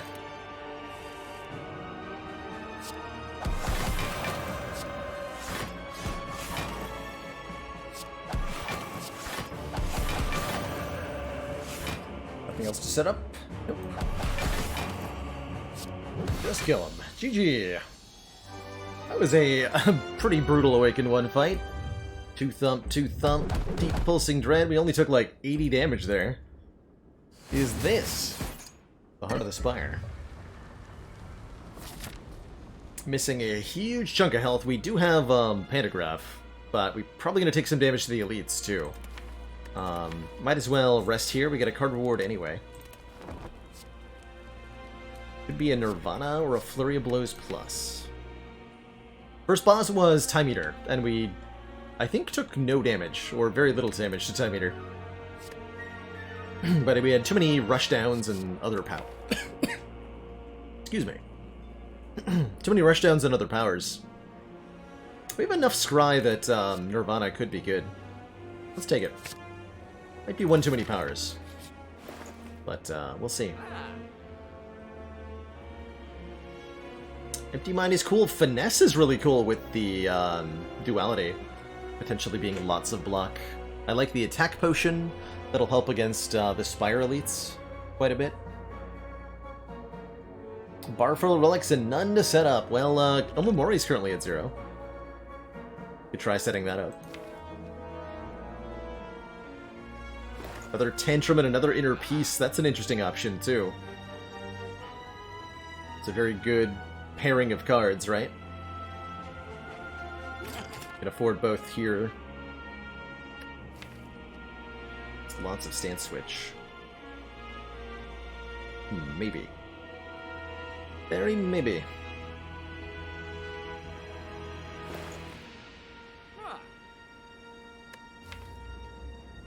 Big deck, though. Makes it harder to get to the... Well, the Tantrum Plus is really good, though.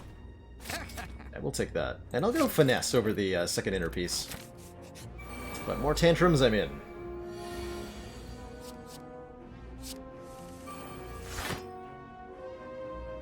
Extremely, I'm in.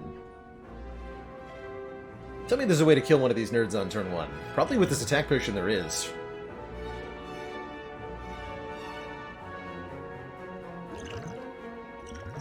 Oh yeah, for sure Z's. Cool. Spire Shield we can delete. I don't think we can delete Spire Spear, but Spire Shield we can delete here. Let's actually just double check this. We go Tantrum for 40, and then this is 40, and then this is 40. Sorry, what is it? Gotta factor in the Akabeko here. So 44 plus 40 plus...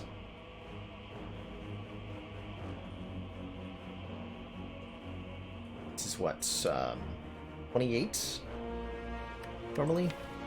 Or 26? 26 plus 52 is 136 damage. Oh.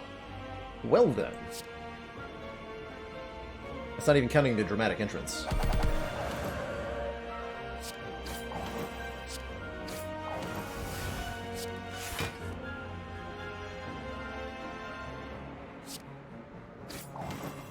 Get rid of him.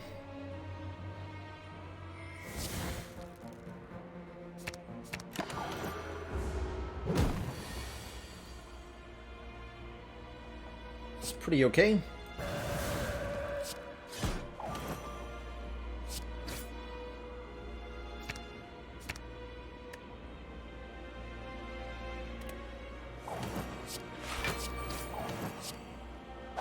Wow. That went well. We got a smoke bomb for the heart. Excellent. Just what I needed. Are we planning on taking damage here? Eh. I guess not. I guess not. Thinking about this evaluate like a little bit, but ultimately I'm gonna choose no. 41 cards and a dream. Before we jump onto this fight though, I do need to use the bathroom, so I'm gonna take a short break, refill my water, stretch my legs, and when I return, the hard fight. I'll be right back, everybody.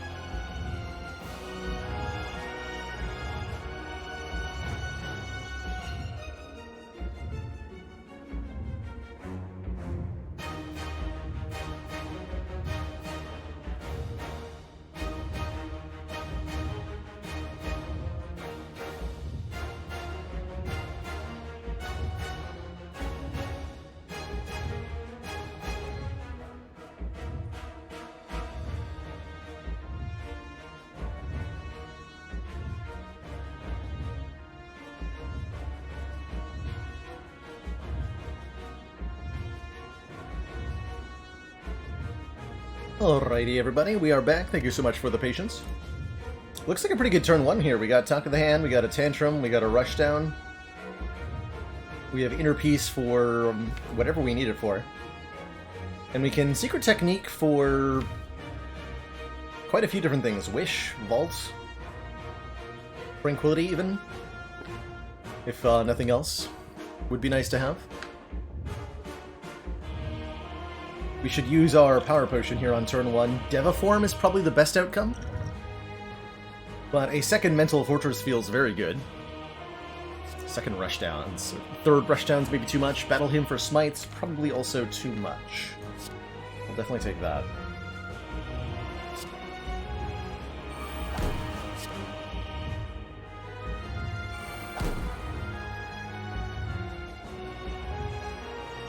Let's go Inner Peace.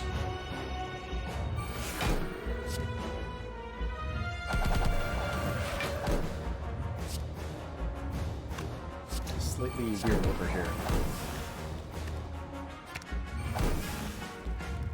Stay in Wrath here for a second.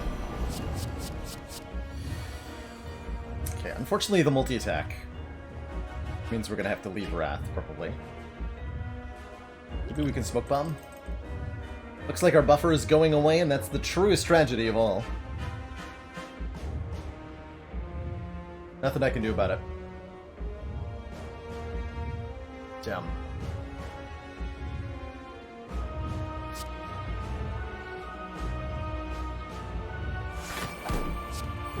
We do get both Talk to the Hands down, however. That feels good.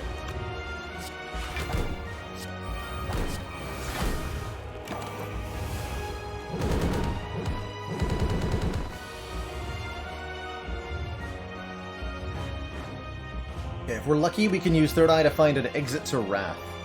Vigilance, Meditate, anything here, so that I can block with Tantrum. And Halts. Nice. Only get to draw one card? No. Thingamajiggy will draw more. So we can draw into Sash Whip Vigilance and block for most of this. Can't also play Wallop, unfortunately. We go Tantrum, bringing us to 3 energy, which is enough for Sash Whip Vigilance. If I want to, like, Indignation, which I do, we can use the Miracle for that. Okay.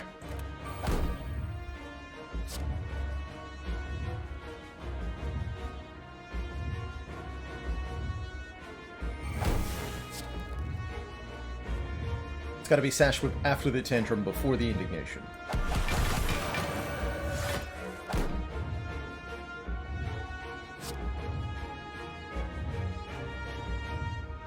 Otherwise it doesn't apply to weaken.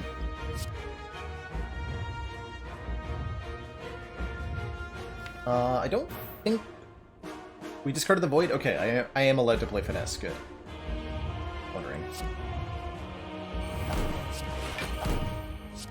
Fortress. Oh well.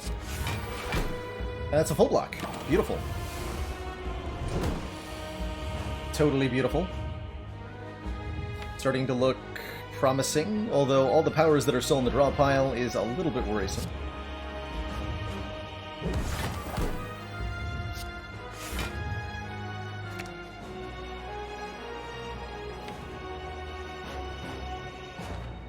Not gonna be able to shred all this artifact next turn. Let's not even try for the moment. Hoping to get power down this turn. Meditate works too, actually.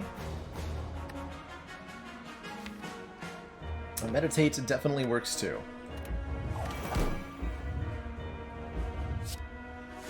So return 2 cards to the draw pile. The discard pile. From the discard pile to the hand. One way to exit Wrath for Sherzies. This will also be made cheaper. So let's go for, I think, Vigilance Wallop. Yeah. Gonna be the way to do it. And we should almost inevitably draw a Tantrum here.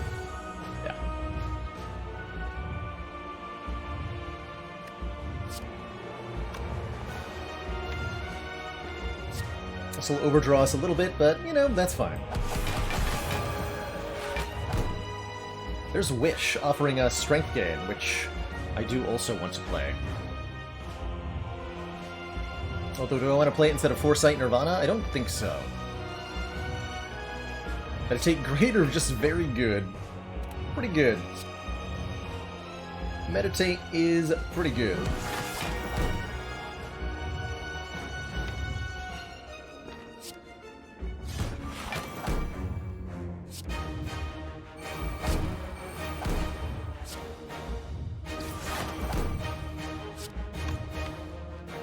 Someone's gonna play one of those.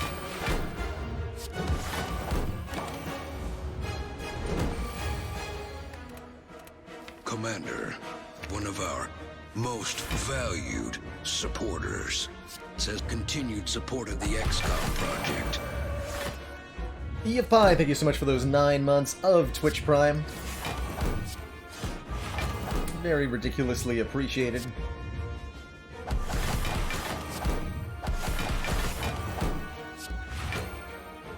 Perfect. Actually want to meditate the wish so it's cheaper. Currently Sands of Time consecrated the discard pile.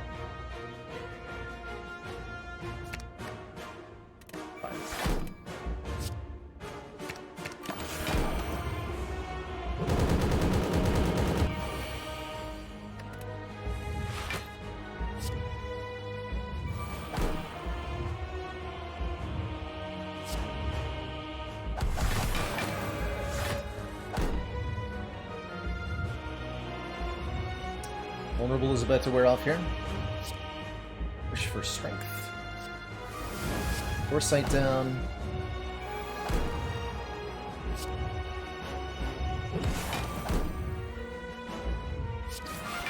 Peak. That ensures we'll draw thingy. Vigilance, that's the one. I, for one, would like to draw the thingy.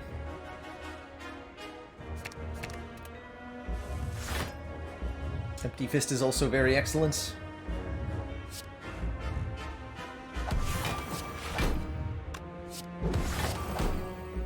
Commander, one of our most valued supporters, says continued support of the XCOM project. JDK, thank you so much for the 11 months of Twitch Prime support.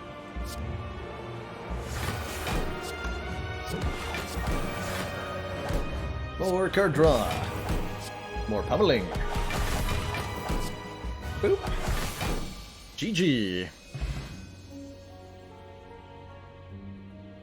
1 month away from that 1 year, heck yeah. Stream's going great, we just got an A20 hard kill, those are always good. That's not even the first one today, I don't believe. Right, we had a silent win earlier as well. GG. GG. And now we can bomb out of the top of the building.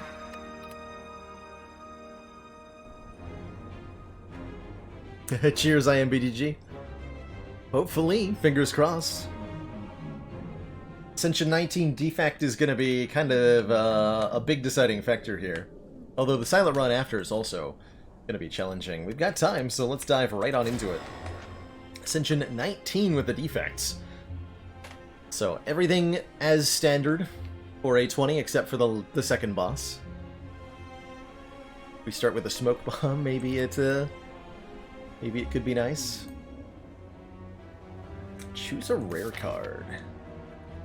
Pretty potent. Love this Act 1 layout. We can do fire, fire, elites, fire, elites, and the first elite comes after our first relic, so pretty safe elites here. Getting a couple upgrades, a couple relics, a couple of whatchamacallits.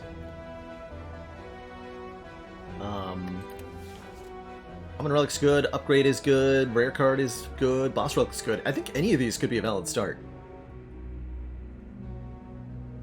Although choose a rare card feels probably the strongest. Could be a Hyper Beam pick, could be Biased Cog, could be Echo Form, could be Rainbow, could be a Seek. All for One is also very tempting on floor 0. Although we don't actually have anything to go with it yet. Defect is inevitably going to find some. One Seek's of just our great, though. most valued supporters. It says continued just support great. of the XCOM project. The Red Pacifist, thank you so much for 20 months. That's almost 2 decades. Pretty sure that's how that works. I think we go to this shop. Aha! I can seek for a block card. Good job, Seek. Saved me 5 hit points.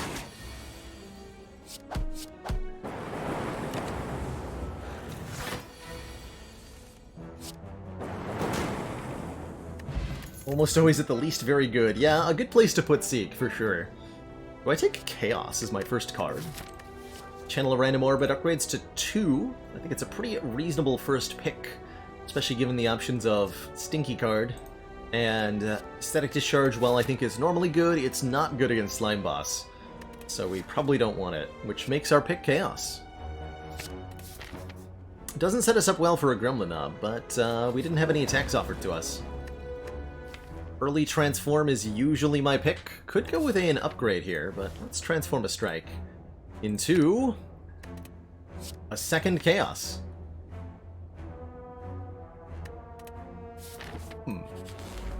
Well, isn't that interesting?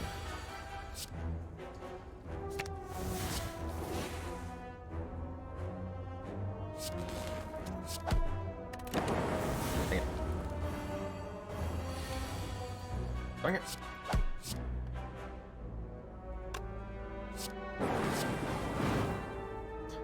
Kill there. Block. I have a damage card, like an attack card, like a Ball Lightning or a Cold Snap or something? No? Just aggregate, overclock, leap. I guess we take leap over these. Definitely starting to worry really heavily about a Gremlin Knob, though. Let's have only skills. It's gonna be great. It's gonna be excellent.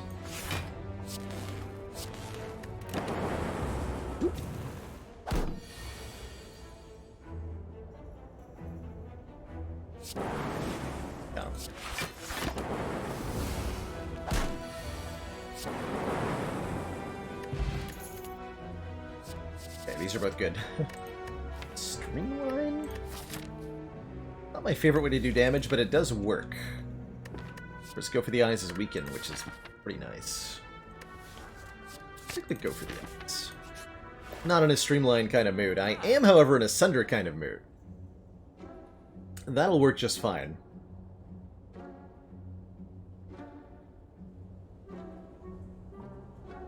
Yeah, that'll work just fine. Thunder hits real hard, and we're going to upgrade it so that it's 32 damage.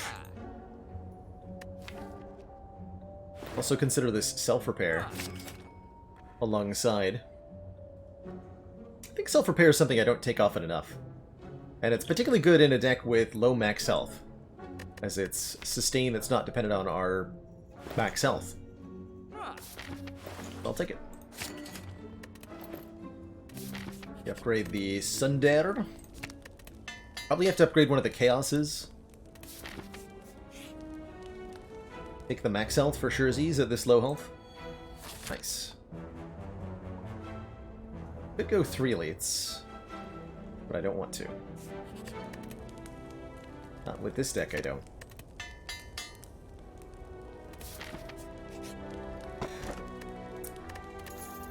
When we rest, we can add a card to the deck. Pretty light. Well, we have a self-repair. I'm gonna try not to. Anything but knob, they said. Smiley face. Uh-oh.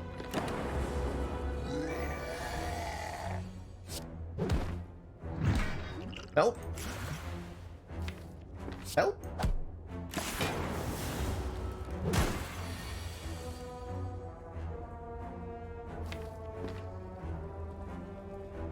Play it? I have to.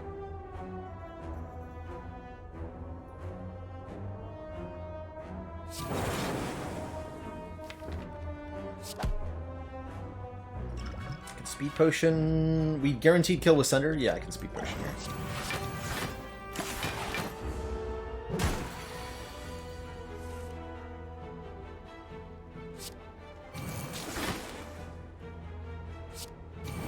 actually kills too, which means we can seek the self-repair.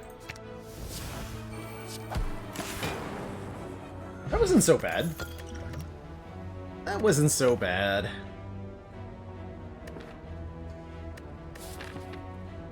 That wasn't so bad at all. I guess I didn't need to play the Chaos, did I? But because I played it, I was able to seek for self-repair. So it probably worked out for the best. Rebound is nice. Rebound goes well with Go for the Eyes. I like it with the Sunder. Kind of interesting with Chaos. It's also a damage card, which we're kind of still lacking a little bit. A little bit. Okay. Well, that happens sometimes when you play Chaos. You just get lots of energy. Energy for days. Could kill, don't want to, got self-repair to play.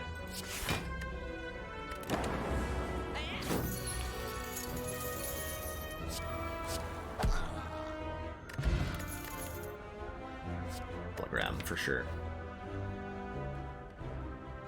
Right? Yeah. Get the other Chaos upgraded. I'm gonna have two of them, they better both be upgraded.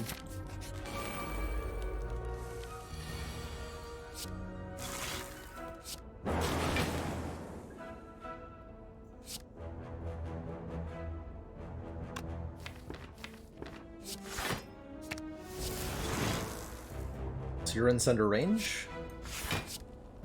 On you. Damn it.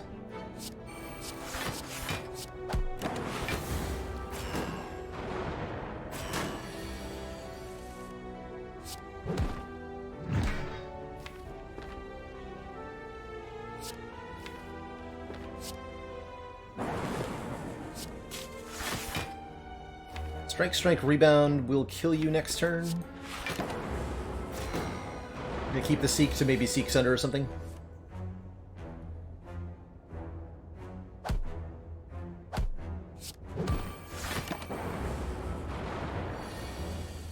Nice. That went really well. This deck was no problem for Act 1. In fact, crush the elites, easy peasy. Get ourselves Darkstone Periap so we get max health from curses. And I'm kind of okay with this Steam Barrier, giving us just a little bit more block. I don't really want to claw here. Barrage could be good. Actually, Barrage could be really good with double Chaos. These just fill up the orb slots so easily. So if I'm willing to upgrade Barrage, it's not a bad pick. Let's do that. 6 max health and 150 gold? If I wasn't about to fight Slime Boss, I might consider this a little bit more.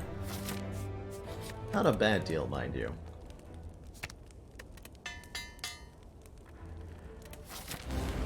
Leave it unupgraded for the boot value. Of course.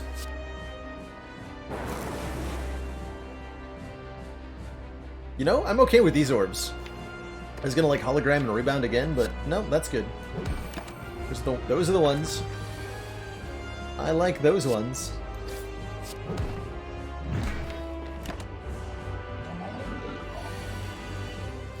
Like those ones a lot.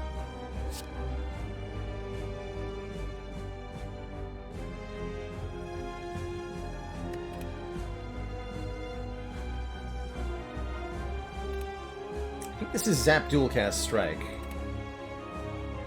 Yeah.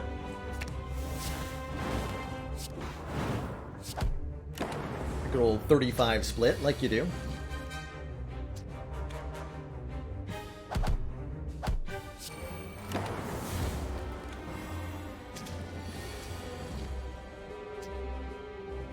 Yeah, this will kill one of these two.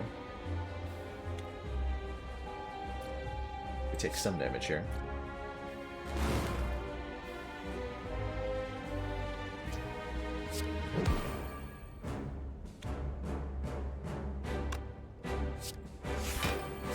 Way more likely that this thing dies if I hit it with Go for the Eyes.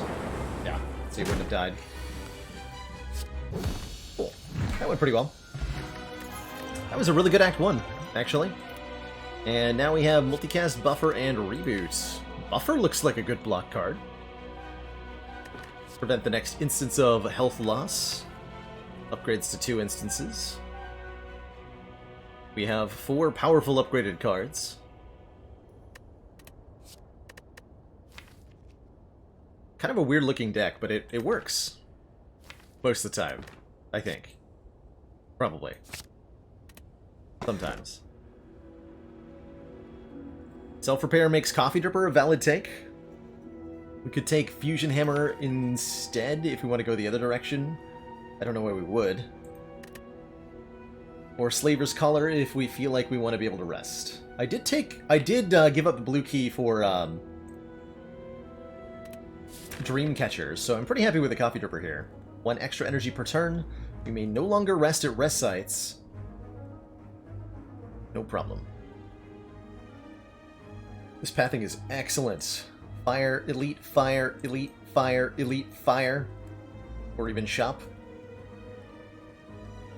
And we get to go to an early shop along the way, although that's a lot of fights. That pathing is so good, though. Don't want to die to plus max health Book of Stabbing again, though. When has Coffee Dripper ever acted poorly on the ladder? Exactly. Never. That's never happened. Not one time.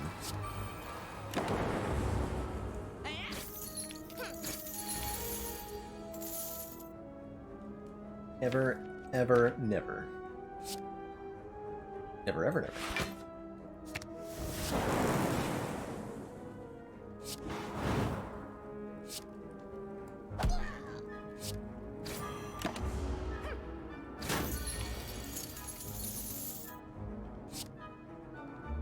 X. Slightly less EX.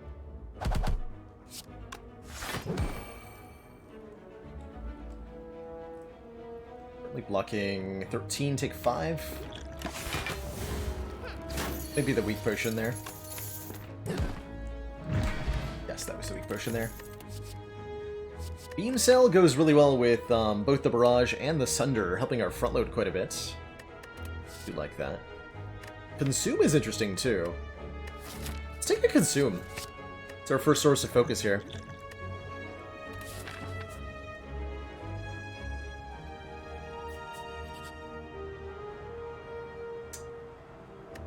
Just with Writhe.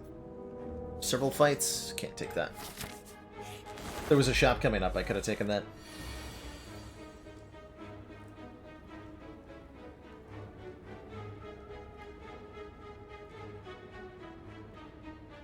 I think this is our fire potion.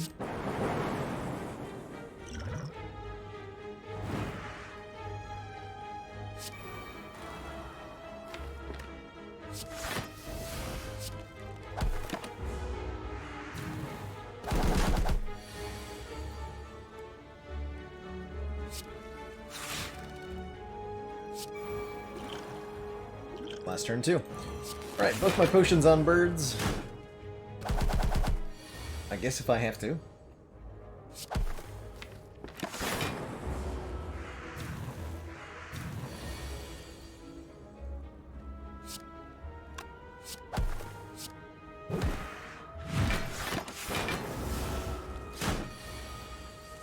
Stop.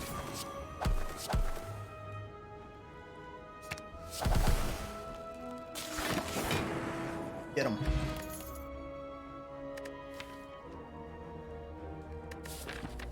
Barrage Consume.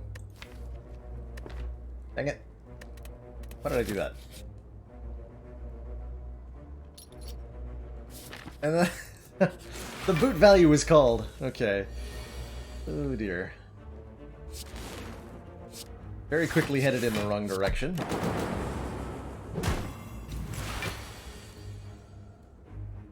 Oh dear. Damn.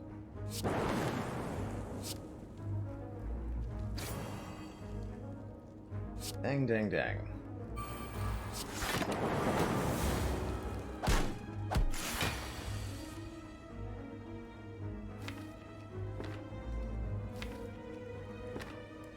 Oof.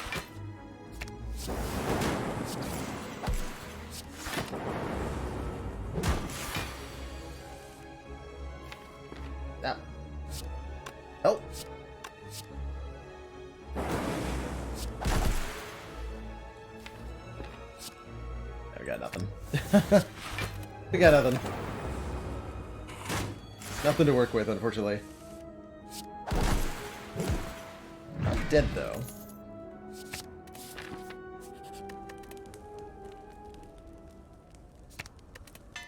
We have no potions and 9 hit points going into an elite here.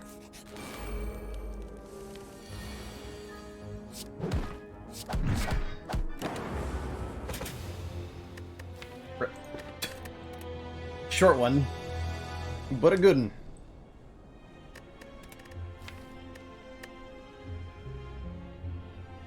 What could we have done differently in this one? We just completely fell apart in Act 2. Consume was a mistake. We never actually played it. What am I supposed to do? Not take Coffee Dripper? That did not make a difference in our outcome there. I mean, I get to the first fire with 9 hit points. It's not the Coffee Dripper that was the problem there. The deck of cards. Pretty weak Act 1, yeah, we didn't get any relics, really, that did anything at all. That was part of the problem. But there had to be something we could have done. I mean, no problem with Slime Boss. No problem with the elites of Act 1.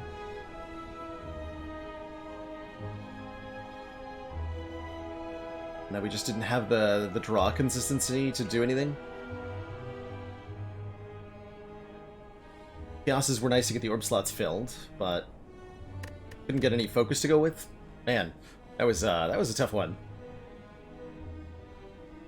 I don't know about that one. Don't know about that one. I'll give it one more try with A20 Silent for tonight. Love me some common relic starts with Silent.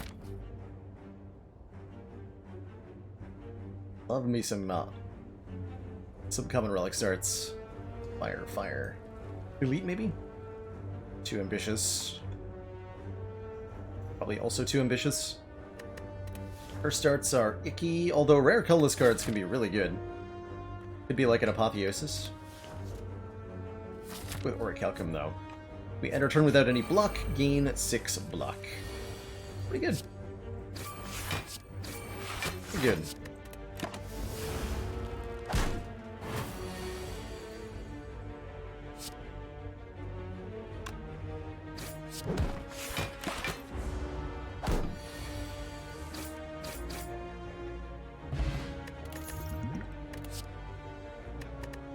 Caltrops as my only damage, like, the only takeable card here. Caltrops or skip? I guess it's Caltrops, right? Can't take either of these whatsoever. Caltrops is good against Heart. It does lots of damage, and it's a respectable damage power in a variety of other situations. Want to go 1, 2 normal fights. It's gonna be our first elite. Probably gonna get a random combat somewhere in here. Probably. First with doubt. Right before the shop? I'll try it. Don't often appreciate that much, but could go reasonably well. With 194, we can buy the oddly smooth stone here, which I do like quite a bit. Could also take well-laid plans instead. A Sucker Punch is a pretty good card in Act 1. For dishing out some damage while maintaining defense. It's really good against Gremlin Knob in particular. Double the Caltrops. Double your fun.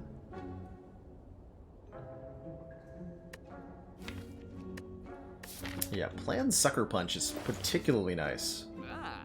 Sucker Punch over Quick Slash? Yes. Yep. I think so. I like Sucker Punch. Sometimes.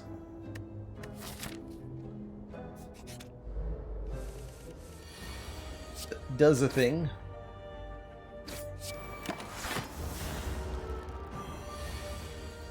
Works pretty well with the Orichalcum, too.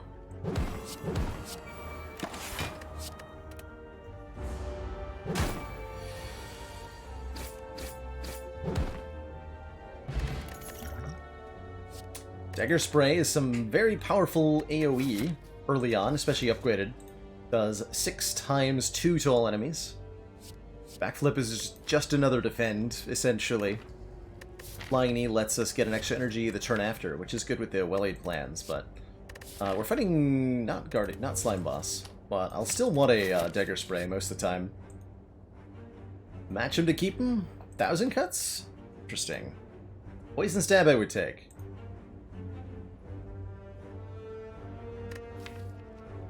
Right? I could take a second Neutralize, but we already have Sucker Punch. I'll take the Poison Stab. And we're actually in pretty good shape that we could fight this elite if we wanted to. Try to go for 3 elites instead of 2. You can indeed read correctly, Harry Tom. The Bang of Prep and the Ring of the Snake are in fact the same thing. 2 extra cards on turn 1.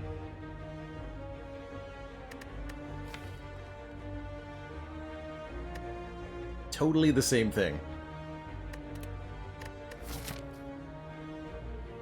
Let's upgrade Dagger Spray.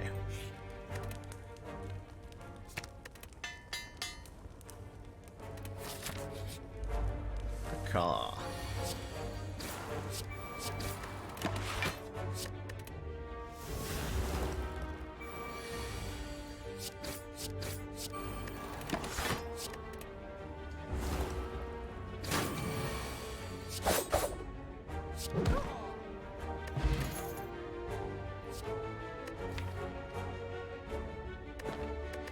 Skip? Feels like a skip. Need another damage coming?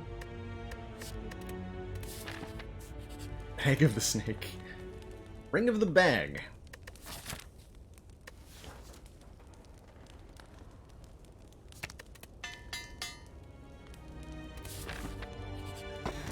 Ooh, Akabeka with Dagger Spray.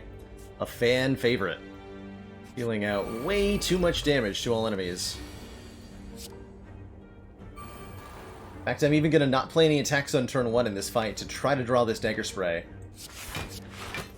For the mass damaging. Do I Power Pot? Feels unnecessary.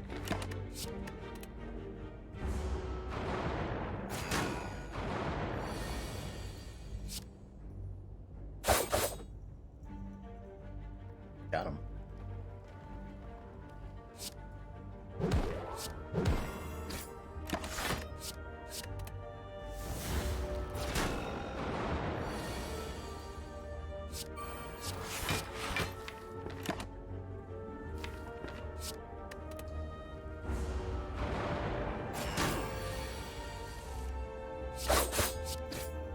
Smooth.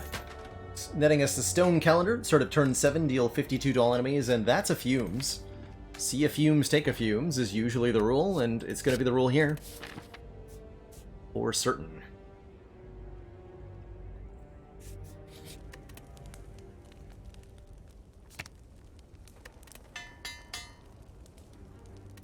That'll help quite a bit in the Guardian fight. Really? Do I dare hold out for it? I think I do.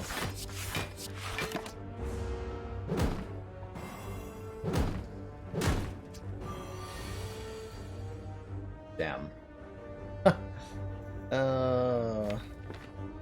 Wraithform? Double damn. Come on, Dagger Spray.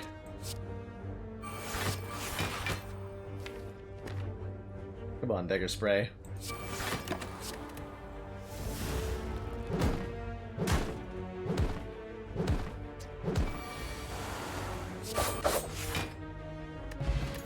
Guess we need a second one of those.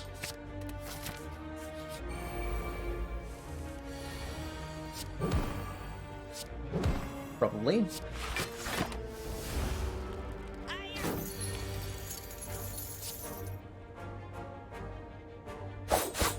Calcum helps quite a bit.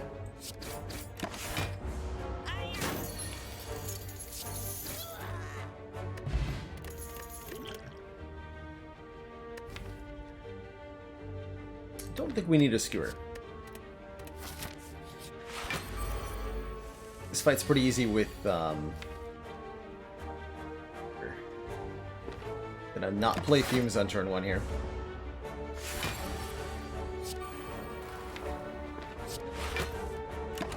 Take your spray to wake it up.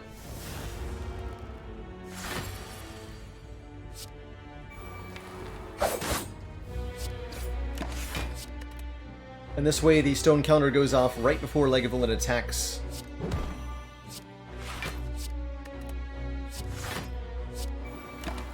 For the 3rd time.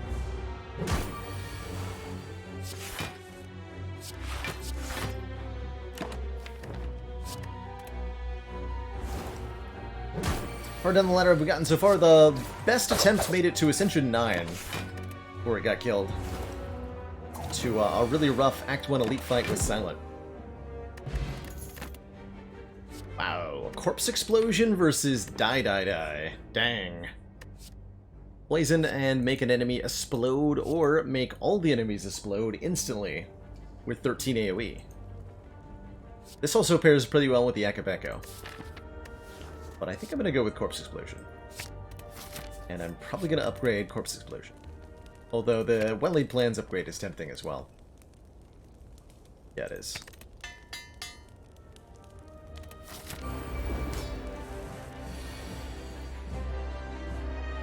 I didn't even think about resting. I might get slapped next turn. Let's see what happens here. We do have Distilled Chaos to potentially try to save us from this draw. This seems fine. Easy. Easy peasy.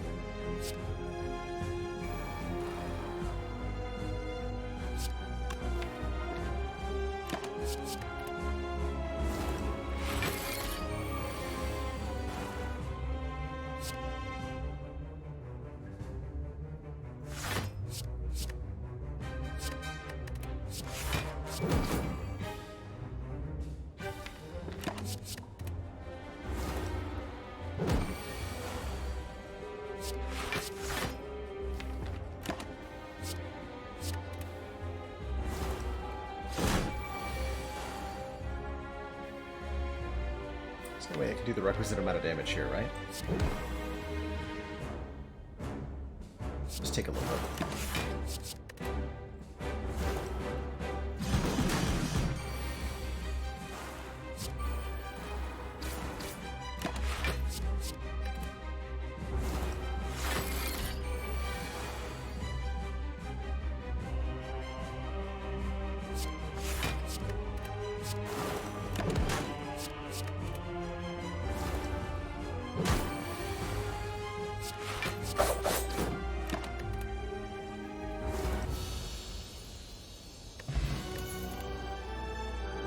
Okay, that went reasonably well. I could see After Image being alright here. A block scaling power for us, giving us 1 block whenever we play a card. It kind of works against Orichalcum, though. Might still take it. Bullet time is not that bad with the Well-Laid Plans plus the deck, allowing us to play out a full hand of 7 cards. Or we can get potions with Alchemize. I think I'll take the After Image here. And do we go back into the Coffee Dripper? Probably. I am still willing to take this relic basically every time. And this is no exception, especially with an After Image in the deck. We desperately want more energy. Hovering Kite only gives us energy if we discard a card on our turn, and Empty Cage would be remove 2 strikes. Yeah, I'm gonna go with the Dripper here.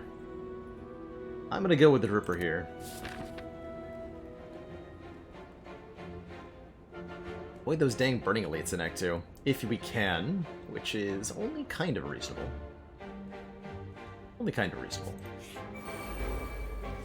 Love Omamori going into events in Act 2, pretty much. Always.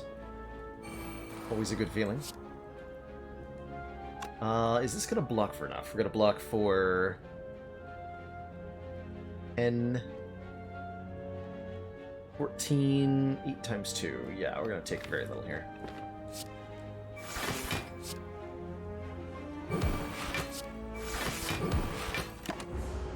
Hopefully win this with a corpse explosion.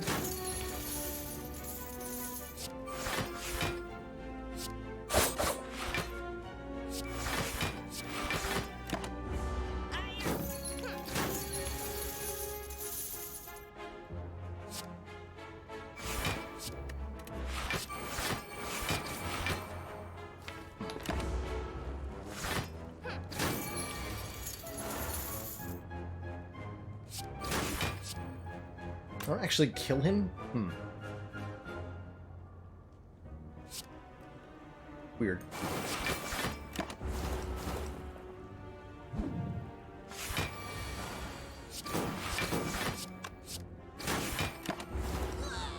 Got that guy. A little bit more front load. Let's take a dagger throw here. A little bit more front load. That doesn't take up a card slot, essentially. I'd love to read this book, but it might kill me. I'll do it anyway. Yep. Might be a quick act, too. But now we get a free power on turn 1. Every combat. Feels alright, and probably gonna rest for 13? Yeah. Yeah, we are. That worked out alright. Do we take the prismatic shard? I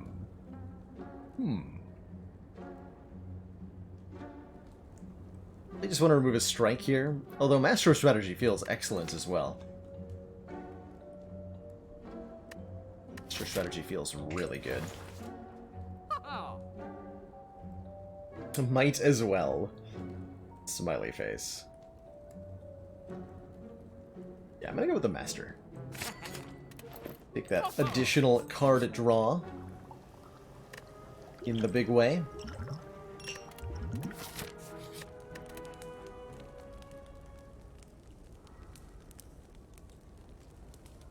And we need to start upping our block game a little bit, I think. Backflip upgrade's tempting. Corpse Explosion upgrade is pretty tempting. For the damaging, we are so dead to champ. Blah.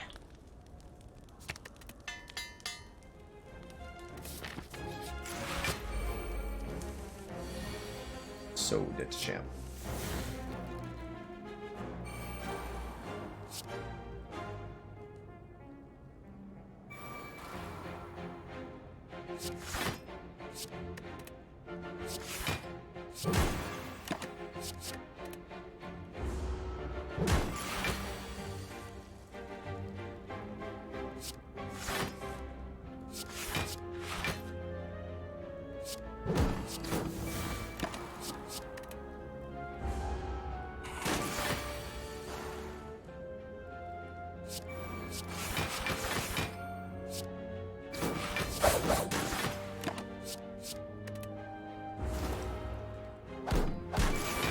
We can hold the defenses together at least a little bit, though. Good sign.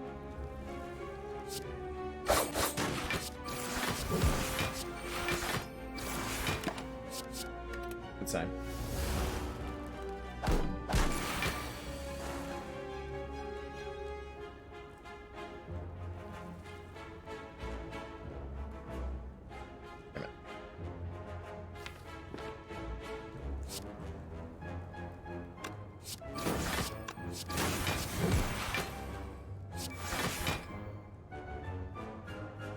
Four more.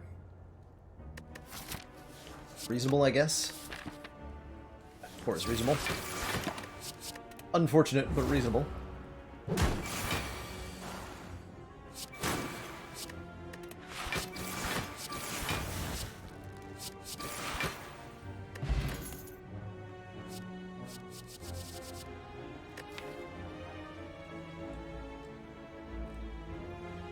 It's gotta be Catalyst with the Corpse Explosion, right? That's how we kill Champ. It's the only way we can kill Champ. Realistically. I think that's the only way to do it.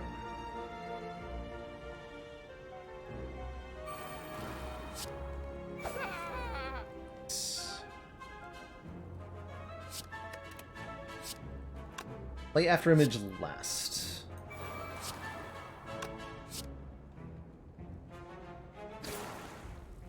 Don't play it at all.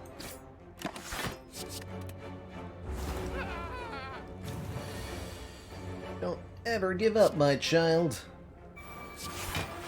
Child? Brave gremlin child, where are you?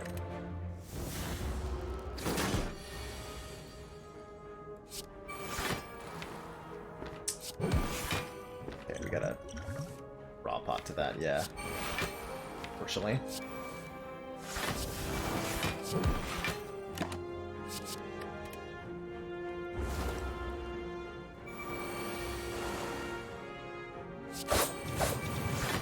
Slight big yikes.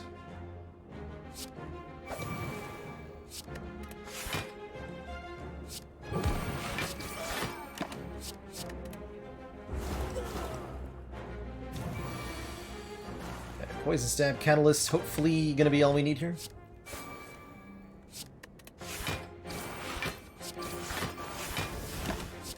With any luck we kill on this last turn. That works too.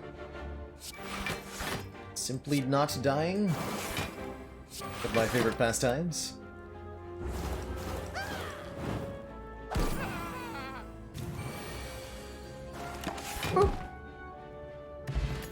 Pocket Watch. Okay, here we go. Whenever we play 3 or less cards during our turn, draw 3 extra cards at the start of the next one. I do like that. Dodge and roll here helps form a bit of a competent defense strategy, especially against Champ. Wants to be upgraded. We can afford that. Gotta be Catalyst first, though. We might just die to this Elite. We are gonna fight it. So it's gonna have to go well for us. Best upgrade is gonna be the Catalyst, of course. Hopefully we're getting Book of Stabbing and, like, Corpse Explosion Catalysting it on turn 1. Failing that, maybe we can kill these nerds with Dagger Spray Plus. Only meant to be After Image first. But that was too tempting to not do, right? I think what I now do is Speed Potion, Survivor, Defend. We draw 8 next turn and try to get a Corpse Explosion kill. Is that reasonable? That seems pretty reasonable to me.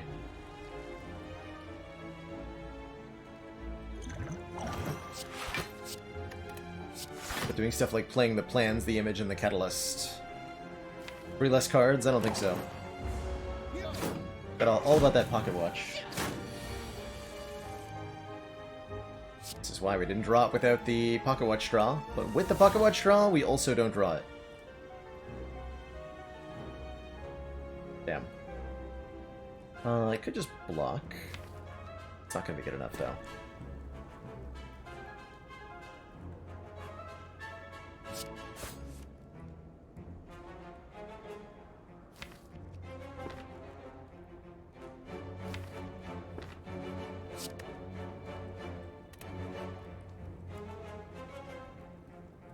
Okay, if we backflip and we draw Corpse Explosion, what happens? I lose. Right? I have to play it, but I can't play it. You can triple block and take a little bit of damage, going down to a very small amount.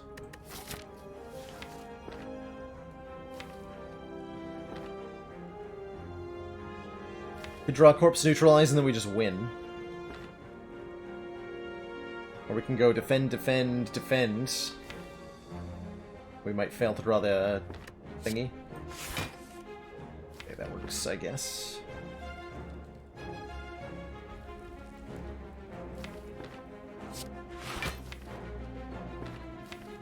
I have to Sucker Punch, otherwise the dying is happening. This works, though.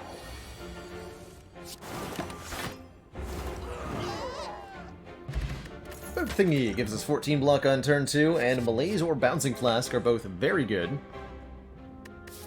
for this deck. We just have to not die. I think it's Malaise for the not dying aspect of it. Did we get there? Maybe. Let's see, this is 6, 15...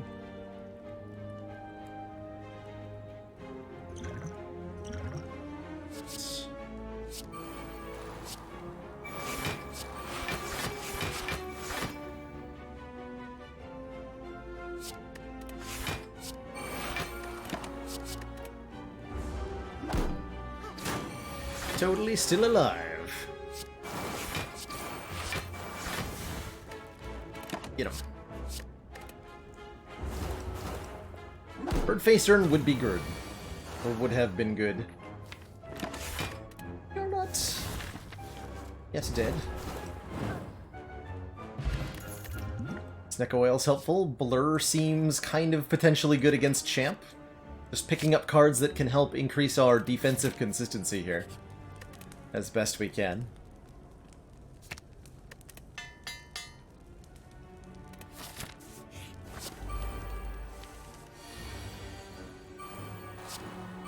Double after image.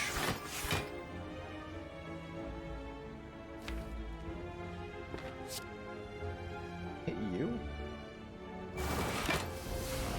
Might result in our death. We'll find out.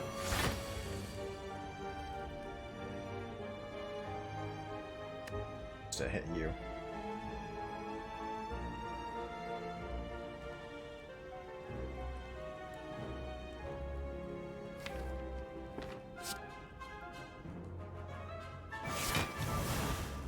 Maximum debuff.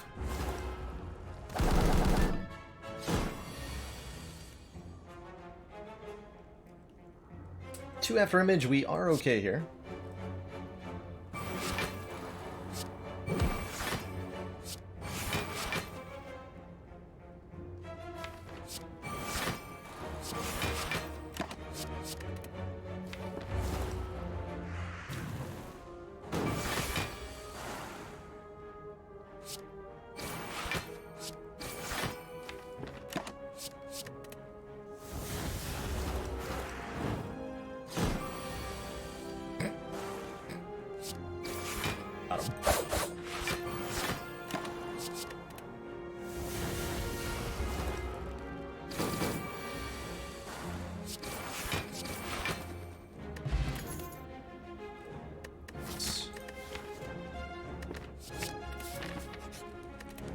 Gotta build up the poison on Champ in the big way.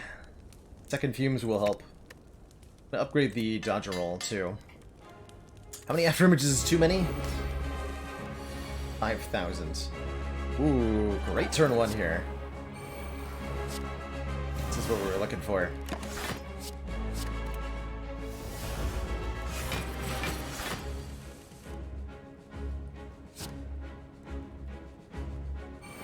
Definitely what we're looking for.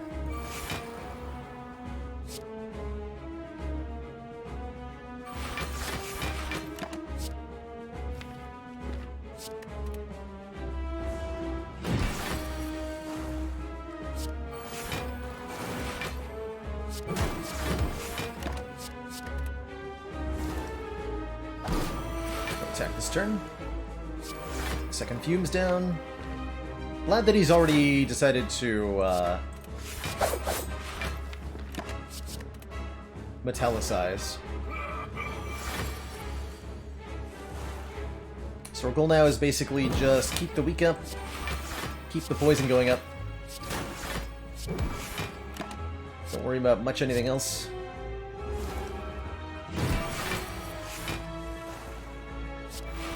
Yeah, so far looks like the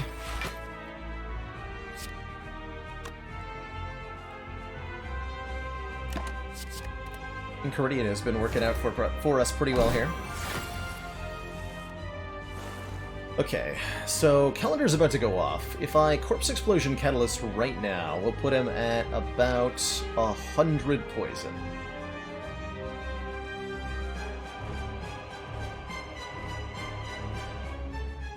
Actually, what I want is for him to end this turn at 221.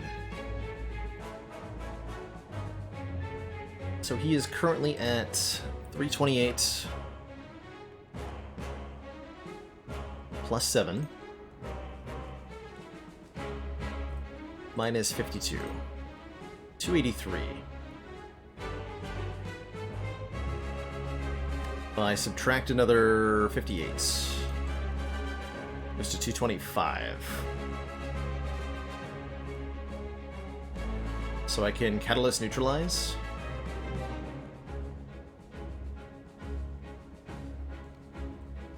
That works.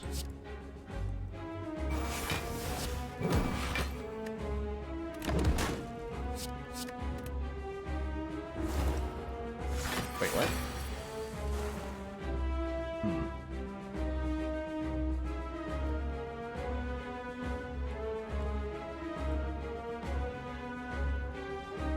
Oh, I forgot to count for the poison he already had on him.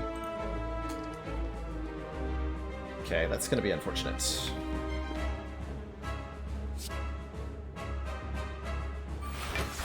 Make this work, though. I hope so. Otherwise, I've made a grave mistake.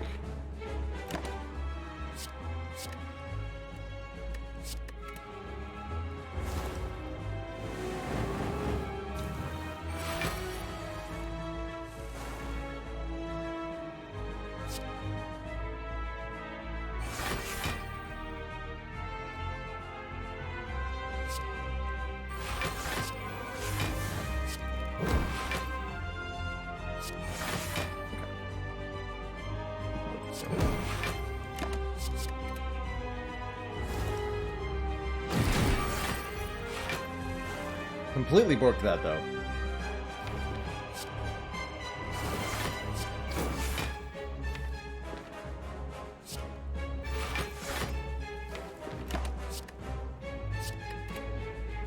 Like he's buffing strength here. Wouldn't be bad, though. I kill him next turn, I can. Yes? Yes. As long as I play this Corpse Explosion.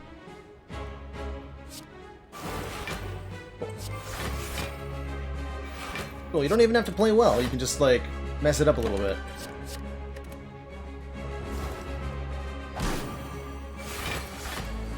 There.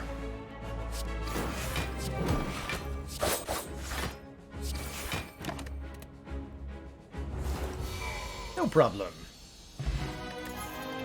Never didn't have it. That's right. Gotta be burst, right? Burst Malaise, Burst Catalyst, Burst Corpse Explosion. Definitely a burst. Definitely a burst. Taking the crave out of great mistakes since 2020. Dang right I am. So Copy Tripper does not claim another life, not least not yet. That's why we take it. That's why we take it. Yeah, basically, here's my entire face during during that fight. Numbers, math, who needs them? Not me. Not me. I draw 10 cards, Sacred Bark with Snecko Oil. It's real. It's actually not a bad tiny house. 5 max hit points, feels pretty good. Do I want 5 energy on this deck? Kind of, actually, yes. Kind of. Although Philostone a little spooky. Really want to get rid of these strikes. Would have been a good Pandora's box. Definitely want to hit 2 shops in Act 3, excuse me, if we can.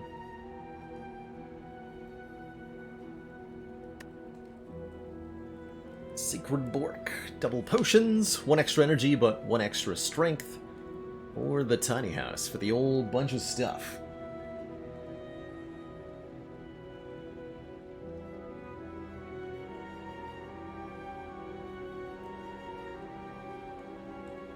Hey K-Man, glad you like the new emotes. They have been well received so far. Baylor What and Baylor Cherry in particular seem like they're instant hits. Very thrilled with that. 5 upsides, 0 downsides. That's right. Right. The 50 gold's significant. Believe it or not. Random upgrade's pretty... well, it's likely to hit a strike. Relatively likely to hit a strike.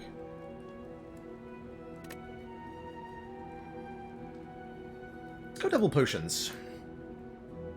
I think Sacred Bark can be pretty powerful. And if it finds us like a regen potion, it could be extra powerful.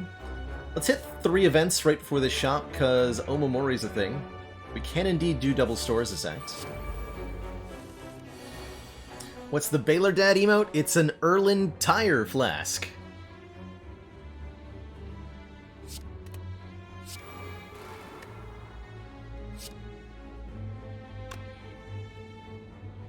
Obviously.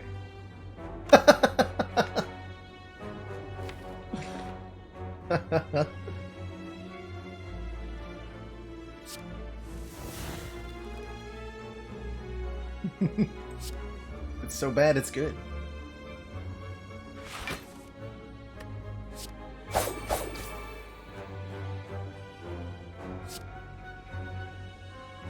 So bad it's good.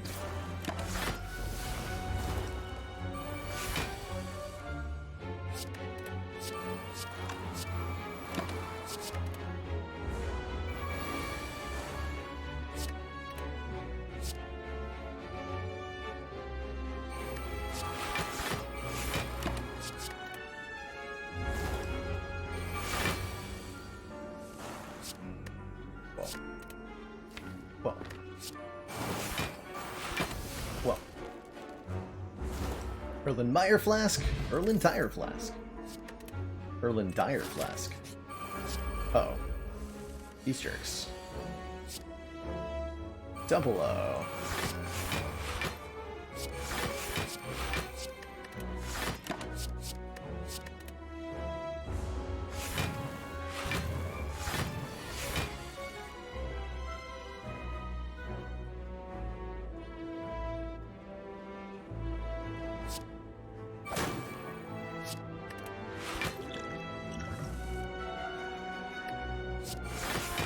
Okay.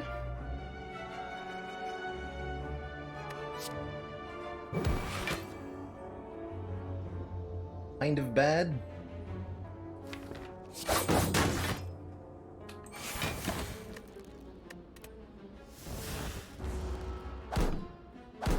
You snack a whale? For almost saving my life. Can actually get there, unfortunately.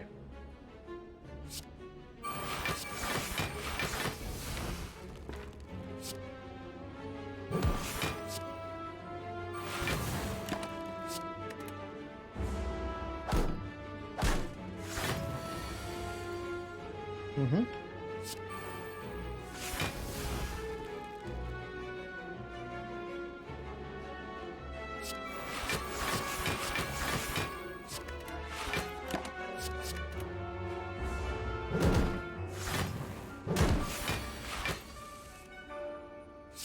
A fight.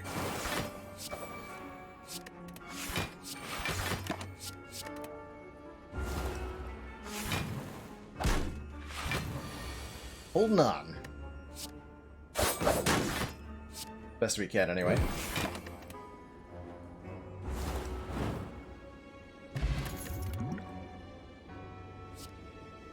Acro feels okay. Escape plan seems better, though.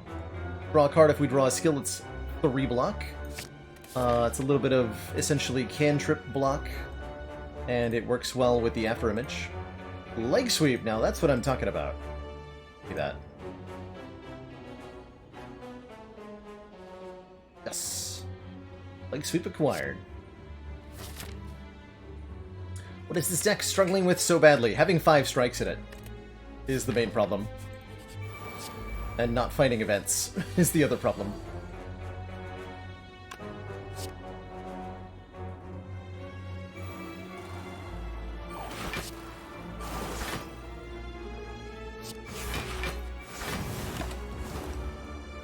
Yeah, mostly the problem is that we didn't remove any strikes yet, and so we're gonna have draws like this one constantly until we fix that.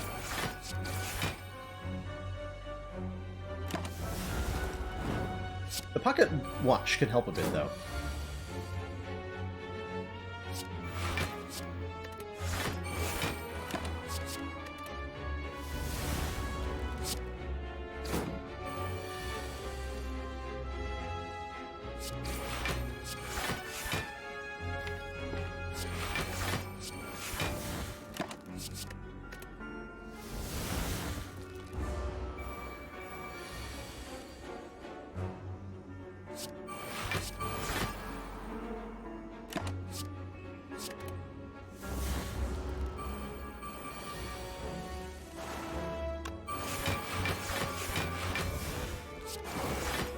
Stone Calendar sends its regards.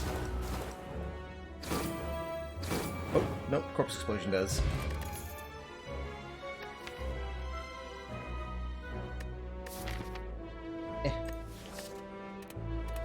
Alright, store. I have 430, well, 444. Ooh, lucky number. Lucky number pair. Commander, one of our most I can't valued afford that pair, can I? supporters. Not really. Says continued support of the XCOM project. 3 dots, thank you so much for those 7 months of Twitch Prime support. It's a long heckin' time. Slingshot could be nice for 2 additional strength. I'm definitely leaning towards Dark Shackles, Card Remove, and probably Power Potion. We have more health than it looks like, thanks to a 24 block Potion.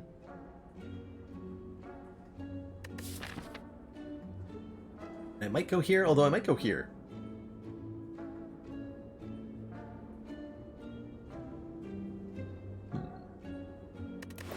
Grades are nice. Definitely take Dark Shackles, though.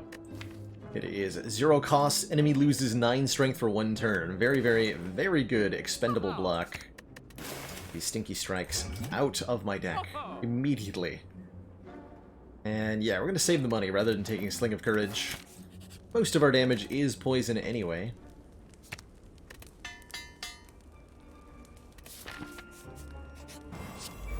Ah!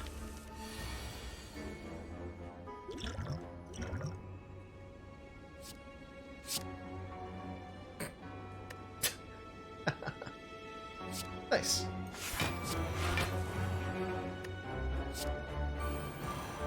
I'm not going to play any of those immediately, though. Got Pocket Watch to help us draw them again.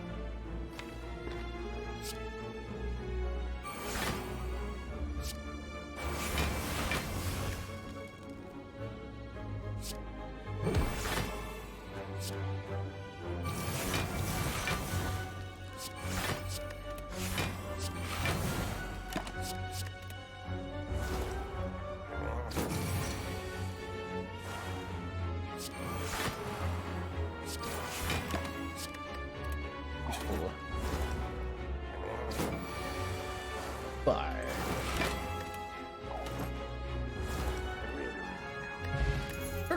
Prevents us from becoming frail. Swift Potion is draw 6. And none of these are any good. Second Merchant with an Orange Pellets. Oh my. And a Piercing Whale.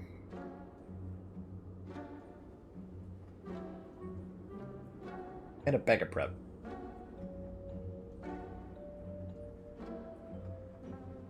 I want all of it.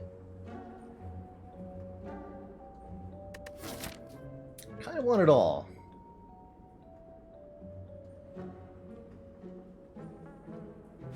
That middle potion, that's a weirdly colored poison potion.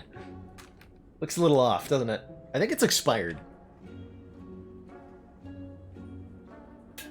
I don't know where the merchant gets off on charging full price for that thing, but I'm not going to pay it. Whale and Pellets feels potentially better than anything else we got going on right now. As much as it would be nice to remove another strike here. Whale is way too dang good.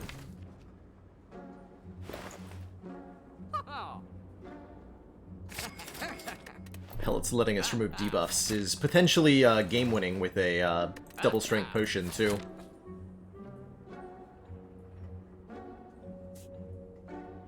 One more upgrade for one less elite, one more event. I'll take the elite fights. Because that's just the kind of guy I am.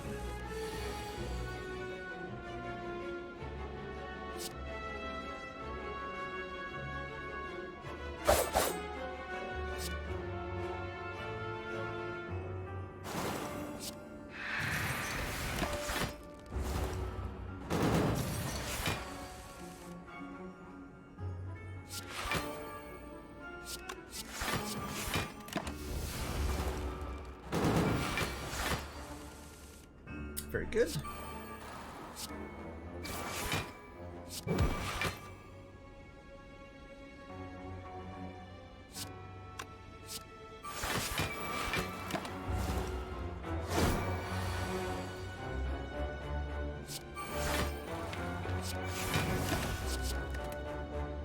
This should be a pretty easy fight from here. We got through the difficult part already. Did we? May have to be my block pot. It's okay.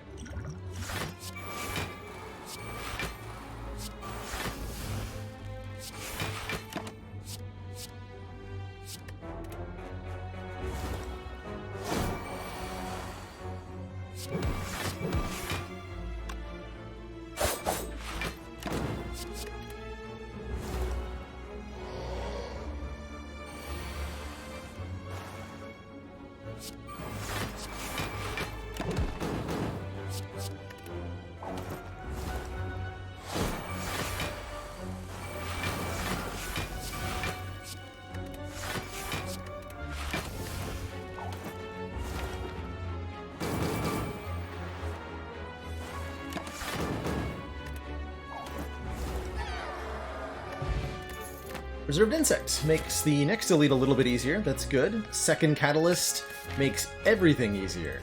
Excellent. Most excellent.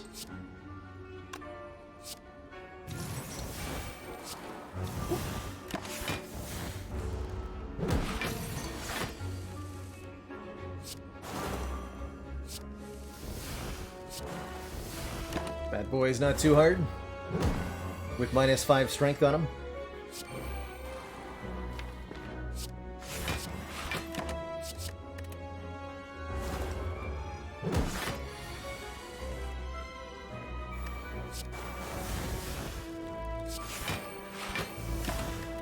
Easy.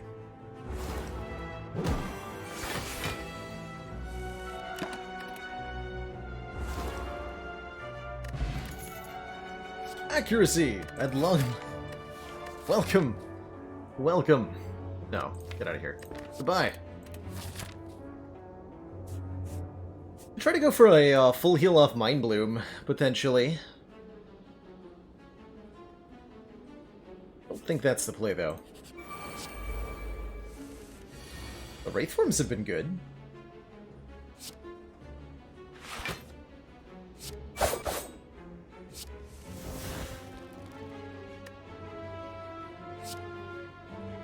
I'm gonna play this.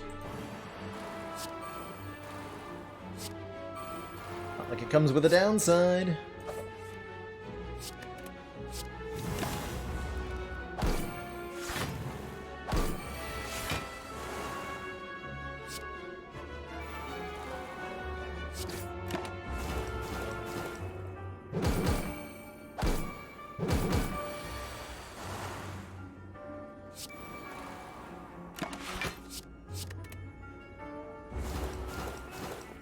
I guess I could've just killed him there. I was waiting for Corpse Explosion for some reason.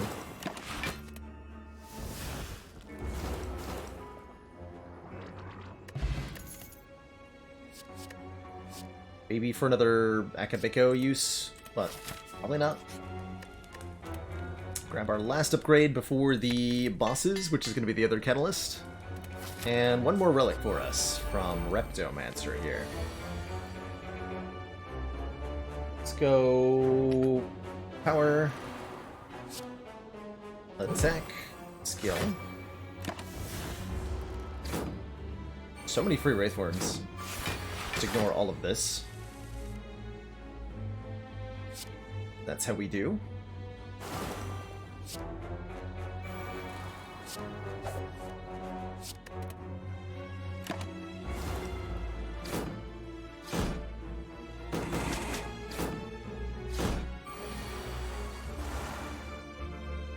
So we do.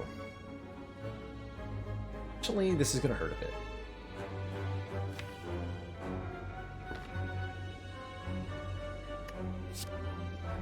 Might be a Swift Potion. Although I don't see it how it helps all that much. Well, I guess we could burst block cards.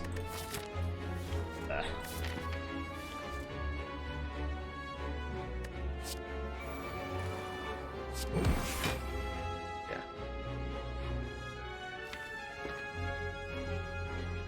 Taking a lot of damage otherwise. Fortunately.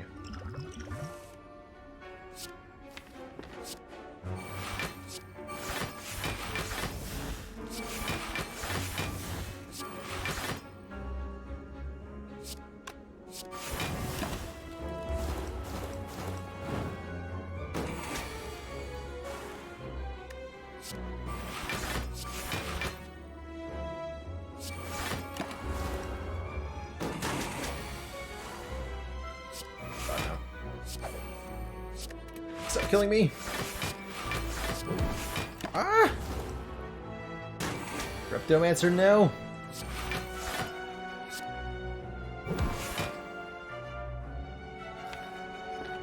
Bad Reptomancer.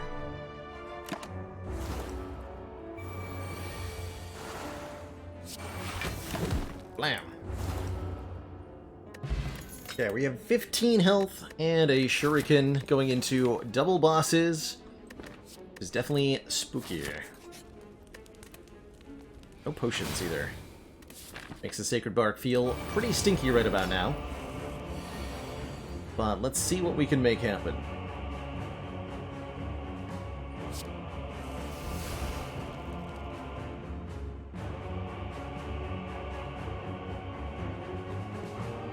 Uh-huh.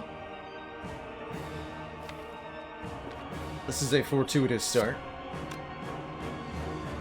2 more cards.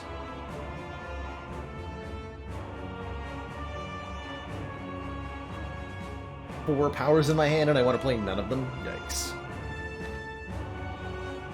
Gotta kill these birds fast. Probably Poison Stab neutralize then? Yeah.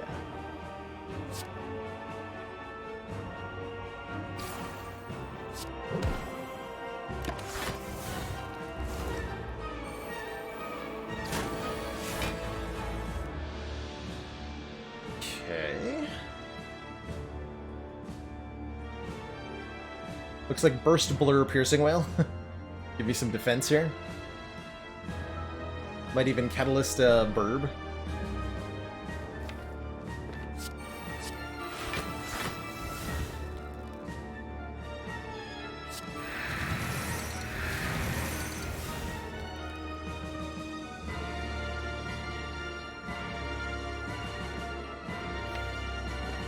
I don't need to.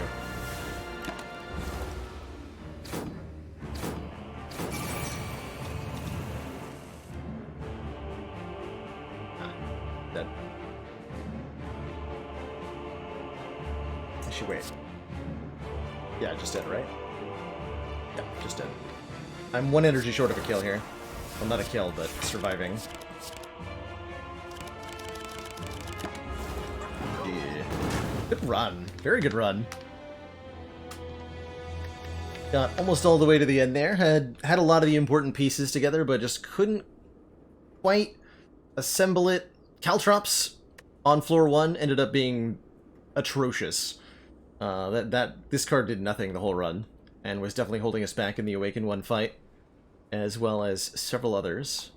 Struggled against Reptomancer, couldn't get our strikes out of the deck. Or frequently had options that were better than removing strikes at stores, which led us to having too many strikes in the deck. Just not quite consistent enough, no dexterity, no consistent card draw past the master strategy. GG. GG. GG. Reverse ladder more difficult than expected? No, I expected it to be very hard. It is very hard. It is very hard. Challenge is ridiculous. I think that is where I'm going to wind things down, but if you're willing to stick around for a moment, I do have a bounty I'd like to complete before I sign things off. We can support the stream together by watching a quick 1-minute trailer for something called...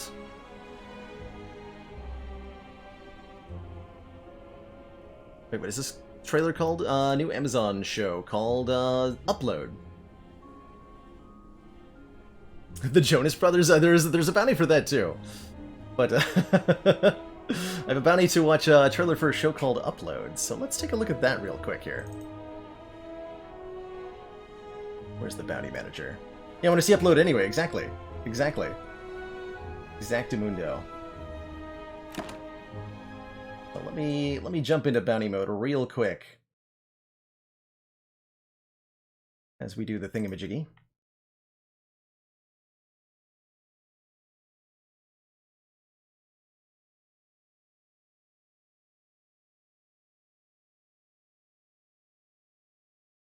And we'll check this out together. So this is about a show where people are uploaded to some sort of corporate paid afterlife after they die. Which I think is so cool. Wait, where's my bounties? Thingy, hello. Oh, right monitor display. There we go. Okay, perfect. Perfect. Go full. Okay, make sure the volume is not ear-shatteringly loud here. And let's watch this. In okay? Yeah. Are you both, Dead? Yeah. Yep. Is it gonna break? It's gonna break.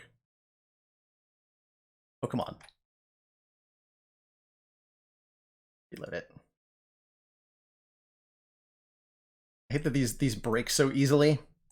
Yes, thank you for all the nonsense on the tab. Meet site. There we go. Yep. God. Welcome to Lakeview, a digital afterlife environment. Needlessly difficult sometimes. Enjoy. The ads know us better than we know ourselves. There we go. 10 signs you're invading someone's personal space. Sorry, bro. So I understand you were in a bad place yesterday. It's only weird if you make it weird.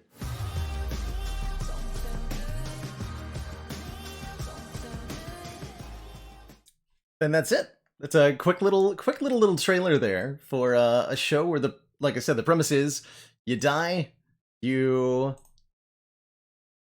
pay for some sort of afterlife software package, and those are the experiences you have. Kind of like a little bit of Black Mirror, yeah. I think it's on the funnier side that they seem to be trending, but such a short ad, it does make it hard to get an idea, right?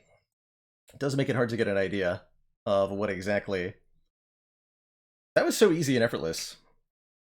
Thanks for helping with that, everybody. Goes a long way towards supporting the stream. Unmute Spire there real quick. More bounties? We want to do another one? We can watch the trailer for Jonas Brothers' Happiness Amplifies. If we want. Happiness Continues, excuse me? Happiness Continues by the Jonas Brothers. If you wanna have it at ya, then why not? Let's do it? Let's do it. Sure. Let's do it. Activate bounty, accept and activate.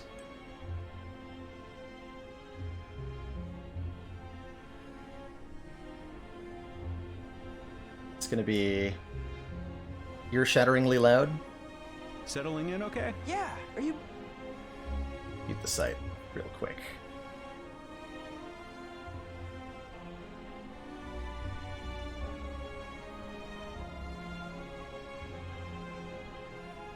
Alright, you asked for it, I'll give it to you.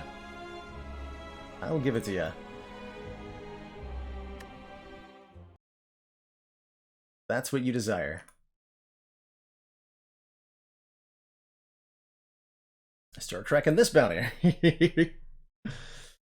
Alright, so this is a trailer for something from the Jonas Brothers. I'm not 100% sure what this is. I have not watched this trailer, but let's experience it together. I can finally say that I made money off the Jonas Brothers. Thank goodness. Thank goodness. All I ever wanted. Thanks for helping with that as well, everybody. These bounties do go a really, really long way towards supporting the stream. Somebody is asking in chat, why don't I play like ads? Why don't I do ad breaks during the middle of stream? And the short answer is that the bounties like this, where we watch a trailer as a community, are way more dollar per minute of content than the press ad break button ever would be. It's just not really efficient, I don't think, to run conventional ads, but the bounty system, way, way better. Way, way better. Not even the original. Do I mind sharing how much I get for that? I wish I could, Scopy and Z, but I am bound by contract to not reveal that number. Just not allowed, I guess. So if I want to continue to be able to do them, I have to be mum about the money made from them. It's significant, though. I can say that. It helps quite a bit. Helps quite a bit. I do have another, not another bounty to watch now, but another bounty I wanted to grab off the bounty board. Just snag that one. Can I activate bounty?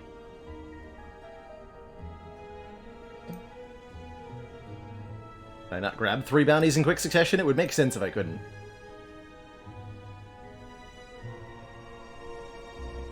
Oh, I have to select a platform. Aha! Ah. Anyway. That is going to be it for me tonight. Thank you so much for joining me, everybody. Been a pleasure getting my head caved in by A20. We'll be back tomorrow with some more Slay the Spire action. Not sure what I'm going to be doing tomorrow, but it's probably gonna involve some Spire. So look forward to that. Not later than 4 p.m. Eastern Standard Time. Hope to see you all there. Thanks for watching, everybody. Ta-ta for now. I'll see y'all next time. Toodaloo.